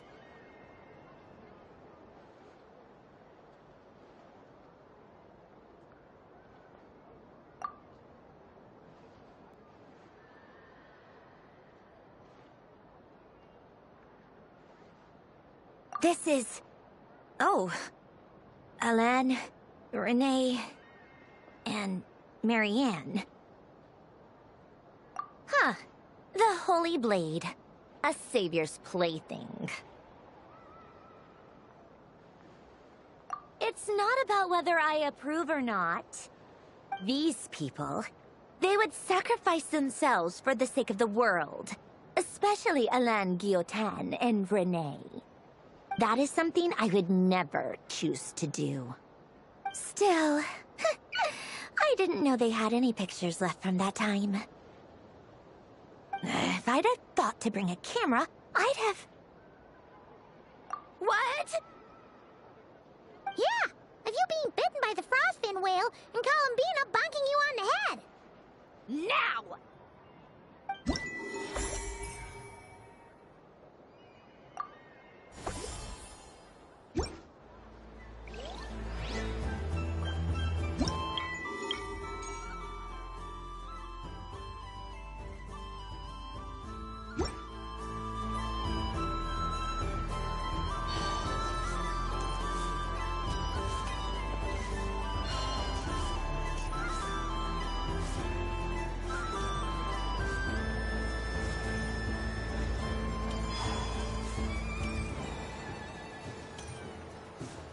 What's this? Should I give it a try?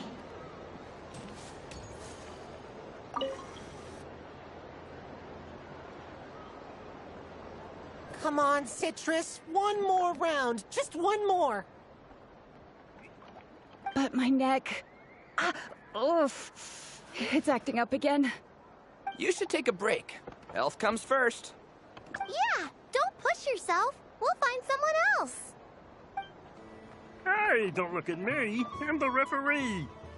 What are we gonna do then? Do you need any help? Yes, we do. We need one more player for our game. All right. Could you teach me how to play? It's really simple. You just throw the dice and move by that number of tiles. First one to reach the finish line wins. Rolling a hamster means you move one tile. A paper frog is 2 tiles, and a flying squirrel is 3 tiles. 'Cause they go the fastest. Okay, I get it. So, we're all set? In that case, please take your places and let the game begin!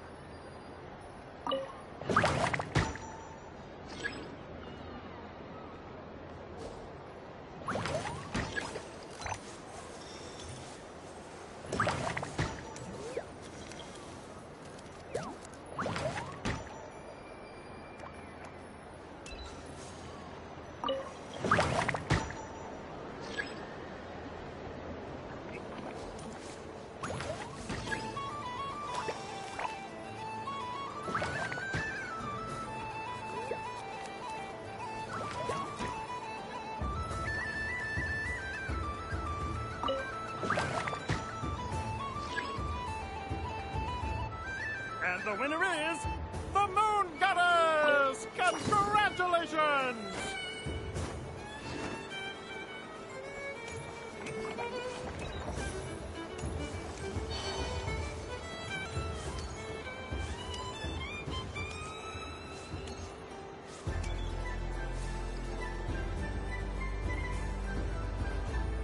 I wish for a never-ending supply of Laka berries. What a humble wish. Probably written by a child.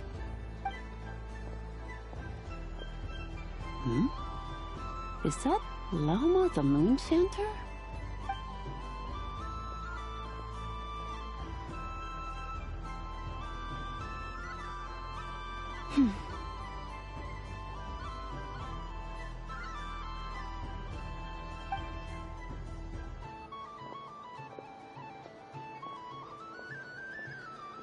I wish that the long plume ibises would stop biting me.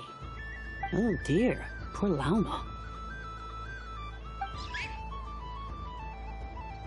All right, I'll write that one down for you. I got it. While everyone else is celebrating Moon Prayer Night, you're as busy as ever. I don't mind. It's rewarding work. A good kind of busy. My antlers are at their heaviest tonight, and the Kuvaki waves are especially strong. But as I help these dear friends hang their wishes up, I feel a great peace within myself that is hard to describe. You see, they are all such beautiful wishes, and they are ones that we can fulfill by our own strength. Do you blame me, Lauma? I want to hear your honest answer. It is by the help of so many people that I can return to the moon. But I feel as though I've hardly done anything in return. You've done plenty, Columbina. I say this in earnest, both as someone who knows your history, and also as a friend who has seen what you've been through. What about as a moon chanter? I feel proud to honor our moon goddess's wish. And I'm sure any moon chanter in history would have felt the same way. Thank you for your kind words, Lauma. But...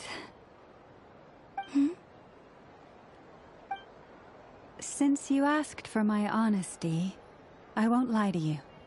My feelings are mixed right now. Besides pride, I also feel... I suppose it's... a reluctance to let go. Once you return to the moon, we will be far apart and separated by a false sky. I'm sure those of us left behind will gaze up at that sky, yearning for the moon once in a while, just as you used to do. I will miss you, Lauma. I will miss you all. I hope to stay in touch. I will try and find some way to send messages down from the moon. Perhaps you could use Kuvaki. I've heard Yehoda say that signals can be sent using long and short waves, or strong and weak lights. That sounds a little complicated. What if we forget what the signals mean? We could prepare a codebook beforehand, but... You're right. It wouldn't really suit you. Still, whatever happens, I believe that you will find your own unique way of communicating with us. And now that I think about that, my heart feels lighter. Because you trust in me? Yes. I have faith in you, and in the power of truth. In my experience, the truth tends to be difficult. But that's what makes it stand out from what is false. So I'm confident that your thoughts and your love will shine through the curtain of lies. We will know it when we see it. Thank you. Now, could you help me hang up my wish? Is this? I wish that all who dwell in this moonlit world can find a place to belong. Wish that I shall one day see my friends again. It's 2 wishes, I hope that's not too greedy of me. Not at all. And I think you speak for us all with the second one.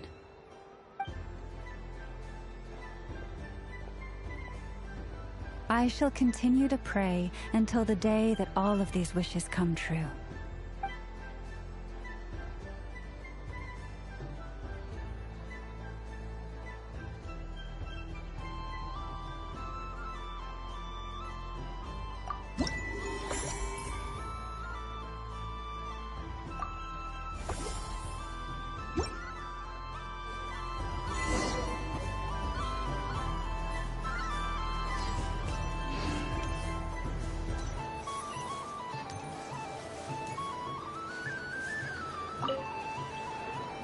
Traveler. Hey there, Columbina!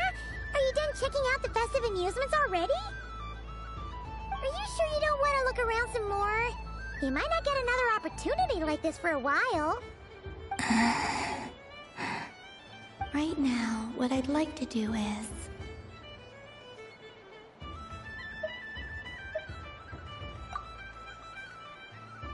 Oh! Candy for us? Thanks a bunch, Columbina! Don't mind if we do! Whoa! This one's intense! But it's so tasty! What about you, Traveler? How does yours taste?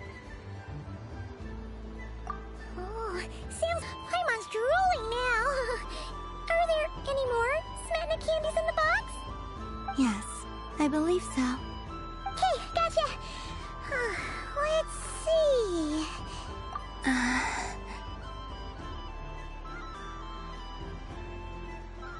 Sure! This one, and... Yep, this one looks right too. Okay, that's 3. Here we go. 1 per person. It's so sweet.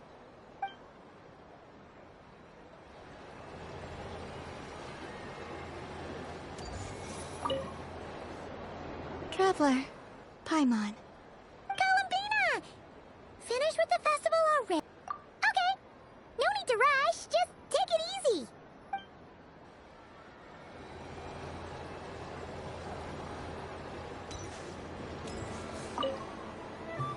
Traveler. Columbina! Finished with the festival already? Really? You're sure you don't want to have a little more fun out there? Final answer. Yes, I am sure.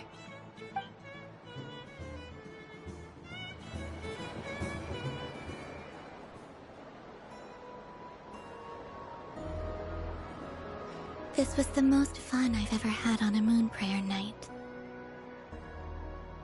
Everywhere I went, people were saying, "Welcome home," and there were friends at every turn. I only wish it could last longer than one night.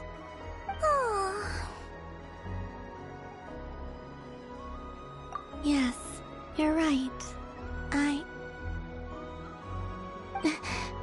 The moon prayer blossoms. Ooh, look! Look! Moon prayer night has come.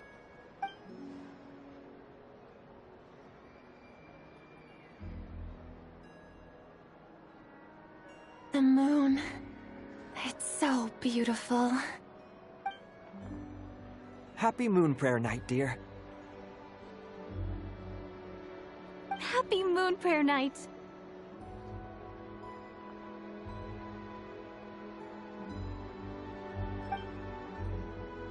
Happy Moon Prayer Night.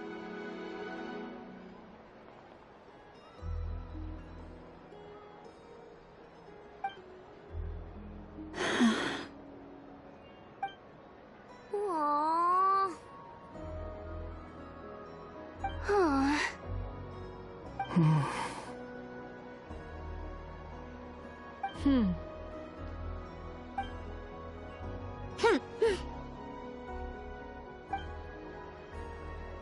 Time flies when you're having fun.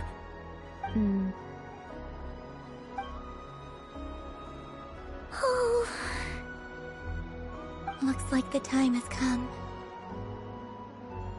Columbina. You're heading off, then? Yes, to the ruins you mentioned. And from there, back home to the moon. Wait! I know? At least... Take one of our craft shop's crumb cookies up to the moon with you. You know, for a snack. Sure. Why not? The Curatorium of Secrets believes in proper farewells. No story should be left without a satisfactory endnote. Never. Farewells are an important affair for the Ratniki, too. We never know when we might meet again. Haha! And here I thought grand farewells wouldn't suit tonight's mood. But I suppose friendly passion is not to be stopped, eh?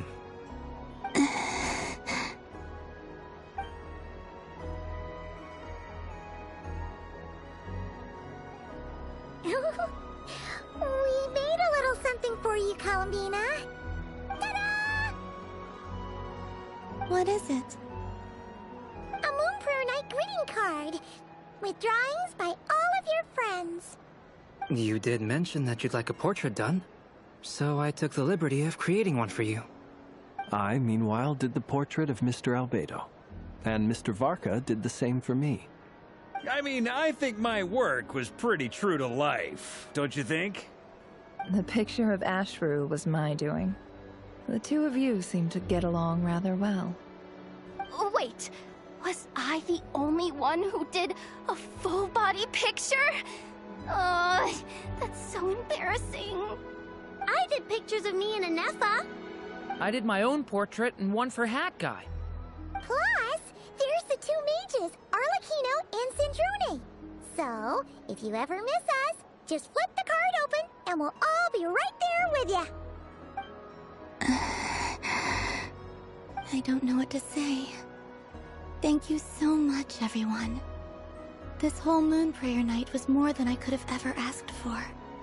It is the greatest gift I have ever received. Loma, I figured it out. Figured what out? Remember how the Frost Moon Scions used to use milk as invisible ink to write hidden messages? That was a very long time ago. Oh, are you saying? Yes. When I miss you all, I shall moonlight in the same way, to write words that only you can see upon the moon itself. Wow, that sounds lovely. Quite. But how will we see them? Simply open your windows on nights when the moon shines bright, and the moonlight will naturally flow towards the words I have written. That sounds most fitting indeed. Very true to form. I'll try to write them in places that won't disturb your sleep. I, for one, would sleep all the for having read one of your messages before settling down for the night. Exactly. So don't worry about disturbing anyone's sleep. Just promise you'll write to let us know you're okay, alright? Alright. I promise.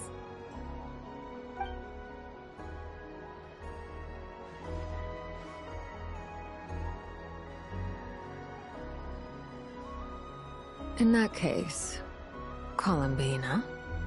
I'm ready.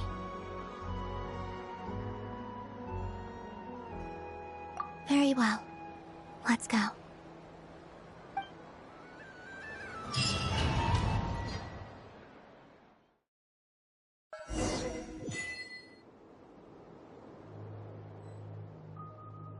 In just a few moments, I will be gone. I still don't know what to expect on the moon. Will I really be able to send messages to my friends? The Kuhenki, the animals of Not Cry. I'll never get to see them again. I wonder where I'll be when the next Moon Prayer Night comes.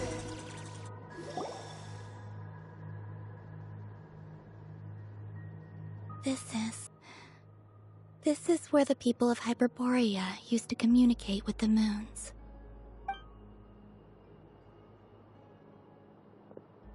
Eternal moon, frost moon, iridescent moon.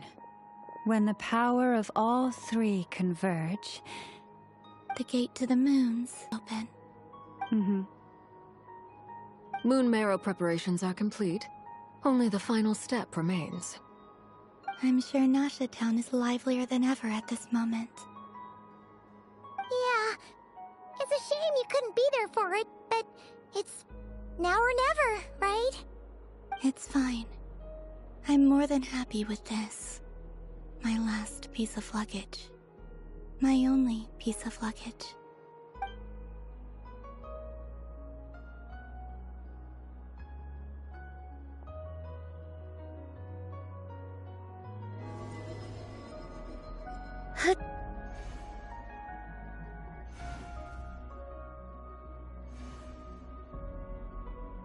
I can already feel the moon calling to me.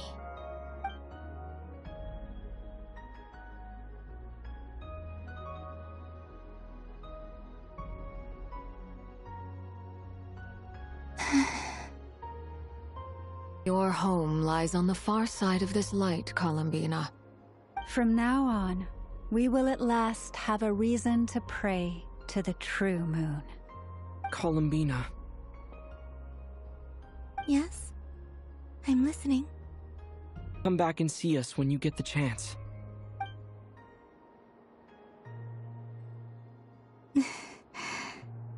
Of course. But doesn't come? Then remember that you have friends on this planet. People who will miss Columbina. Yes, I will. Thank you for everything you've done for me. And remember, come night or day, the moonlight shall always connect us. Well, farewell, my friends.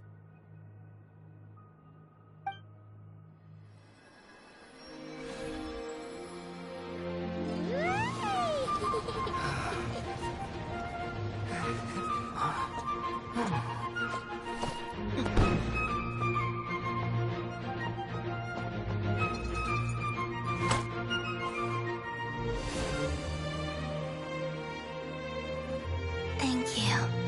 This was my happiest night in Teyvat. Farewell, Columbina.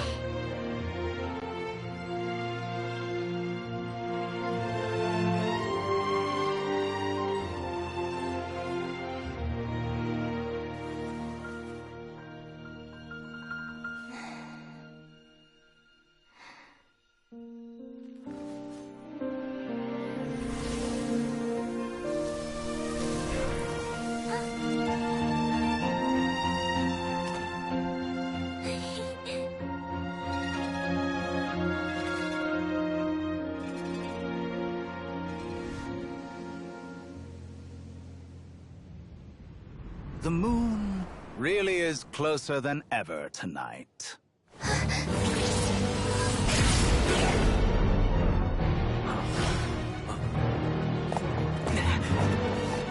Columbina. All three moons in one place. Time for one final experiment. Reason, life, death, time, and space.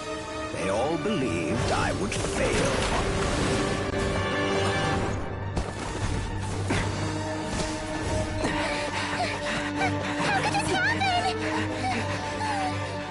But Teyvat's primordial power never did belong to the throne of heaven.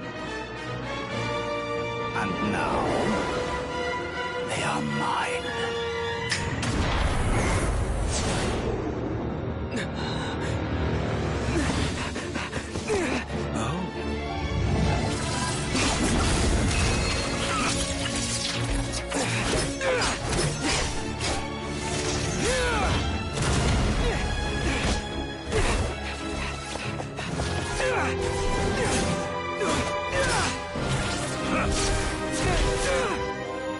No, as long as I'm here.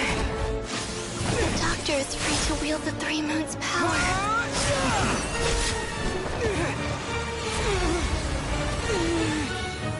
It's the only way.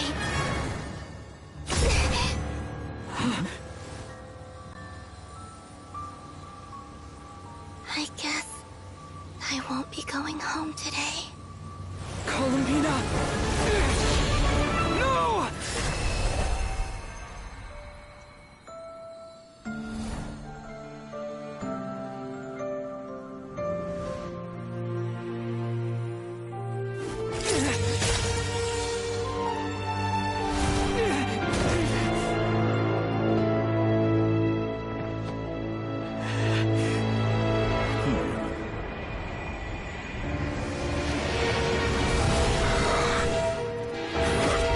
Stubborn world, do not try to control me!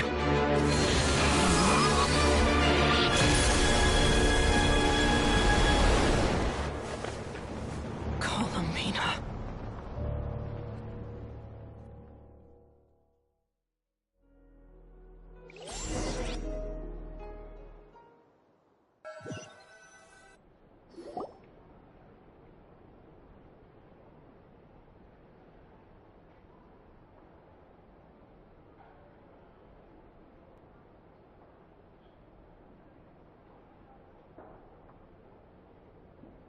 Are you all right?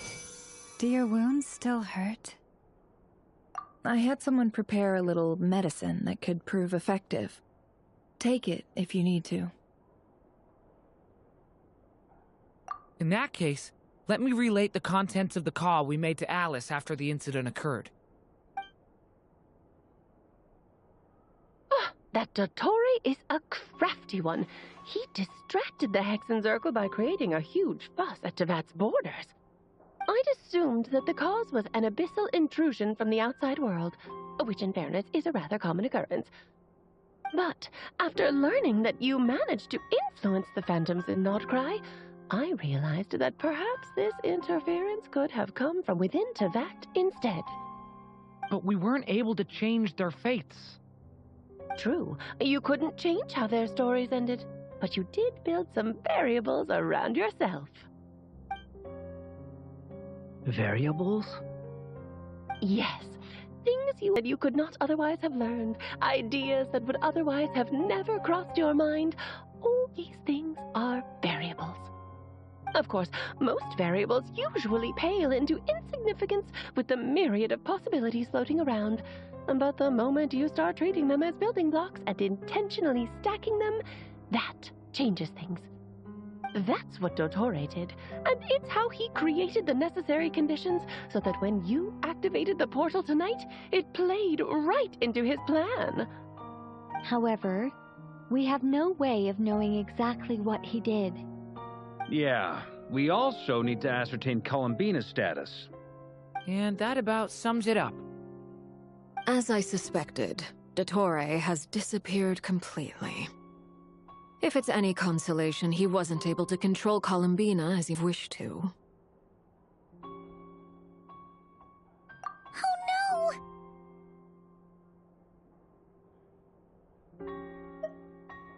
What? She did what?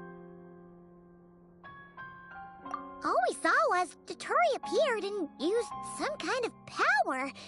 The next thing we knew, he and Columbina were gone, and you were falling into the sea.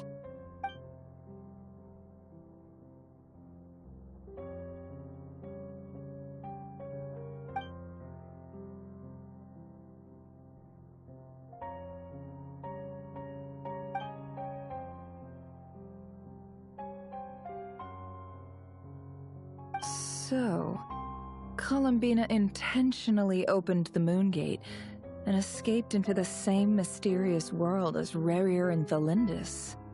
Sounds like bad news.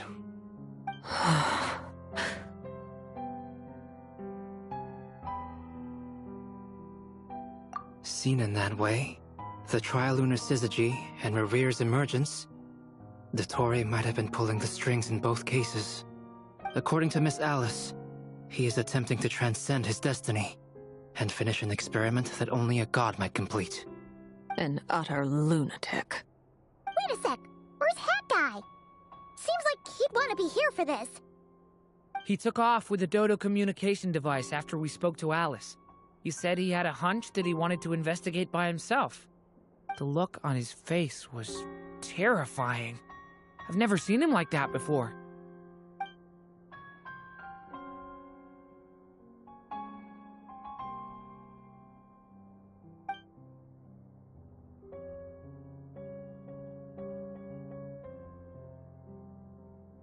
I'm back.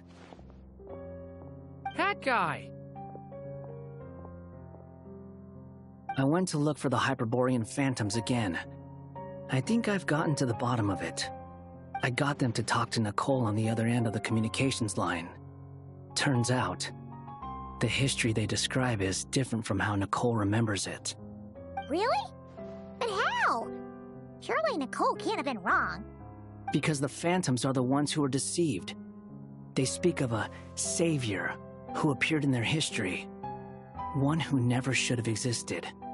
This savior promised to create a new moon within the false sky, and even bring back their moon goddesses. Foolishly, they believed in him, and told him everything he wanted to know about the moons. It's obvious that this was Dottoro's doing. Now you mention it, the first time we entered the Hyperborean ruins, we heard the phantoms discussing their history, and I remember Nicole commenting that something sounded a little strange. But Dottore shouldn't have been able to get in there in the first place. He didn't. Nicole said that this was an anomalous state triggered by disruptions in the causal connections between phantoms from the same era. The variables that Dottore put in place were substantial enough that they even affected phantoms that he never met. So it's not that their memories were unclear. They'd been tampered with. That's exactly the possibility Dottore was trying to manufacture. He turned these variables into knowledge and engineered the situation so all that knowledge would fall into his hands. Then, he harnessed that knowledge on Moon Prayer Night to truly create a false moon. How is that even possible? To be precise, he exploited a weakness in the way the spell works. The spell senses Kuvaki to detect the moon's location. So, as long as the false moon more strongly resembled the moon than the frost moon beyond the skies, the gate would teleport Columbina to the false moon's location. In other words, to Dottore's side. Once he had her under control, the teleportation spell remained active, and he manipulated her power to seize both moon marrows. At that moment, the moon marrows disappeared right before our eyes. It was already too late, even as we were leaving the ruins. By then, Dottore had already amassed the power of all 3 moons. So, where does that leave us? What do we do now? I'd certainly like to know what Her Majesty thinks cerns I expressed to her have come to pass. But we cannot simply sit and wait for her to decide the matter. And in any case, it is not the Fatui Harbinger Damselette who sees us as her friends, but rather Columbina Hyposelenia. If, even in such extreme circumstances, Her Majesty will not lift the prohibition on Harbingers drawing steel against one another, then I will do as my heart demands. I will fight as Peruware instead. Oh, Arlecchino! Time is short, so I'll make the first move.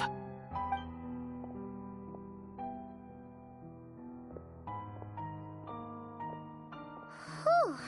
Even Arlecchino seems to be losing her cool now.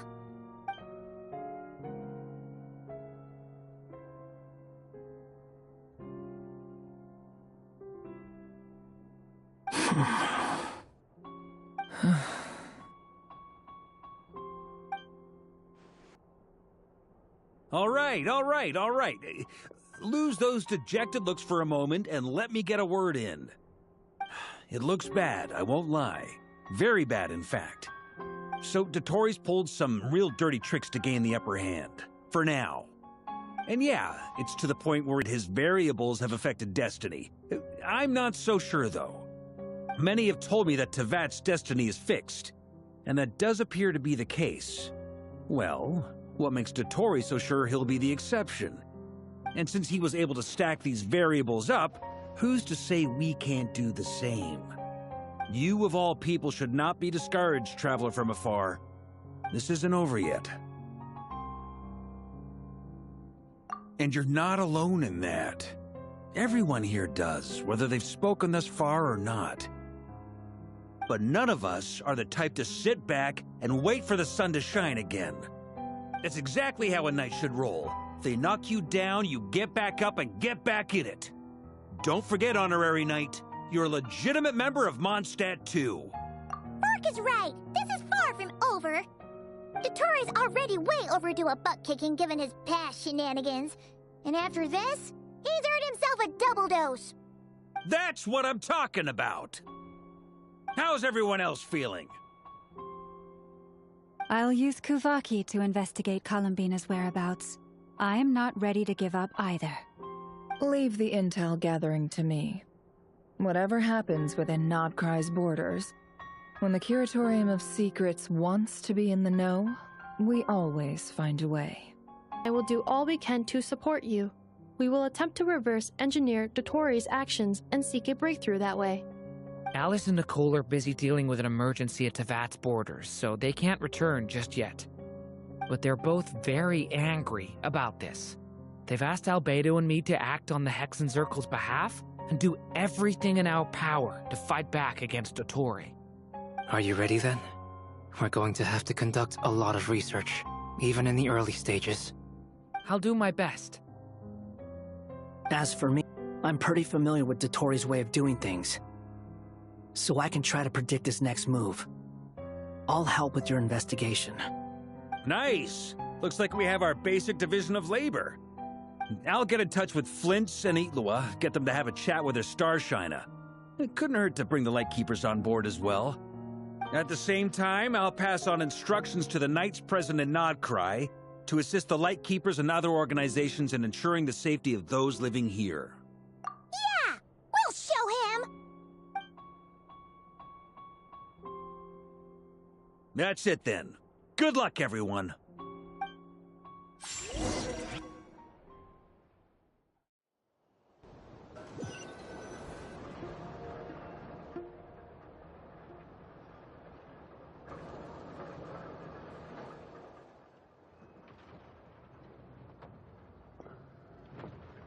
I never thought that Columbina would become my real name.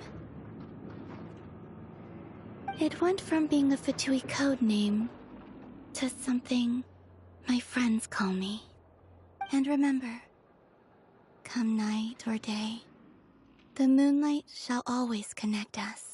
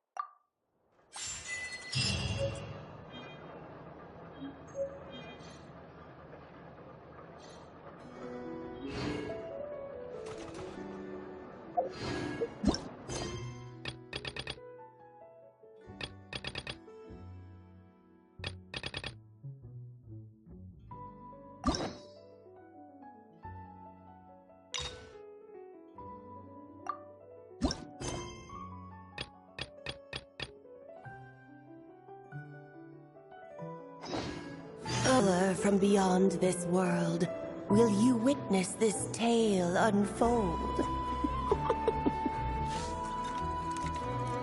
Alice? You recognized me just like that? Maybe I need to work on my impression. Come to Star Sand Shoal. There's a little something I'd like your help with. Well, it wouldn't be Clay's mom without a hefty dose of mystery, huh? Let's go see what this